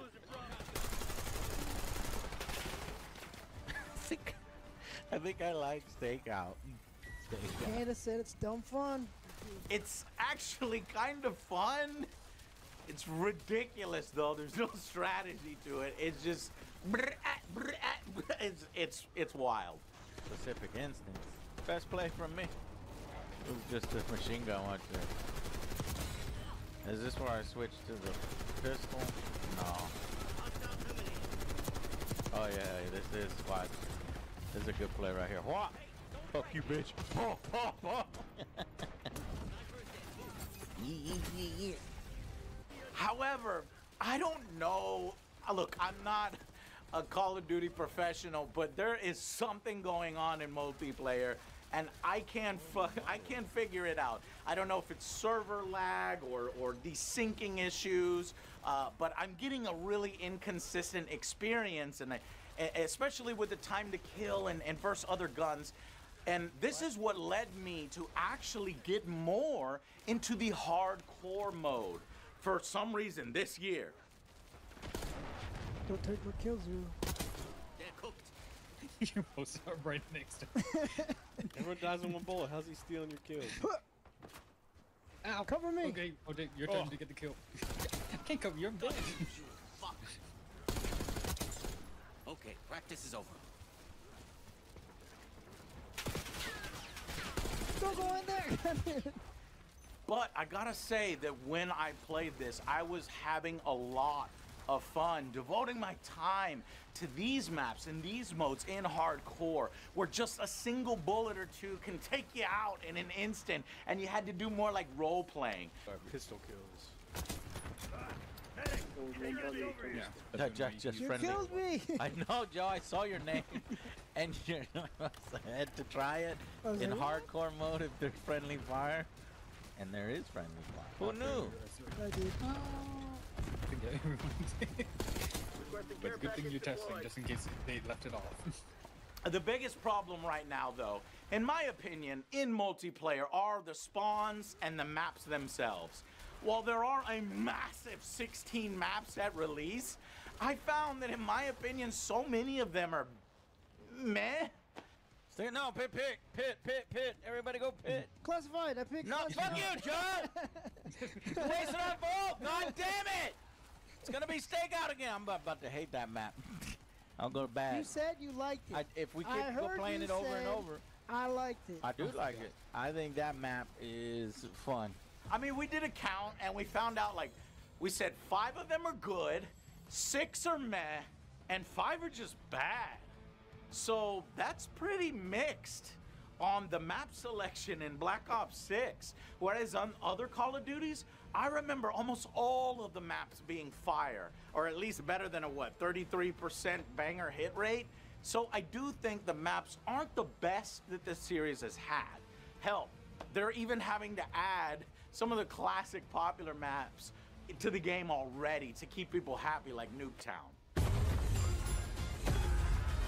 Built with care, blown up with flair.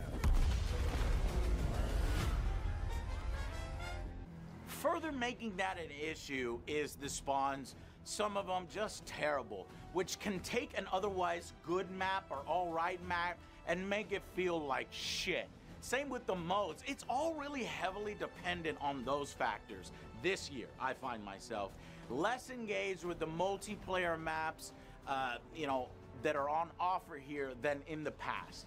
But thankfully, that is not all there is to a Call of Duty package. Now, we finally get to zombies. Everyone knows Treyarch means zombies. And this year they brought back round-based zombies, that mode as it should be. I got you, Alex. Thank you. You're not dead yet. We're stuck in this situation. We're gonna make it out. There's so many zombies. I refuse to die. I got 5 kids to feed. Now, everyone knows I'm not exactly into zombies. Hey, Joe, you want to play a zombie game? No, I don't want to fucking play another goddamn zombie game! Hey, Joe, you want to play a zombie game? I have never been a huge fan of the Call of Duty Zombies mode. Stop it. Hey, Joe, you want to play a zombie game? Stop! Hey, Joe, you want to play a zombie game? Kill me. But even I could tell that this is a way better mode style than the lame zombie stuff that they have been giving us recently. That's it? Okay, I know you're not a zombies fan, but like this is like super bare bones right now. That's fucking lame. Is this what you guys like, chat? We get 2 different zombie maps. Liberty Hill, which is the easier one with an interesting locale, and Terminus, the harder one, that's really filled with atmosphere and goes hard. So there are tons and tons of Easter eggs, like the Bowling for Zombies one. Okay, so we're going to the bowling alley, pick up a bowling ball, and try to get 300. Yay! Yeah, do the zombies. A bowling ball? Yes, I they're don't see coming a in bowling big. ball. Okay, as many zombies at once in a lane. Fuck! Missed. Well, I got 2. Sucking.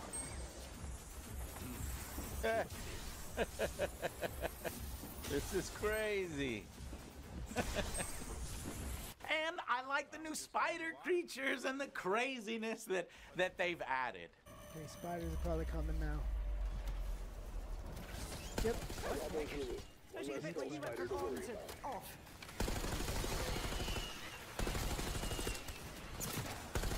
Gross! What the fuck? Spiders are not zombies. They're better than the fucking exploding dogs.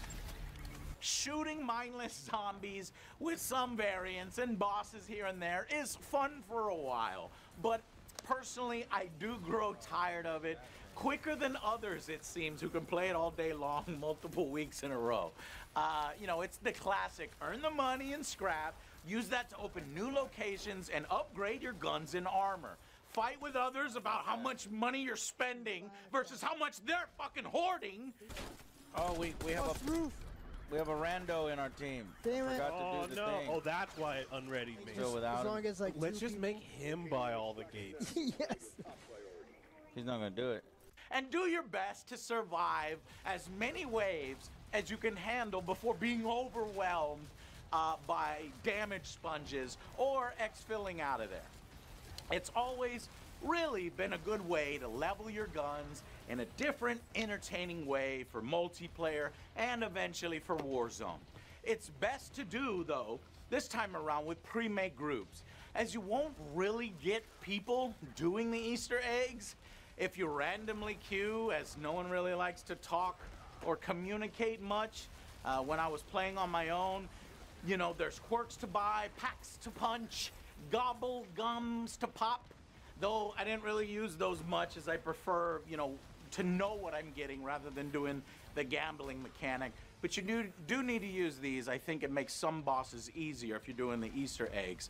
But surprisingly, here's the thing I have a problem with in Zombies. The story. The story mode. It is essentially buried behind the Easter eggs. I never even saw the intro cutscene while I was grouped for 4 friends. So it just kind of felt disconnected. Maybe because I had to go in solo first to learn the story. I don't know. But some of the Easter egg story bits, they are so elaborate and complex with a multi-step process.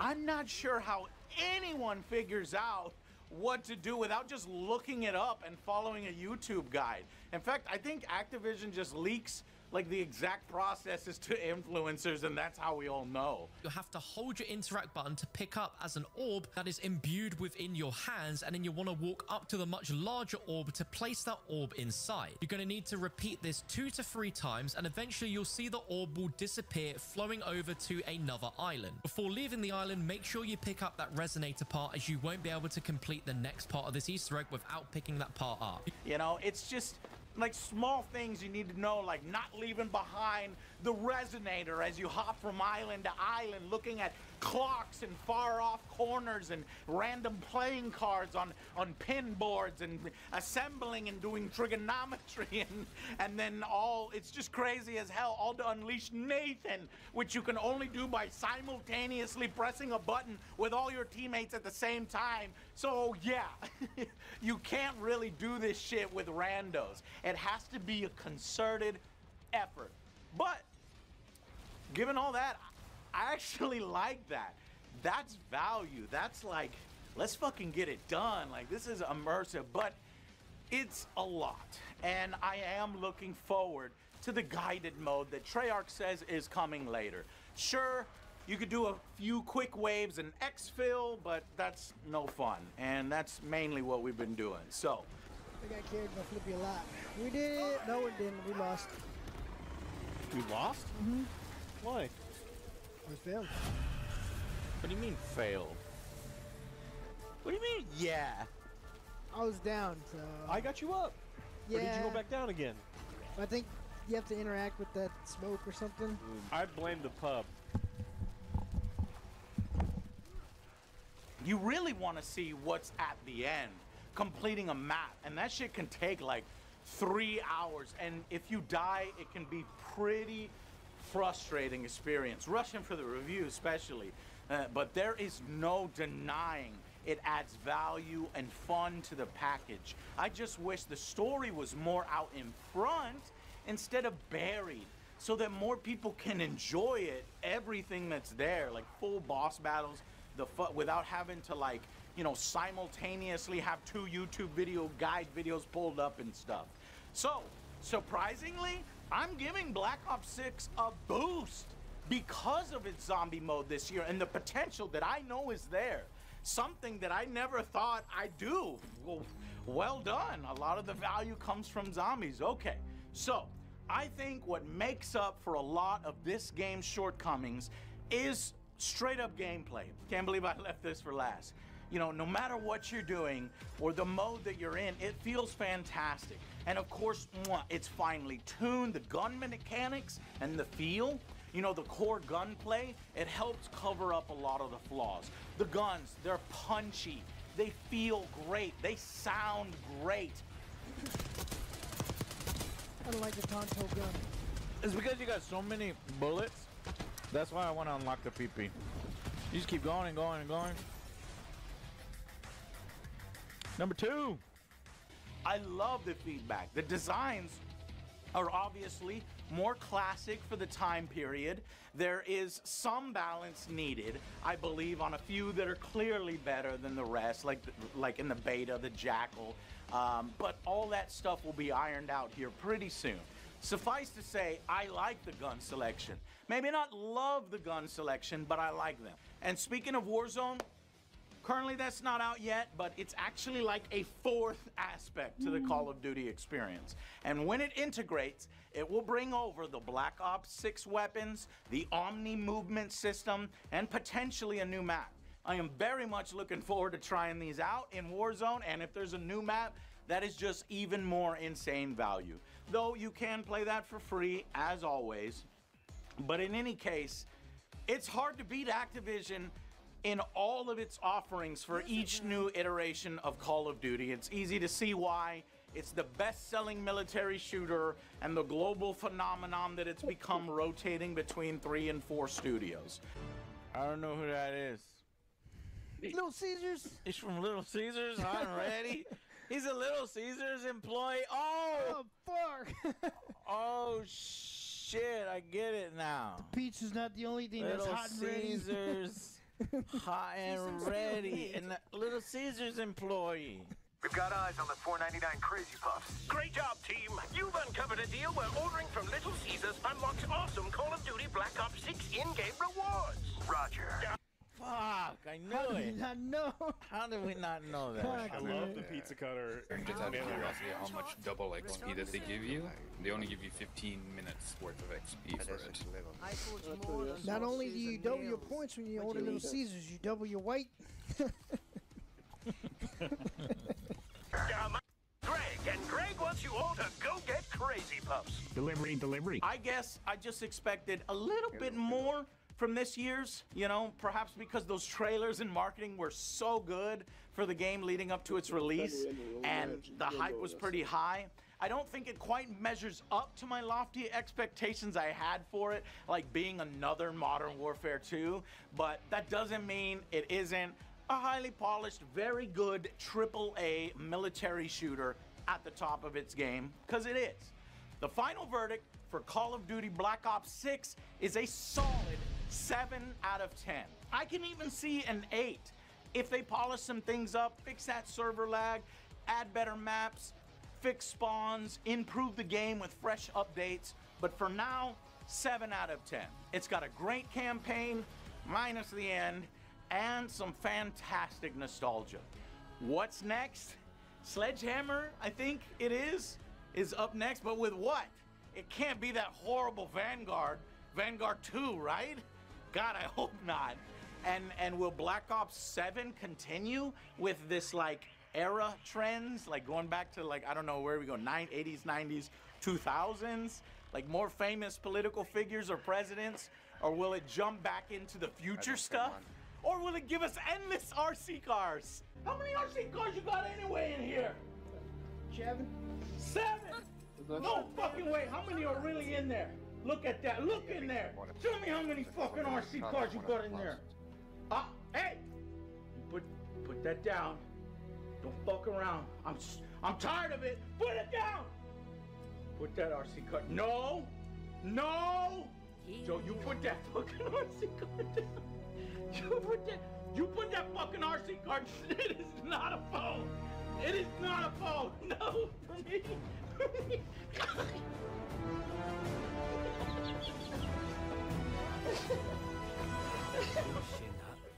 Not a bad pull, that.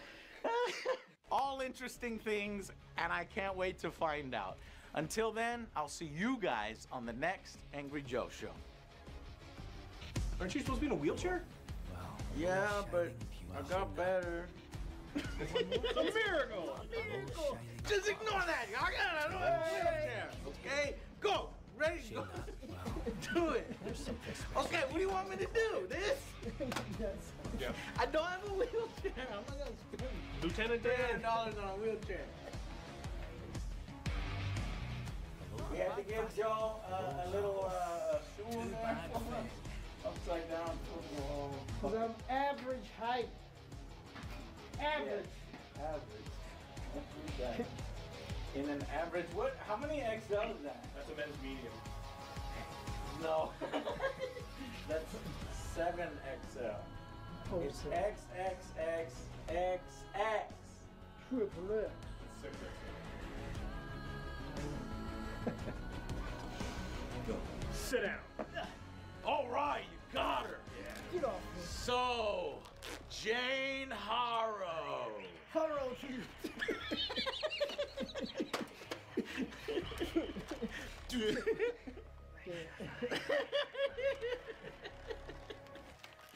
All right, Joe, come on, no laugh. She was serious now. We're going to tape.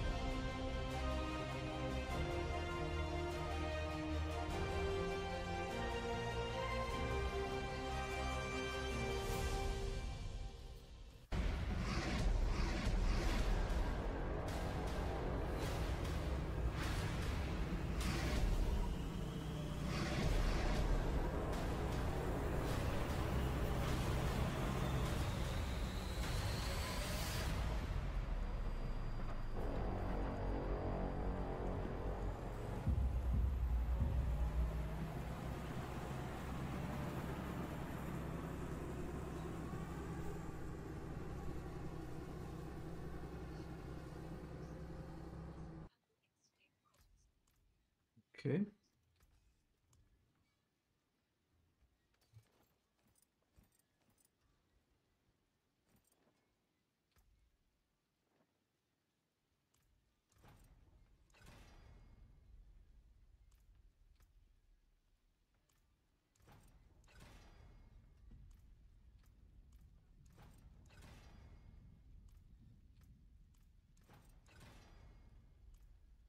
Here we go again.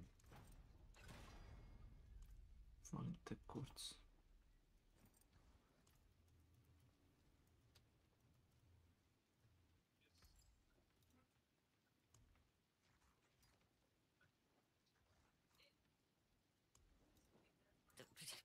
You lose a little mass to dust.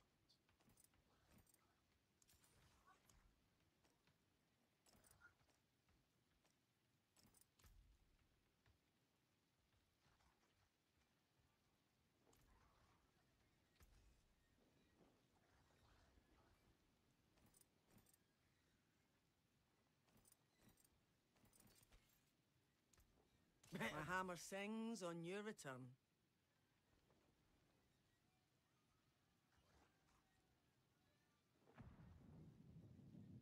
Um.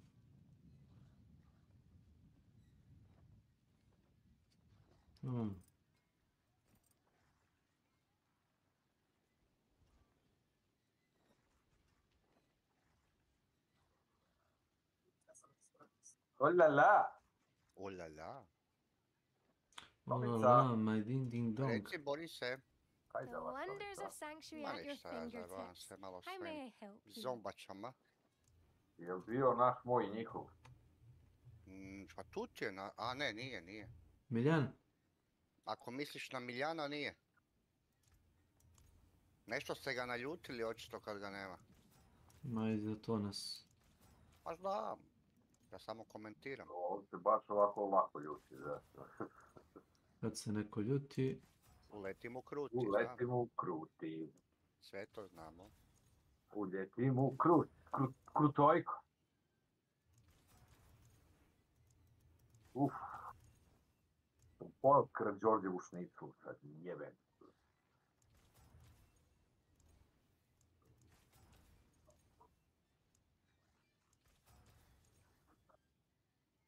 Bem ti suci. My magics await your return.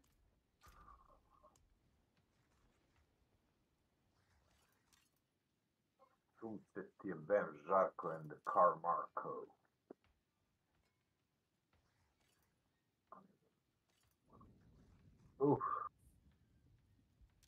Opet si se najao.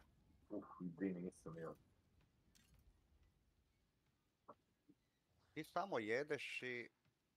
Ja samo pijem i ženu bijem.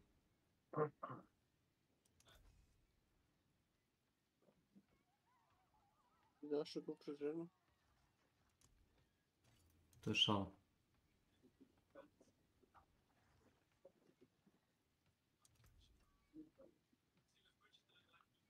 Ti se kumo pametio.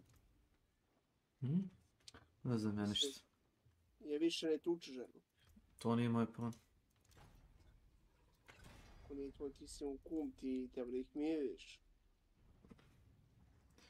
Moj kum ima kompleksan odnos sa svojom suprugom.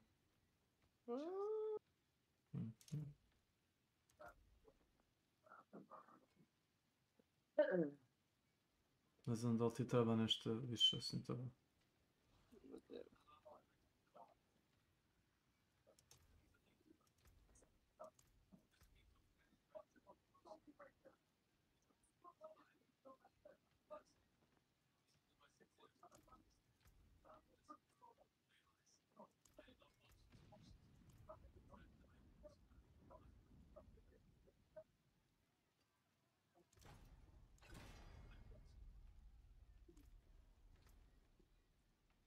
I tako. Odjedaren, astašaren, sos paradajs, krompir baren, vučešnica, kopranica i rezanci smakome, kad se samo setimo se nekad dobro jelo baš.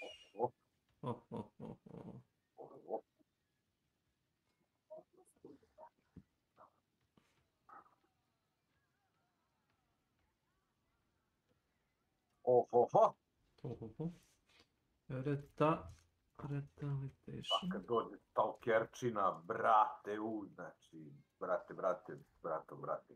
A morate popaliti Milana da benchmarkuje malo. Eno, kukaju sa 40-90, imaju 45 frame-ova, ovi što su probali. Malo ga prozivaju, pečaće se on. 40-90. Ma dobro, to je Znaš malo nerealno, ali dobro. Znaš kako je sujetan, odmah će da se upeca. To je malo nerealno da 40-90 imaš 40 frame. Ali on će da dokaže kako ovo zbog njegovog super procesora versus Word. Kako on kaže, ja to sve... 40-70 nego ljudi sa 40-90. Ja to sve peglam sa dobrim procesorom. Tako nekako bi trebalo bude. Ta memorija na 7600, dok je ne sprži, neće se smiriti, idiot. A neka sprži. Njegov problem. Zašto bi sprži? Što nije normalno. Pa na duo je bre na 7600, bre, ploča mu podržava do 7. Memorija je default na 7200, on je na duo na 7600. Vidiš da malo pa pali 3D Mark, nešto testira tamo, drka kurac. Što mu se vratno mašina zapucala. Every time we want to have a monster or boss, he's done all the greats for even Diablo himself. One of his monitors on the side of his desk is just like a dark black eye staring at him. And so when we needed something that's pure darkness, we had to tap Vic. I feel like when we're talking about hatred, I kind of visualize it as flat, webby-like thing. So I thought a spider configuration would work for this. So I did a few variations, some with souls, human souls trapped in their abdomen. It's like a purgatory because this creature consumes humans. I have this nagging feeling for a long time that why I felt it's not working, no matter how interesting the design is, I'm not pushing the boundaries. So I basically rethought the whole thing. a lot of our creatures are just like raw aggression. It's just muscly and just brutal. Maybe this one is more insidious. What if the human figure is not controlling the hatred, but it's the other way around? Like the hatred is actually mocking humanity. It's like dragging a puppet around. So what I did is I kept the human figure as a focal point, but the rest of the creature is this moving mass of basically a ball of hatred. It broke a lot of rules, but I just felt like this just fits. So I went ahead with it and rendered it out.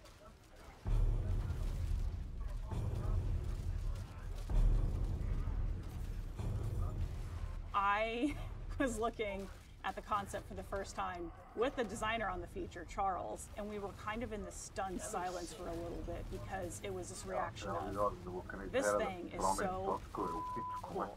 And then we started thinking, how are we even going to make this thing move? Typically, our monsters are bipedal or they're quadrupeds. How's it gonna move? We can't rely on walk cycles anymore. How's it gonna rotate? We can't rely on, you know, the built-in rotation stuff without it looking weird as hell. It was clear that in order to make this like animate and look natural, we were gonna have to pretty much dive into uncharted territory. We wanted it to move in a very unique way. We wanted it to somersault through the air and be super unpredictable and zippy and just have like ridiculous animations as those tentacles are flying all over the place. We had that narrative and kind of tried to make it formless, and with our conventional rigging that we could do that. We were doing prototyping before the feature even kicked off. Like, we were already meeting with animation and tech art to say, hey, we have this thing, we think it's really cool, but we need help figuring this out. So we had a lot of early collaboration, which was really what set us up for success. When the animator came back with it, going from post to post rather than your normal animations, I was like, yes, that's it. That's what hatred should feel like. When you first find the Priestess of Hatred, it's going to look like a lifeless human corpse. And you're like, this doesn't look like a boss fight. I'm in a boss arena, what's going on? But as you approach, you see that the body gets pulled into a giant pool of hatred, and then out of that pool of hatred comes this giant mass of tentacles. And that is the boss. That's the boss. So after animation, it gets to come to me, and I get to do all of the really cool visual effects at the end, show what those tentacles are doing when they impact the ground, when they slap something, when they hit the player. It really brings the entire thing together. The vomit attack is really gross because there's like this part of the torso of the humanoid that has been kind of hollowed out and now has teeth.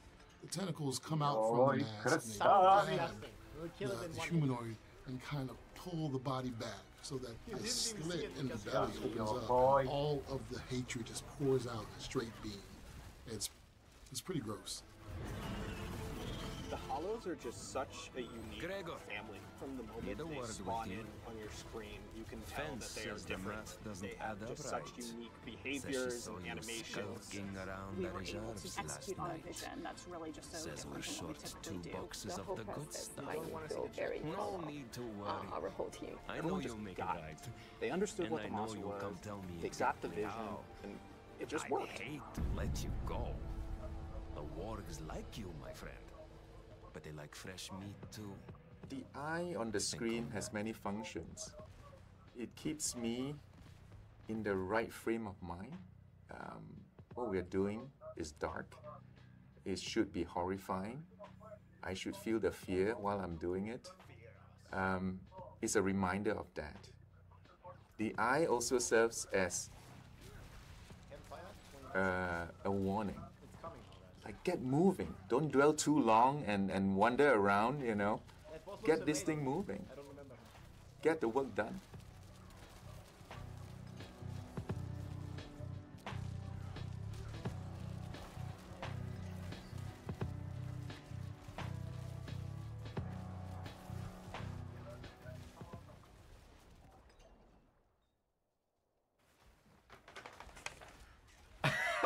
Hello. I'm just like shuffling papers, trying to grab something really quickly. Welcome to another Diablo 4 Campfire Chat. My name is Adam Fletcher. Of course, I'm joined by two familiar faces on our Campfire Chats. We have Mr. Adam Jackson and Mr. Colin Feiner. Hello, everyone. It's been a little while since we've seen everyone. We obviously have lots of has changed since our last stream. We ended up launching Vessel of Hatred, which is really awesome to see. Tons of players online checking out all the new features within Diablo 4, and of course the Spiritborn as well. We've been hearing a lot about the Spiritborn.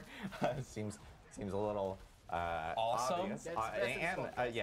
Awesome It's and too very weak, right? It's too weak. Yeah, that's apparently what we most definitely heard. But no, it is a little strong, and we've heard that from a lot of people. We'll be talking about that a little bit today.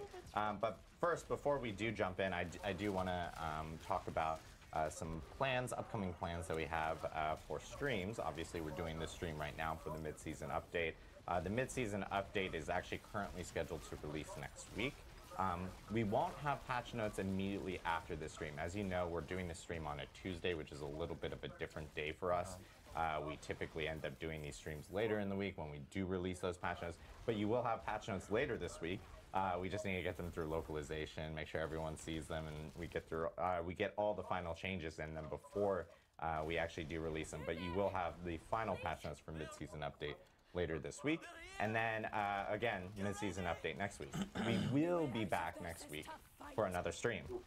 So back-to-back weeks for streams, lots of streams coming up. So this one's going to be a pretty quick one to go over mid-season update, and then next week we're actually going to talk about the Season 7 PTR. And I should actually call it Patch 2.1 PTR is specifically the name of it. We're going to be talking about all the changes that are coming with Patch 2.1. That stream is also going to be a little earlier than when PTR is planning on actually starting. That's only because for those here in the US that are aware of it, the Thanksgiving holiday is coming up towards the end of November, and we won't have people in the office. So we want to make sure that we can do the stream a little early and talk to everyone about the Patch 2.1 PTR before the end of the month.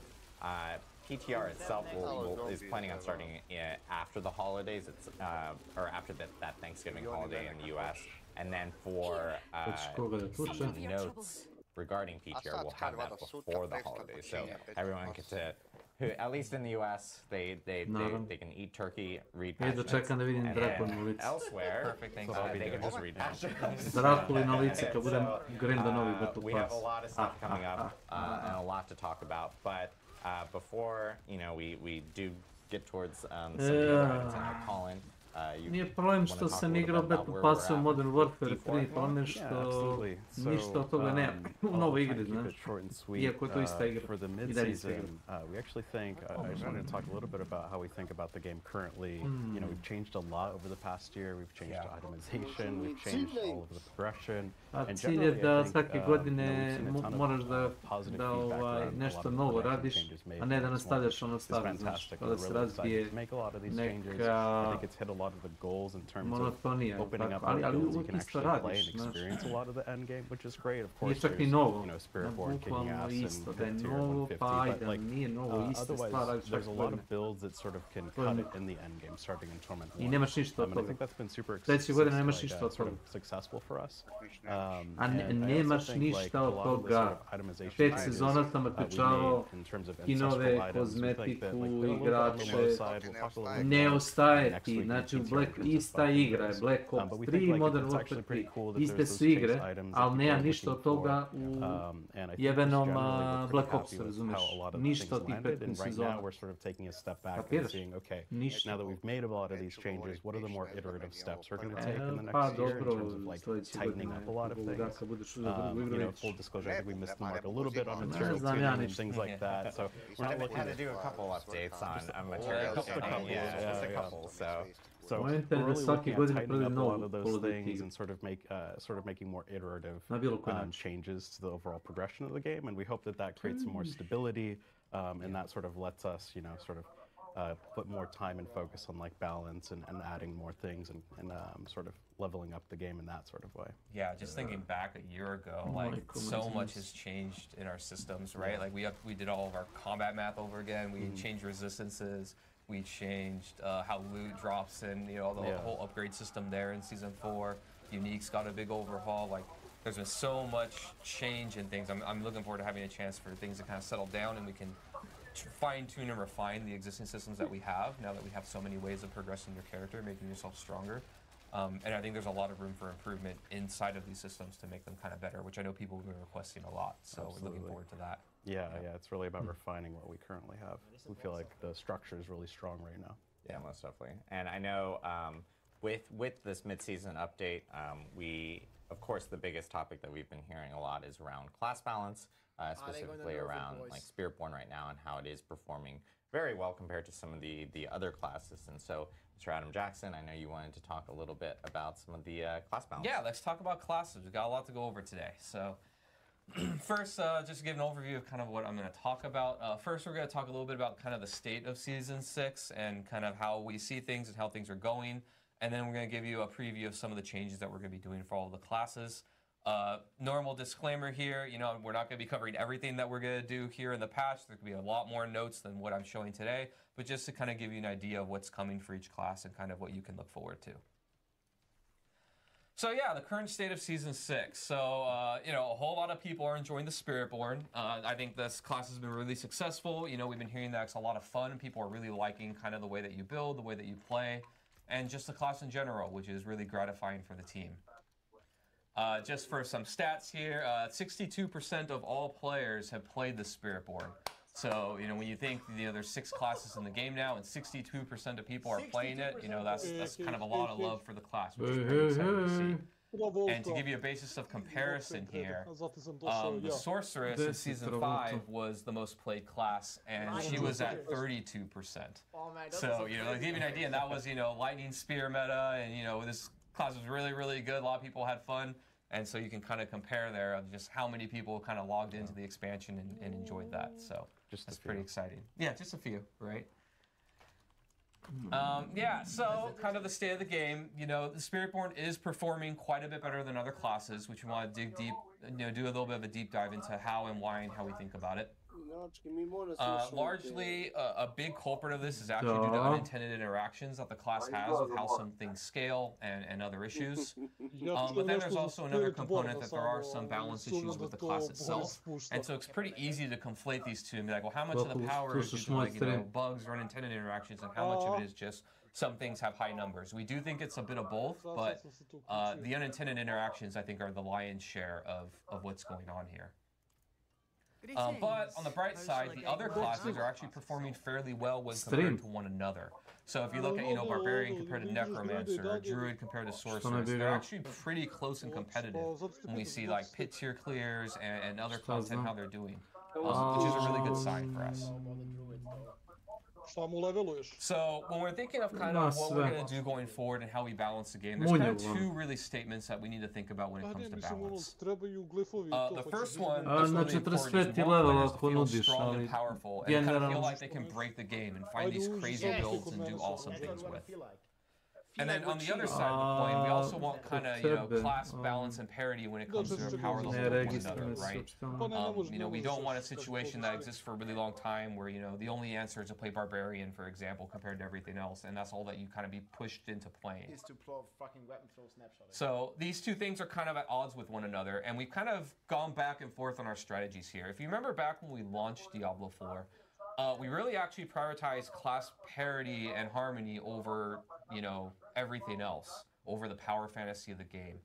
And what this resulted in was every time that someone found a build that was really strong and crazy, we just kind of would fix the bugs or nerf the build, and we ended up kind of playing whack-a-mole every time that players found something cool. And it ended up being that Blizzard kind of turned into the fun police, which players really didn't like. We got a pretty big reaction at the end of the launch period and into Season 1.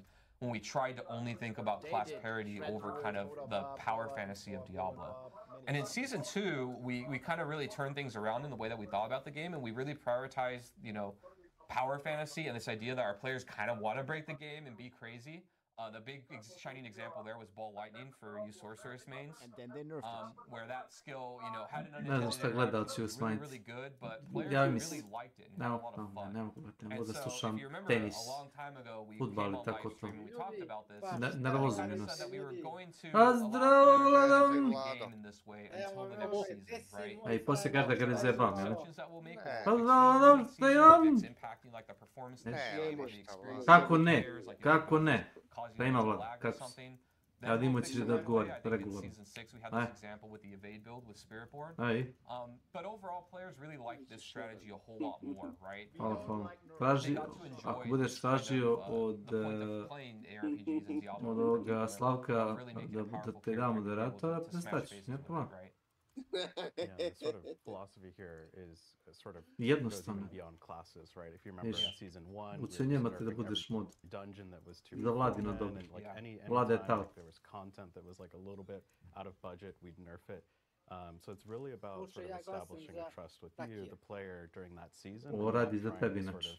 of force you to exploit the fun early and often, and it's really about sort of Kaže da te making zezamo, sure that ja when you i play season, you i know that that season is going to work the same throughout the season, and Boris. change things midway on you. A ja mislim da ti imaš takvu personu da čovjek ne može ni da te zezati.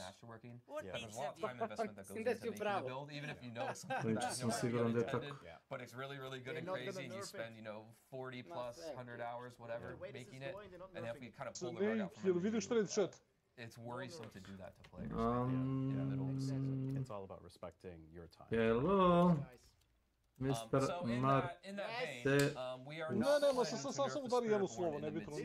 Ni jedno slovo ne vidim. Rekao sam ti nismo istom šaržom. Ti samo ne znam kako chat funkcioniš.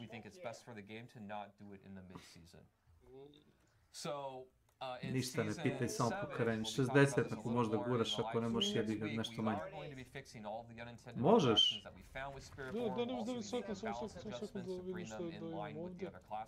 So you can expect a lot of change there. But until then, you know, enjoy what you've got now while it's there. I think it's worth digging into the unintended interactions part too, right? Because it's not necessarily like you picked one legendary Paragon node and now your build is ridiculous, right? No, it's like you're sort of, you know, for lack of a better word, abusing some of the mechanics, right? If we know, you know, Viscous Shield is scaling off of max HP, players have poured tons of time and effort trying to master their max life and getting all the perfect tempers and item affixes. We don't want to take that away from you, right? That's not something that we're trying to necessarily destroy all the time commitment you put into your character by fixing these things. So it's not as simple as just fix the unintended interactions, right? But just reiterating, it is those unintended interactions are things that we look at when, season 7, and we start off with season 7. So, obviously with mid-season update, enjoy it. Da, ali ili ćeš da radiš niži level 50 puta ili ovo. With season 7 in our PTR stream next week, you'll see some of the changes that we. Nisam siguran koliko misliš da si brž. Treba da uračunaš to, ti vjerojatno računaš kad si igrao solo i kad igraš sa mnom. To je moja pretpostavka. To je moja pretpostavka. Hoćeš da je izađem pa da vidiš koliko ti treba sad da 60.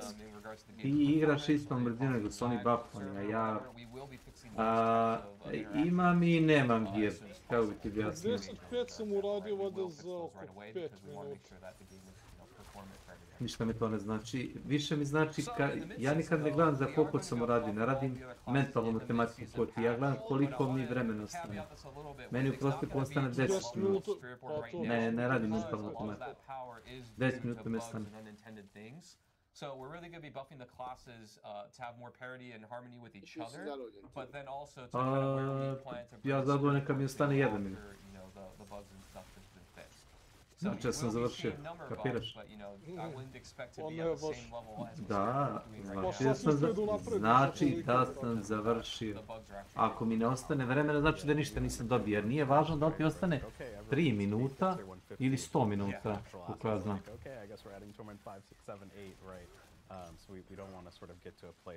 Dobiješ sve jedno, ti misliš da dobiješ u odnosu na vreme broj tih enchanta, je li to? Pa ne, vidi, ako uradim 15 minuta...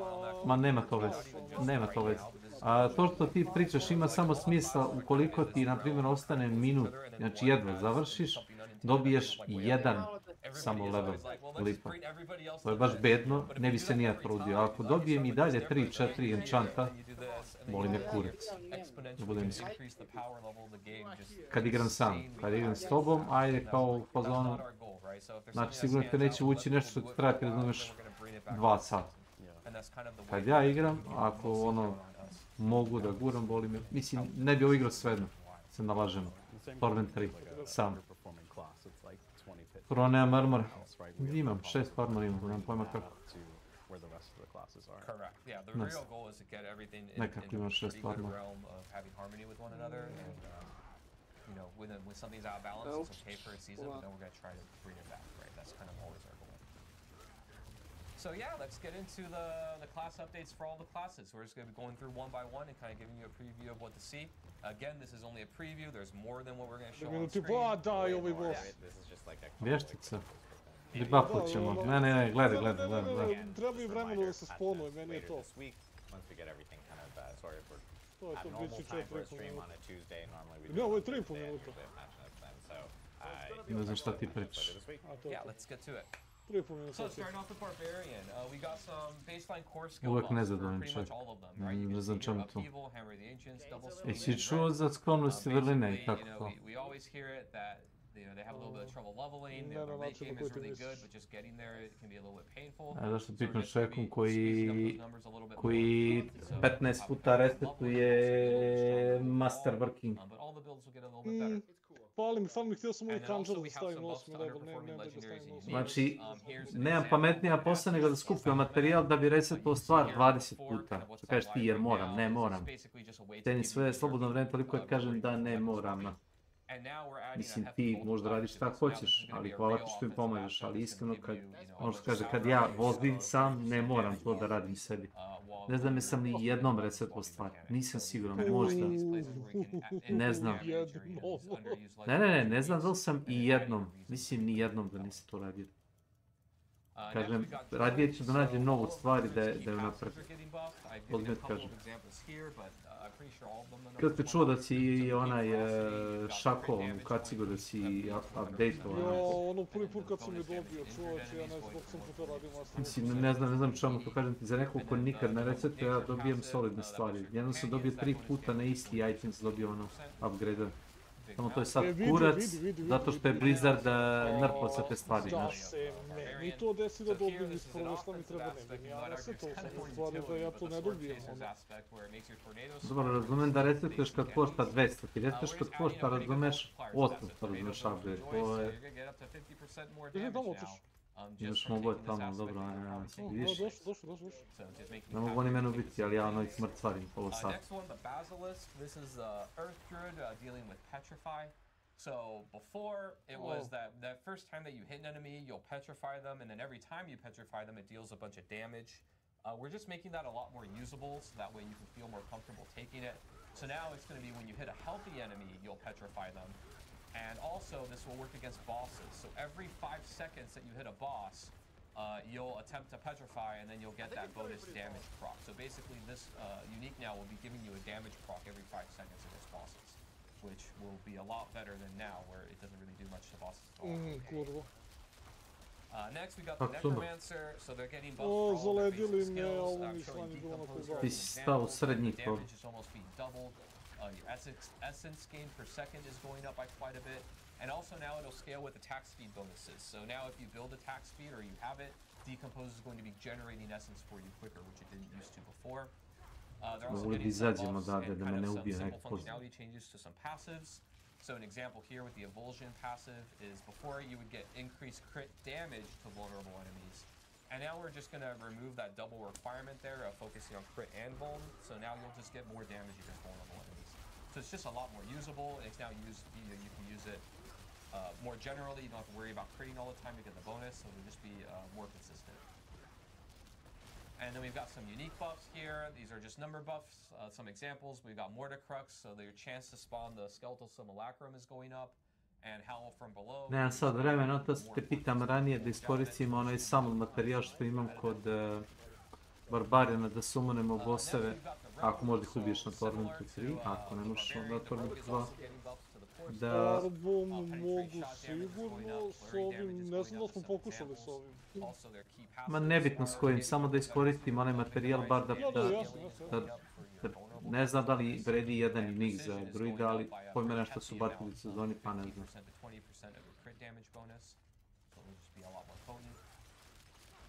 Može, recimo budući to, da li hoćeš da još... Džaba radim večeras.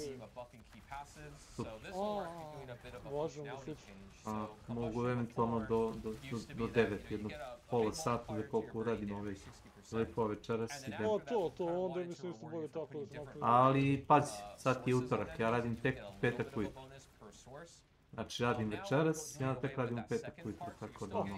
Znači kako, mislim da danas ćemo da guramo onda ove... za glifove, a... Misliš narednih pola sata? Pa dobro, šta, ako nam je koliko 3,5 minuta rane, mislim ćemo ono ostvariti lepo učinu. Ako bude 4 minuta. Vidi, ja sam sam upgrade'o svaku na 15-16 stroke. Igrao sam Torment 2 difficulty i ono, tamo jedan za drugi, za trećini. Nagura svaki na 15 i 17, kako koji. I to sam uzimao nešto daju ili rovitost ili pomozi mi reći nature modifier. And now we're just buffing up the chance baseline, going from 10 to 30% to get that free cast and bonus damage. But now the actual damage that you deal is going to be increased by your damage against vulnerable enemies stat. So now we've added basically a scaling multiplier to this key passive, so it should be doing a lot more damage over time. Next we got Aspect of Piercing Cold. This is for you Ice Shards enjoyers. This one's getting a whole lot better. So before it used to be that the number of pierces was 16% of the damage you would take is redirected across and now the amount of enemies that's going to pierce is going to be static, so you're just getting a more consistent value. But instead of doing less damage, you're going to deal more damage per enemy.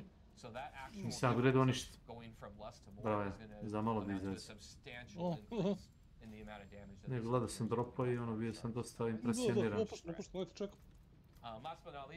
Dobio sam manual i 2 ancestral. Ozbiljno? Da, dobio sam. And both of these aspects were dealing what we call flat damage, or it was like a certain damage amount, and it didn't really scale up as you scaled the skill up. And we've changed that for both of these. So the aspect of charge flash and the aspect of overheating now both scale as you get more charge bolt or more incinerate damage. These ones will be dealing a lot more damage as well. So these ones will just scale with you and be a lot better over time as you get stronger. Može. And next, last but not least, we got the Spirit Form. So we did do some changes here. We really mostly did small buffs to skills that haven't really been being used or seen less success. So we got Razor Wings here. Nisu nerfovali. Razor Wings Perdone su ga buffali. set cooldown between casts. And now we remove that cooldown, so now you can actually cast Razor Wings faster as you build attack speed like all other skills. Hoćete li se skloniti odatle i jebem vam mater. Gledaj kako se nabili, ovo će biti interesantno. Samo uđi da vidiš šta je ovdje. Prokao sam Vortexa od džaba, opet ima nenormalno. Ovdje šta je tu? Lightning, Cold, Poison. Zabude baja. Znaš, tu na ulazu, ovo je bilo već par puta sam gledao ovako nešto. Da ne imam tjedan Might davno bi da držao pokojno. Jesam Imperial Might, brate, zaista ti spašavate. Mnogo je. But it's for things that we just haven't seen a lot of play within Spiritborn players. I know a lot of players are looking at some of the numbers and they're also, these are just like baseline numbers on some of these skills. Obviously there's a lot of interactions that happen beyond that, from tempering to the gear that you have and everything like that, that will end up obviously enhancing those even more. So we're expecting to, as Adam mentioned before, we're not expecting to see the other classes jump up to the same power as the Spiritborn, because the Spiritborn again is using some unintended interactions right now, but those will be addressed in Season 7. So with these classes specifically, they will get some additional buffs so that they can stay competitive amongst each other. They're staying together as a pack and a little bit stronger. Yeah, the idea with mid-season, this is probably going to be true with most mid-season updates, is that we're trying to move everything a little closer together and also to set up for the next season where there will be a lot of Ebe sam jedno elitno, ne znam što. Kao, na bi muzi. I was like, ha ha ha. But you know, we're getting ready for season 7. It'll be a lot. We need upheaval buffs, please.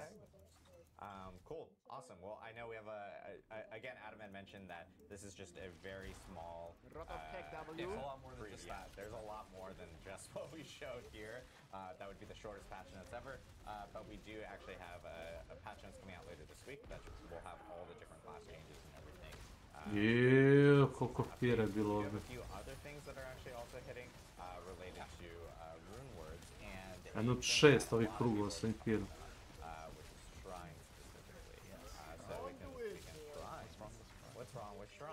What's wrong with the conduit shrine that I... Conduit shrine popravljen, a? You mean the real first shrine? Alright, jumping into rune words first. Ma priči o patch change-ima, ono kao mid-season. We do have some more impactful changes coming in season 7, so tune in next week for them. But in the meantime, we did do some rune word buffs to ones that aren't being used as much, mostly by lowering offering costs. Some examples here, we got the Moni rune word. The offering that you get is increased from 25 to 35. The Ahu rune word, the offering is being increased a lot from 10 to 25 when hitting injured enemies. And then I'm just going to butcher it, I don't know how to say it, but the Se rune word. The wolf spirits are now always going to be unhindered. So, you know, we often run into issues where companions and things like that have trouble getting to enemies, but since, you know, they're spirits, so why would other things get in the way? So now they'll always be moving through enemies and be able to target a lot quicker. And then shrines, you know, heard some feedback that they don't really scale too well. So the artillery, blast wave, and conduit shrines will now deal more damage, and they're going to scale with you based on your Conduit paragon. So as you I blast wave, ja mislim da ih buffio. Getting more potent with you. Even before it's going to one-shot everything on Kind of test 650. it, you know, let us know how it goes, see if you actually enjoy getting them and want to get them now. We do see some room maybe to do some more things to buff them further if needed, but we're going to be trying this as a first step to see how it goes. Yeah, I know we've heard from a lot of people about, like, especially as you get to the later levels and you're towards like endgame and 24, conduit shrine appears, and it's like, don't touch it because maybe that will make things slower, which it currently typically does for a lot of players, especially Spirit players. So it's cool to see updates to these shrines, and again, like, feedback is really important for us to know, like, hey, did we hit the mark? Do we need to do additional things, or do we need to tweak anything? So let us know after you guys get a chance to check out the new adjustments to the shrine. So that'll be really important for us. Some other things that are coming down the line, we do have some in-game specific events and items that will be hitting here in the coming weeks is a little bit after mid-season update. We do actually have another, we're bringing back the Red Cloak Horror, which is part of the Midwinter Blight event that we had last year, and we'll actually have a blog that details all the benefits and rewards out of this. It's like XP benefits, Ovo kao za noć vještice je bio To je bilo za noć vještice. O, nisi ušli kao to Goblin, s Goblin i Butcher. I inače imamo Goblina, i inače imamo Butchera, ali ga sad ga vidiš šešći. Vrlo unikatno.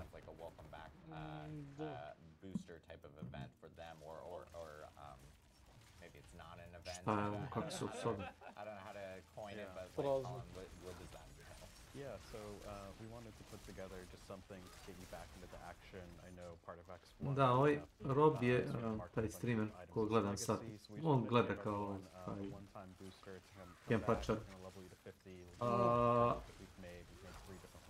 Teoretisao je da će Blizzard verovatno ubaciti ovu opciju kao što imaš sa ovim Mercenarijem.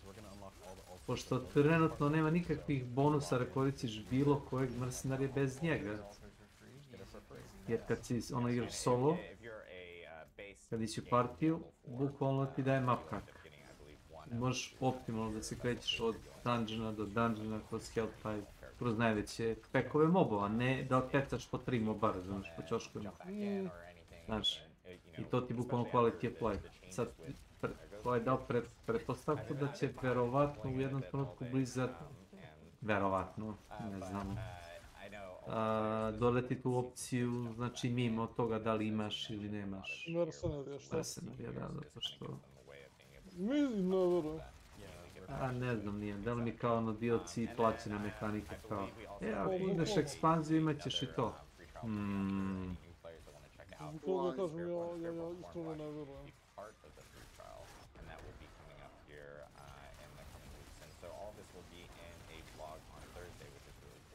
Viš, na primjer, kad sam na Open World mapi, u Helltide-u, s tobom, onaj mali me pratio, onaj kao poludemon. I kad bacim ovaj, ne znam šta se stavio, vukove ili uzavicu koja aktivira, na svaki 20 sekundi, on baci lance i sve neprijatelji uspori i veže, znaš, u gomilu. Mislim da ih kao krse s tim lancima. To dosta zabavno izgleda vizualno, znaš, i uspori. Samo toliko da mi se ne kare opet. Da ih mogu munjama sačgati. Mogu onako lepo da channelim. To da radim.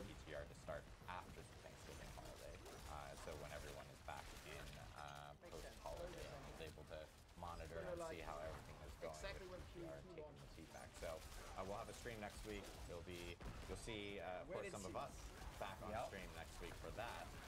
And I believe we'll be joined by Mr. Dan Pangway again, who will be in Albany and chiming in on all the stuff that's coming with Season 7 and patch 2.1. So lots of big changes coming specifically with that. I know we do want to jump into some Q&A really quickly. So if you guys have any questions, we have chat enabled on Twitch, so twitch.tv/. Dobio sam pantalone sa 3 gretra. That's where we do take in specific questions. But moram da kažem da ima onaj buff za gear, znaš. Try to get through as many as we can here. Again, this is just kind of an abbreviated stream for the mid-season update, and we'll be back in a week. Next week, yeah. I get it. We took a little bit of a break from streaming, so that we'll be back pretty quickly. But I know our first question that we have is related to ancestral updates to ancestral items. I've seen a lot of questions. Oh, this earpiece is driving me nuts. Question number 1, Adam, fix your earpiece.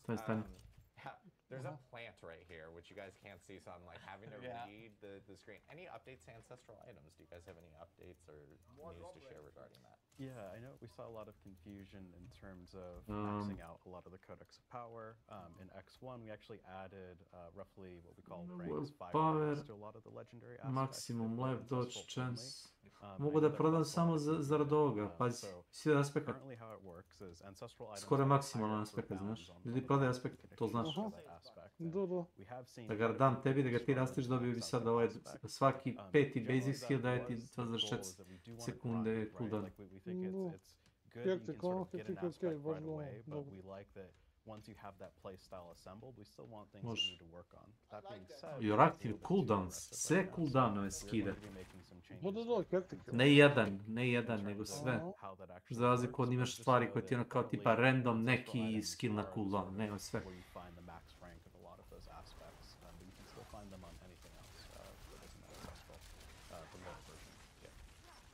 I know, and we'll be talking more about ancestral items. Specifically. Yeah, the drop rates. Yeah, a lot of stuff regarding that. Mogu barbare na dužnim stavim. I'm taking a few questions from the forum. A to ti su one basic attack buildove. Pa ja nakon non stop spamujem beš. Ti misliš da ja sa barbarem na spamujem non stop pod mater, šta? Da, s obzirom da ti to build, da. Pa da, ali nemam toliko, imam, jer imam 15% šanse da prokujem 180% refill resursnog bara, tako da mnogo mane vrati. Rage, mane. Jebo ih resurs, mane. I need more mana. Ili ovo kod tebe ili kod mene? Šta? Stigao sam kao čuko da neko posao private message. Meni niko ništa. Ti nije onaj Stevan cijeli. vehicles and everything from there has a pretty steep diminishing. Jer malo da omekšavate So what we bube. don't say to you all is like you need to grind 200 hours to unlock Nećemo ništa da omekšavamo. all the things that are sort of playstyle defining, which we define as Si ja zjebam, ali secondary nodes. Prvi put kada bahno ovdje naišlo se nešto iza Ford, kaže, brate, koliko ti priča Lili. Ja rekao, pa onaj, kad se izašao iz kanala, kad se promenio sobu. Stvarno, brate, ali ja. Zavisi koliko imaš debele... I think it's kind of in line with what you're talking about. Yeah, like those last 5 A dobro, što kaže Kecman, možda čovjek upali malo društva, pa onda ono... Mislim da se žive nekim odžacima. But then you have something to work towards incrementally to become stronger and stronger, and that we're okay with taking a long time. As long as it's not like cutting you off in the middle. Yeah, it's about getting you into the fun and like making sure that your build is blasting and you have things to sort of use that. Yeah, and I think there's like Nemam pojma. Ništa. Like we do have these events coming up and stuff which also benefit from the XP Što pa ja stvari... Imaš velike od danas prižde pa napravi neki emocije kad bude šito šio jer ćeš nica da pravi. Dobro, dobro. A nema da sad ne pravi cerbi. Nemoj. 6 u 12 kao da... U redu. Jebote, puklo mi nešto u glavu. Znači, od toga vam bilo na, ne znam, 500 kg. Neki mobac to bira.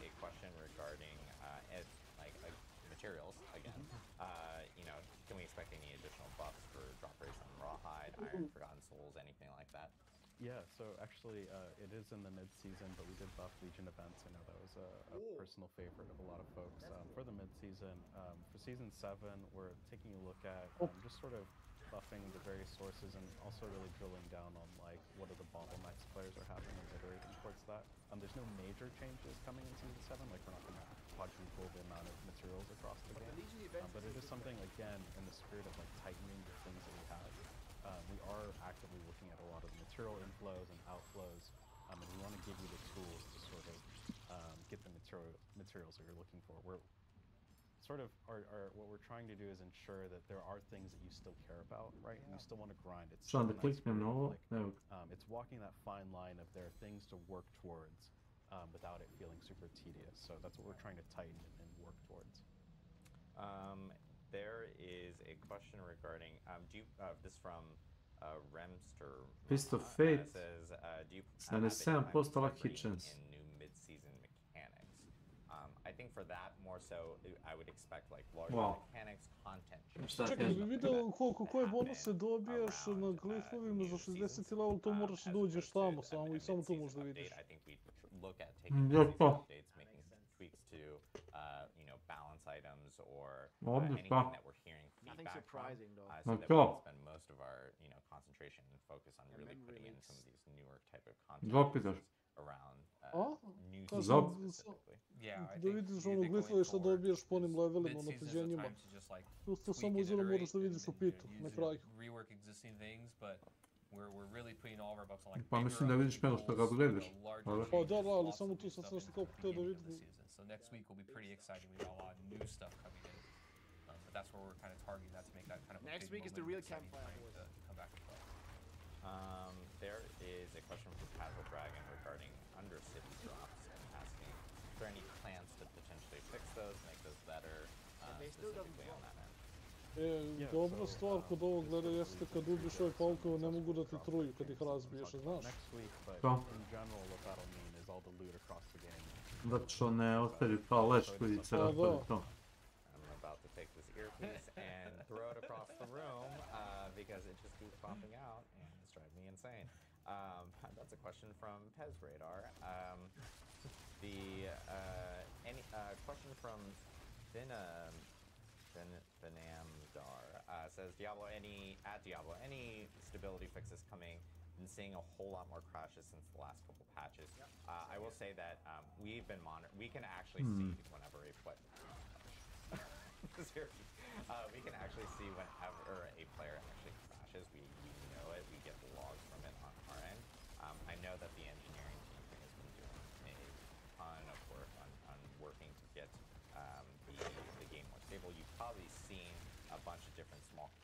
just go out. We actually just re-enabled like DLSS in a client patch that went out yesterday. There are additional changes and more reviewing that's being done from our side to ensure that the game is running very stable. So expect to see more of that as we get through this season and of course into next season. Because our goal is to make sure baseline everyone can jump in without any types of issues and everything. And shout out to our engineering team. I know they've been working long and hard on figuring all this stuff out. They've been that's like their top priority. They actually, behind the scenes, we even collaborate with them a lot on doing various things related to game performance under the hood, like making skills cleaner, making interactions cleaner. Like we're constantly doing stuff to make the game run smoother in the background. Pretty much every patch, like we're fixing multiple things. So it's definitely something that we're always working on actively. Why so blue panda bear? Any chance on tempering schools can be used more than once? Investing time to find the pairs often and it bricks kind of doesn't feel too great. Any thoughts on tempering schools, how that's been going? Yeah, I think it's definitely something we hear a lot of feedback on, and it's something that we're sort of taking an incremental approach, right? Like with the X1 or the expansion 1 changes, we made it so that a lot of the recipes are free. Mislim da ovaj skill za vukove radi aktivno 300, koliko? 380% damage. If we see still there's a lot of feedback that it just still isn't hitting that mark, we're absolutely open to changing things like potentially letting it be used more than once, and we're just sort of monitoring at this point.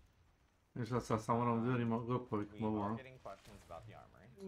Yeah. Stay tuned. TM. We'll have information on that. As you guys know, that has been in development. It's something that we've already confirmed about. I will be talking more about it soon. So next year, my friend. Keep your eyes peeled. Is that the term? Keep your eyes peeled. I don't know. There's a saying that what the fuck are you stay talking tuned. about? I don't know. Last question here that we have before we head off is Hole's transition says, will Dance and Knives get buffs and any changes to be more compatible with collecting with opening doors, etc. When you're going, you're spinning to win with your knives and stuff. Is there any way What are you winning, any though? plans of potentially having them seamlessly move around around a dungeon or something like that? Nothing on my radar right now, but that's a good note to take. It's a good note to take. It's a good note to take. Rogues want to spin to win. And never stop, I know, ever. You have to do all this setup and snapshot, and then you have to open the door. So we do know that it's a thing. Yeah. So we'll see. Well, stay tuned. It's another thing to stay tuned. So again, thanks again everyone for jumping in, providing questions and everything from our end. We will have patch notes later this week, so stay tuned for that. The blogs for Mother's Blessing, the Red Cloak Horror, our Eternal Boost stuff, everything will be out on Thursday. So also check out for that blog. Mid-season update hits next week. So se gamblo pun inventar, brate, ništa. Ali da ne dobijem ni jedan aspekt, ja ti kažem, znači to je zaključeno po težinama koliko možeš, ono. Ovo to je kazano što hoćeš. Šesticu, šta? Ostalo aspekt je, brate, ono što mi treba, razumiješ. Da ti samo promijeni nivo težine na četvorku, i sad ćeš onda... Ali ću da ih dobijem. Ništa te ne sprečava da promeniš sad na pomeniku nivo težine četvrti. No, tako? Mislim da ne ide još tako, mislim da ne ide još Nego tako. kako? Pa nemam pojma, ali... Kako misliš dalje, oprosti? Možda igraš narednih 5 sati na četvrti da bi ti dopao. Ne, nego da igraš na 4, ali ne znam da će on ovo da računa za 4. To ne bi računao. Ali sve smo igrali Remnant, ti rekao kako je glupo ređeno. Da, ne, to da, sad vam pitanje da li je ovo tako. Mislim, kakve veze ima to što sam ja napravio kampanje i kao markao sam kampanju da igram najveći nivo težine, da bi on meni povećao, oni kako zovu, oni su glipovi za Boga, oni šardovi. Povećao mi rarity šardova sa, ne znam, advanced na mythic. Kakve to veze ima, razumeš? Okej, prešli su igri, ja i ti, razumeš, ono regularno gdje smo prešli i možemo da igramo na tom, kako zove, apokalipsni nivo težine, ali ne želim, razumeš da igram, to me razliku. Ali, ako napravim kao kampanju ili kao onu mini sesiju, onu avanturu, i selektujem me kao da ću da igram, a ne igram je stvarno, nego samo igram markuje to kao da sam ja, znaš, već u toj sesiji i odem kod tradera i krenem da gamblam, računa se ko da se bore ne znam s kime, da samo se kocka. Marša ti meni neće. Misliš da je Blizzard toliko pametno, šta?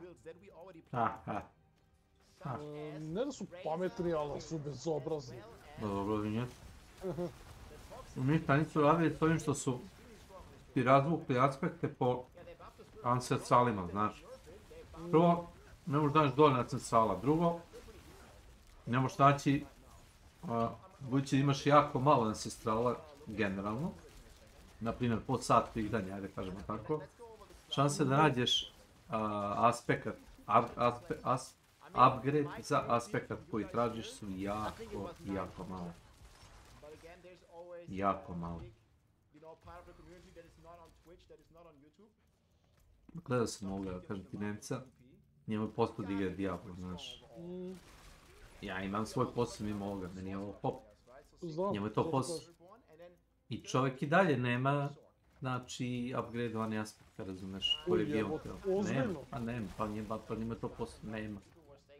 Nema. Ti meni kažeš, nađeš iteme i igraš taj build. Ne nađeš iteme, ne igraš build. Jer ne možeš da imaš build, jer ti Blizzard ne da imaš build, jer nemaš dropove. Nemaš dropove, zato su veštački produžili i duže igre. Evo, dok smo se pitali šta će Blizzard uradi, probali su se XP-em, nerfuju XP, ali nerfuju XP u non-seasonal, u onom Eternal Realm. I stvarno je nerfovano. Šta mi uradimo? Mi sve odigramo sezonu, imaš 3-4 ona, imaš potion kao u eventu koji ti daje XP, imaš one ashes koji ti daje 15-20% XP buff. I tart. Ako igraš non-seasonal karakter, da, nerfon ti XP gain. Ali većina igrača hoće da većina, ne svi. Ne svi, ima ljudi koji nemaju vremena to da igraju. Kapiram.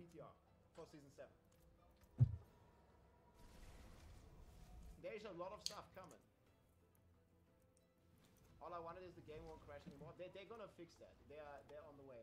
Kaže, 65 ili 62% igrača je igrao od svih kao... Od svih, dobro što su Blizzardovi brojevi. Uzmi sa zlonicom sobi. Ali nešto od toga je istina, verovatno. Su igrali sa Spiritbornom. S tim u vezi, do sezone 5, kaže, maksimum pick rate za klase je bio 32%. Znaš? To sad ti vidi, a? Pa da ti vidi koliko je. Nisam siguran koliko će se smanjiti pick rate ukoliko normalizuju. Nisam rekao da nerfuju klasu, već ako normalizuju. Ne. Radi se o tome da, to su oni rekli da će ostale klase malo da srede, ali radi se o tom nekom pasivu, ne znam da li si video o kom se pasivu radi. Imaš pasiv, to je ono kao, znaš ono na svakoj Paragon tabli da imaš neku moć. Ima jedna moć na toj tabli koja ti daje jako puno damage. Ja ne znam se ja to uzeo, pojma ne. Da li ide nešto na pojedne resursa ili pičke matene zaboravio se. Uglavnom daje mnogo damage za svaki kill. Ako nijedna klasa nema trenutno. Kako oni to nazivaju kao unintended interaction. Da. Da, baš unintended. Ajmo sljedeći. A ova grupa ovdje ćeš? A ne može se jedna grupica. Jedna grupica? Pa da. Eto. Ne spašava nas toliko koliko smo izgubili da je ubijemo. Ne izgubio ništa, zato što i dalje imaš 15 minuta vremena, nisam siguran šta izgubiš. Ono smo više izgubili prošli put jer smo protrčali bili pored nekih grupa i onda smo ostali na to da jedno pola minuta smo tražili šta da ubijemo. Tehnički ti, ali ja s tobom škara okolo. Pred kraj runde. Zato što je neka grupa... Najduža runda nam je bila ono kad sam zagijeno, to smo igrali oko 5 minuta. Ne gledam ja vreme, gledam objektivno vreme. To što te igra penalizuje sa 30 sekundi, to mene ne zanima. Gledam koliko moje vreme teče, ne njihov interni sat. Nemoj tako kecmane, pa nije ovo Diablo 3, razumeš da se takmičim sa leaderboardom protiv imaginarnih ljudi. Dobijam... Elon Musk spada u 20 najjačih u Diablo. U čemu? U Diablo. Zato što fura bota, brate, da mu farma i grinda. Pa ne znam da li fura. Pa znam ja, brate, sigurno sam kako. Brate, kad te lik treba da ima vremena da to uradi sve. Verovatno neko plaća da mu igra sa accountom i onda on... On ima toliko para da to nije normalno. Pa to ti rade ovi kako se zovu... Shadesi, znaš isto. Kupi account recimo za World of Warcraft ili za neku igru koji je ono pimpovan, ima razumeš levelovnog karaktera, ima dosta mountova, ima zlata, razumeš i tu igra opuštena, znaš. Vidim da si otego papke ovdje. Daj ih ovdje. Pa svi su tu, ne znaš šta hoćeš, da skočiš na njih, šta? Pa da. Bolje ide okolo, neće, šta si ti radio, ti skočio tamo, ćošak i ubili si tu. Ma da, htio sam u ovoga, brate, da nekako dokučim. A to je šir. Ipak ste odješ okolo.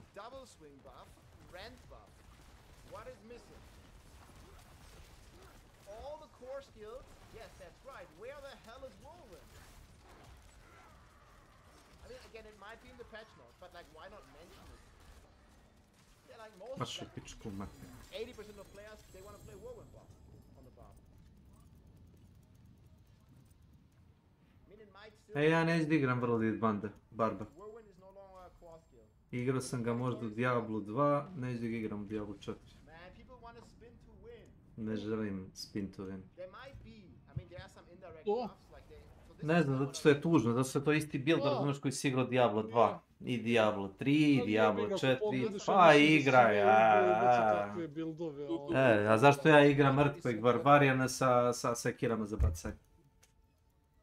Što je drugačije, ne znam ko šta igra, ali ja to igram. Šmogede će se opustiti se. Nije, nego, kažem, ko traži taj buff? Kao 80% barbarnih igrača, onda ja 7-20%.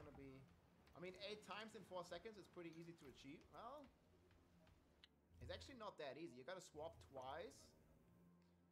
Well, I think the buff needs to be, yeah, I mean, 8 times, like, come to think of it, it's gonna take quite some time. Like, maybe 2 swaps a second, maybe 3. Okay, 3 times of Iron Maelstrom. Like, there ain't no Iron Maelstrom, bro. Yeah, this is gonna be hard to keep up, this one. Yeah, another weapon switch enjoyer, another walking arsenal enjoyer. Well, they did nerf walking arsenal, that's crazy. I don't think, well, we will see on the patch notes, but I'm not expecting there to be a buff to the key passive, even though I think it would be... Yes.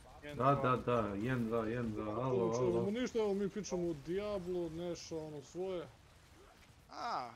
Neša svoju politiku roka. Makić se uključio kod mene, bio na stream, ali nije bio na kanalu da priča s nama.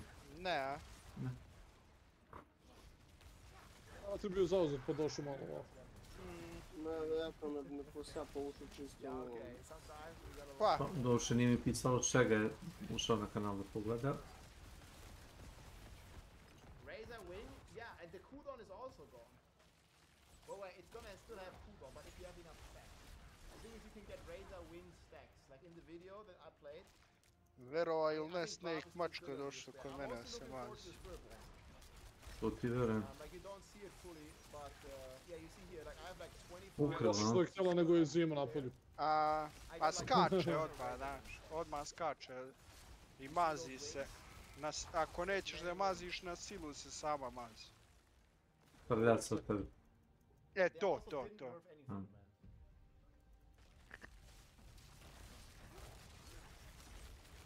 We can only real cook on Barb once we have the full set. We don't have that. Holy has like monster energy. I mean, there's tons of flavors for monster energy, right? You have to choose whichever one you want. whichever flavor you want. There's a ton of different flavors. Usually. Yeah, hopefully they buffed all the key passes, but I feel they would have mentioned that. Zamišljam da uzmem umjesto onoga Vortexa, da uzmem heal. 20% healtha over 6 sekundi. A sačekat ćeš me ako hoćeš poslije ovoga, samo da isprobam jednom da vidim kako to izgleda. Koliko zapravo vraća health, pa što ode i mogu da mi skinu health, znači Torment 2, slabo to.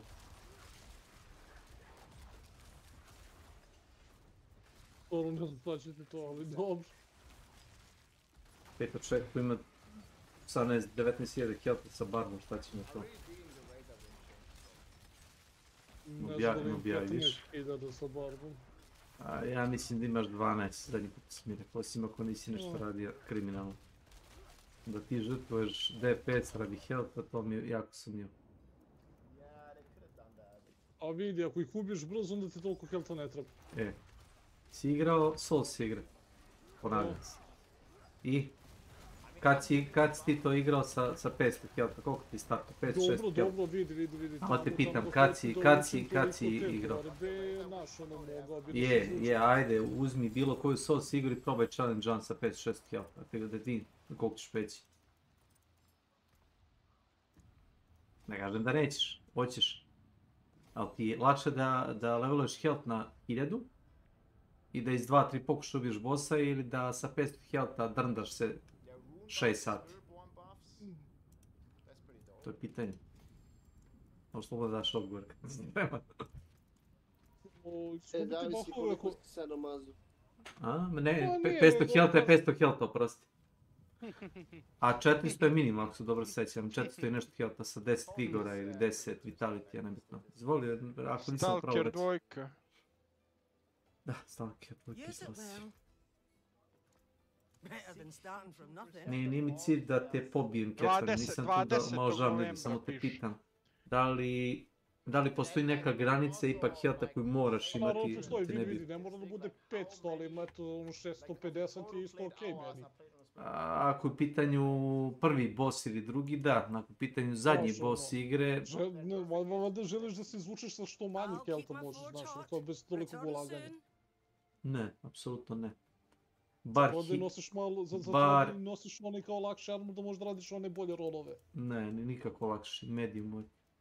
Light ti ne daje ništa. Medium da. Medium na granici sa high. O to. Nešto sam teo stani. Sad ste bio rekao malo pre. Da uzmiš nešto za neki health, za vraćanje healtha. Znam, run, stani. Ću prvom. Što me nekad klepe i da ne bi stalno lokovane napitke. Da uzmem automatsku regeneraciju. Ima tu Warcry, ovaj Critical, ove Power. Warcraft. 3 arena, da. 62% of players could not type in the chat because they clicked the content shrine. Gdje je Dracula? Na posudi da bude čovjek. A gdje će biti u 9 sati na posad? Nenade i ti, evo. A evo, Nenade i ti, evo. Možda nešto vanredno ja. Jebote, imaš 2 minuta do 9, Snake, hoćeš na brzinu još jedan. U 9:30 ja treba da budem na autobusu. Da ti kažem, još jednu samo da probam na što ući. Ajmo još jednu, brate, poslije. Pa jesi li u noćnu ili kako? Ne da treba puno razmišljanja. Verujem. Lako se radi. Više si ti nestrpljiv nego ja. Može. Start. Pa jesi bio na ona predavanja, nisi? Ne, već smo radili predavanja. Sad je bio test, a test smo radili za neki 10 minuta, čini mi se. Pa jesi položio to? Kad ćeš znati? Pa papir na kom smo polagali već piše da smo svi položili. Papir dobijete koji pišeš ti, a jedan je punio već unaprijed. Ne, mi smo... Bukvalno ne možeš da daš pogrešan odgovor. Skripta ti stoji pored tebe na stolu. Koju im vraćaš, razumeš. Skriptac se okružen mogu, razumeš mi sad? Veli mi da Pa koja je svrha polaganja? Novac? Više edukativnog je karaktera, znaš. Da bi nešto naučio.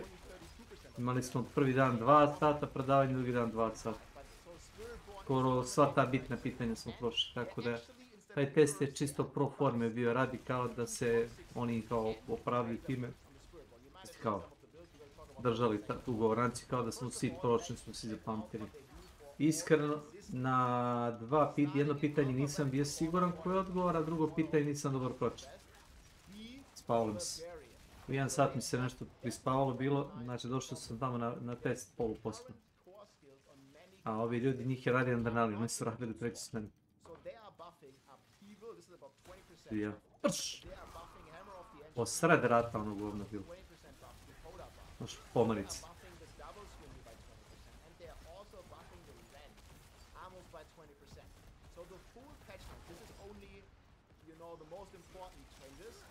A ima i ono, svaki 200 kao run resursa ti smanji 2 sekunde 2 sekunde ovoga nesretnog ultimate cooldowna, znaš.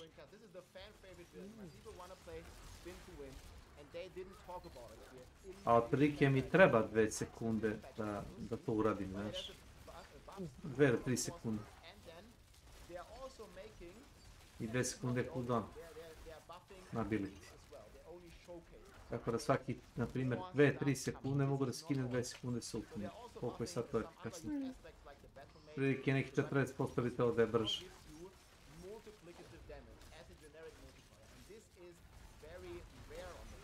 Dogod kastaš ili udaraš.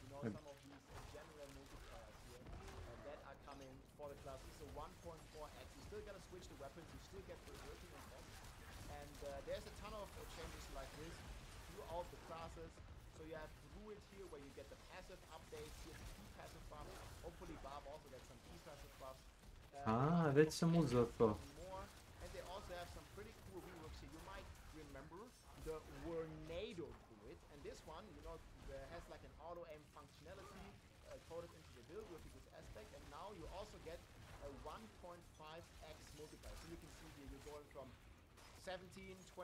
Damage up to 30,000 damage. So from 17 you go up to like 30. That's pretty good. So Druid is definitely getting some buff. And they also said, guys, they are not gonna make all the classes as broken as the Spiritborn. Yes, all the classes are gonna get buffed, but no, not every class is getting a million times multiplier. So the Spiritborn in Season 6 is still the best class. There's also like another buff here to the Basilisk here with Petrify. I don't think that one was too interesting. There's also a ton of... Po starte bi bilo čini, sad će pa spomereš. They are buffing the basic skills on the Necro. They are buffing here some passives like Evolution. And yeah, there was a couple more stuff like Essence Gain, Mortar Crooks, Half from Below, some of the uniques, but you kind of get the idea that they're basically going to buff every class here. Rogue is also getting a ton of core skill buffs, Hex is getting an increase, Flurry is getting an increase, they're buffing Victimize, Precision, so a lot of key... 2 su mi na 46, ono jedan je 35. I think here, the Sorcerer is able to do most changes from what they've shown. Sorcerer needs a lot of help, How shall I guide my and hammer? it's getting scaling on almost all their passes. So you can see Mislim da ću sad Combustion here, sve ugasim. Polako, djeću. so they added this to... Polako ću samo da pročitam koliko zapravo daje ovo kad je soketovano. And you see here, for example, Avalanche for Frost skills. This is gonna buff like Ice Shard, Blizzard... Kad bi pisala koji je ovo Earth and Sky 29 level. 50% damage to elite, 22% damage. Multiplicative base, but you're also getting an Još dobije 5% na nature kad se level. damage that you have. So this reminds me of Victimize, and this might potentially be Human. obviously extremely strong on Ne, leave game. But generic multiplier... Ja sam izašao iz partije, ne bi... They're also buffing the supporting aspects here. I think an Ice Shard Sorcerer might be eating good. You may remember Ja sam spomenem težinu, ali... where they were rocking the Ice Shards. Na šta, na T4, ozbiljno? Na T4. Da, hoću vidim kako će ono da bude. Ja hoću to da gledam. Samo šteta što ne mogu. Ja bi to gledao. Kako te...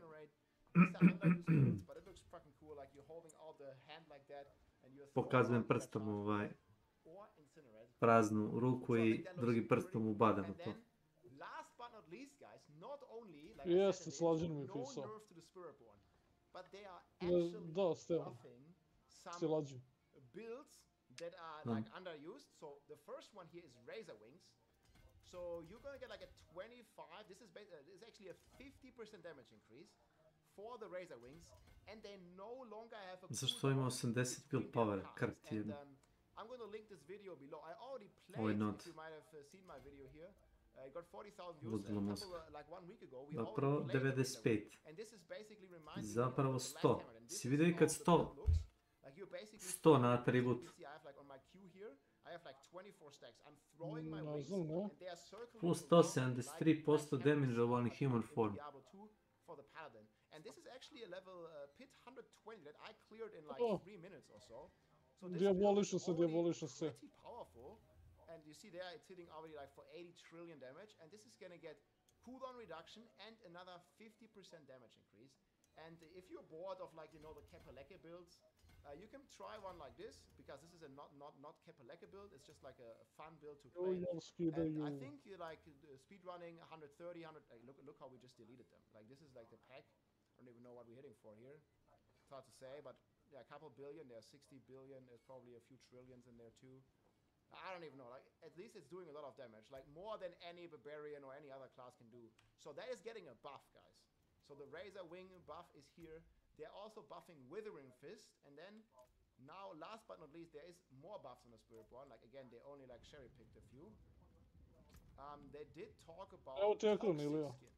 So you might have seen this. This is like the reverse flash build that can basically permadash with toxic skin. And this toxic skin, let me see if I have the video here. It's also getting a pretty juicy. To se mislio, rezistoje su užasni, užasni. Pitali su ljudi na streamu da li će kao nešto da urade povodom resursa, da možeš ono da imaš aktivne te, pomozi mi reći, te noževe, ono non stop, razumeš, da nemaš nikakav delay, ali kao u fazonu treba ti određen set da bi to radilo uopšte. To znamo da treba set. So yeah, I'm looking forward to that. So there's definitely a ton of stuff here in terms of class updates. Again, no nerfs. Pa dobro, ok ti bil prepostavljen. Very much looking forward to those. And then there is more changes here. Ne znam, su udarili dosta. Jesu. Znaš, kad ih ne zaledimo odmah. Po ono pocepaju me, ne znam, ono, baš padam nisko. A recimo da uletiš u led ili tako neki ono, znaš kad ono bez veze. To. Da, evo kao sad. Ne, treba da digneš taj sustain. Mnogo, da digneš sustain, bojim se. And this might motivate some people to get some more paragons, because you're basically going to deal way more damage with those shrines if you are Paragon 300. And there are good news coming for that as well, because they did confirm a ton of events that are coming. Zato mi kažem, svi ovi koji igraju u ovaj build koriste ono rune da bacaju onaj bulwark valjda od druida i petrify. Pa znaš šta ti je činiti?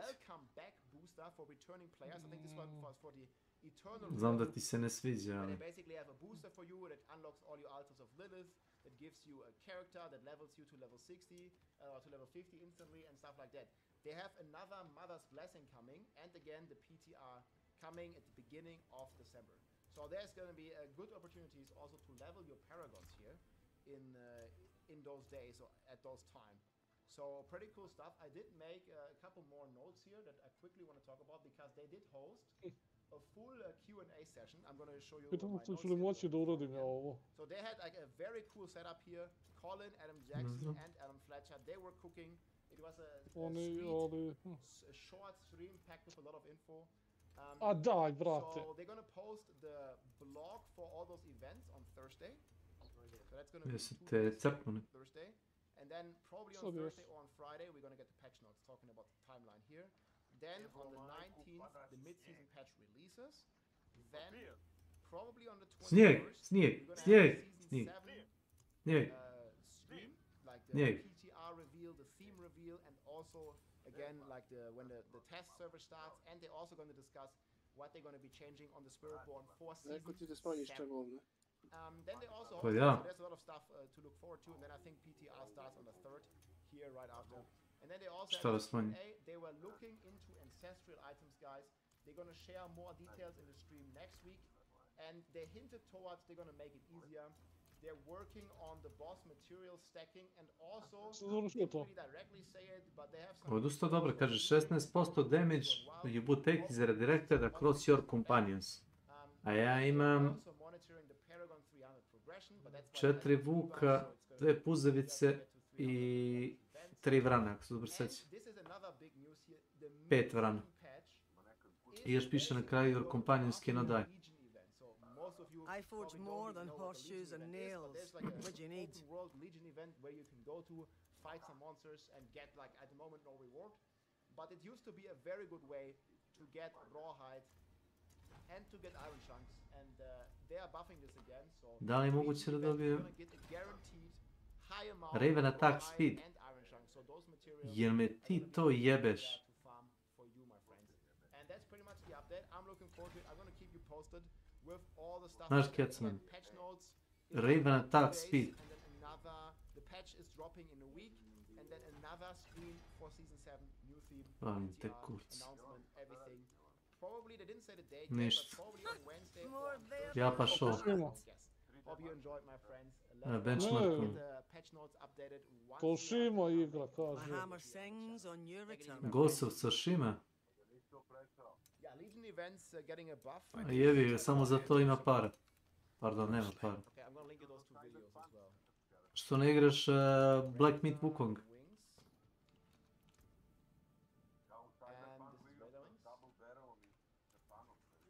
Well, it was just a short campfire. I think the expectation that you wanted is happening next. Some solid bits here. Double Barrel Katana, to neki meta, šta je to? Evo, bio sam Hell Commandera još malo, znaš? Well, GG. Yeah, I'm guessing it's gonna Jesam, sve sam ga bio. somewhat overlap. As in, Pogodi me ono vatra što pada sa neba, odvrana. chance that the PTR and PoE2 is happening at the same time. Šta me zanima?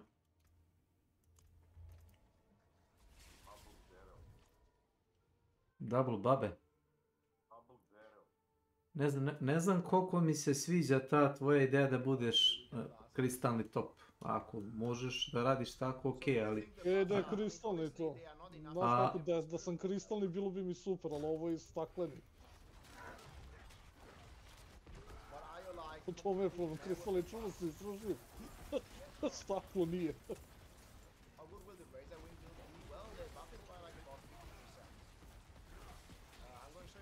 Zabavna stvar, ne mogu da mi ubiju followera više.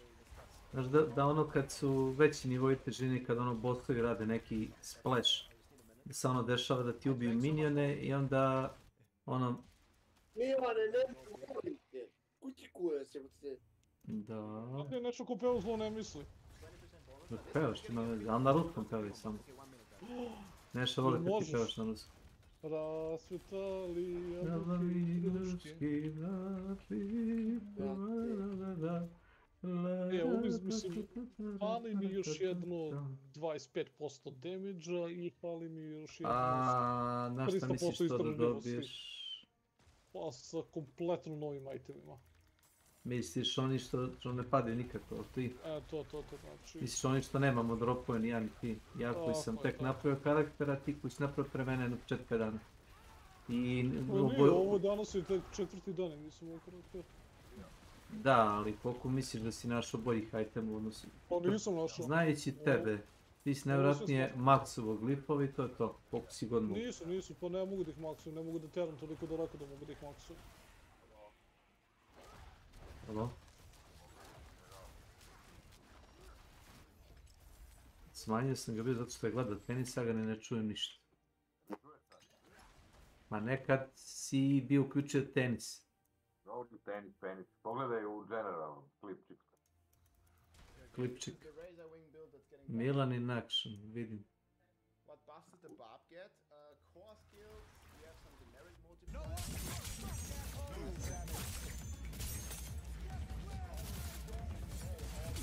O, bravo, dosta mi kad sam vidio katanu, muka mudi. Cringe. Heavy attack je bukvalno isti ko u Huntu, jel? Bukvalno isti. Pa nije to isti ko u Huntu, to je AI. To ti zapravo jedna od tih, da kažemo ti majstori mača, se ono diče time. Da iz jednog poteza fluidnog izvučeš mač iz korica i presečeš to ispod tebe. Nije taj, to rapid na glave kada bi zver ukupa na bode na dole. Heavy attack.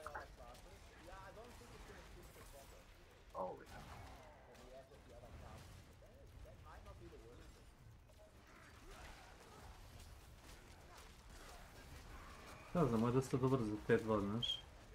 Tu budeš mi pomogao za ove ostale glifove, boga mi. Pa, jebi ga, tada sam da ti ideš, mogli smo da radimo još glifove. Ne, apsolutno ne. Ovo je više ja trčkaram okolo bez da me ti pratiš sam u T2, neću te vučem vuda. I gledam koliko stvari brzo trkave, boga mi ti reći. Koliko je ovaj modifier na damage with human, 190%.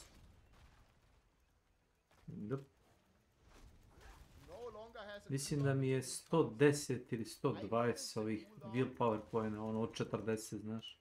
Sam taj bar sam bukvalno prepunio. I think you might not need the Razor Wing stacks anymore. We might be able to get rid of that. Because the cooldown was only happening because there was a bug if you used intricacy. Yeah, they did buff the Spiritborn. Da, umjesto da nerfuju Spiritborna buffu. Mardellis. Welcome to my channel.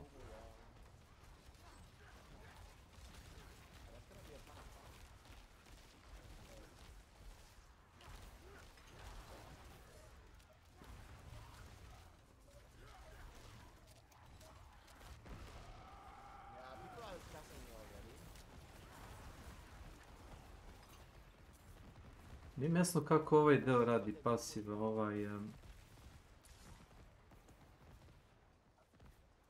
One with the nature. I mean, they can always do more changes, right?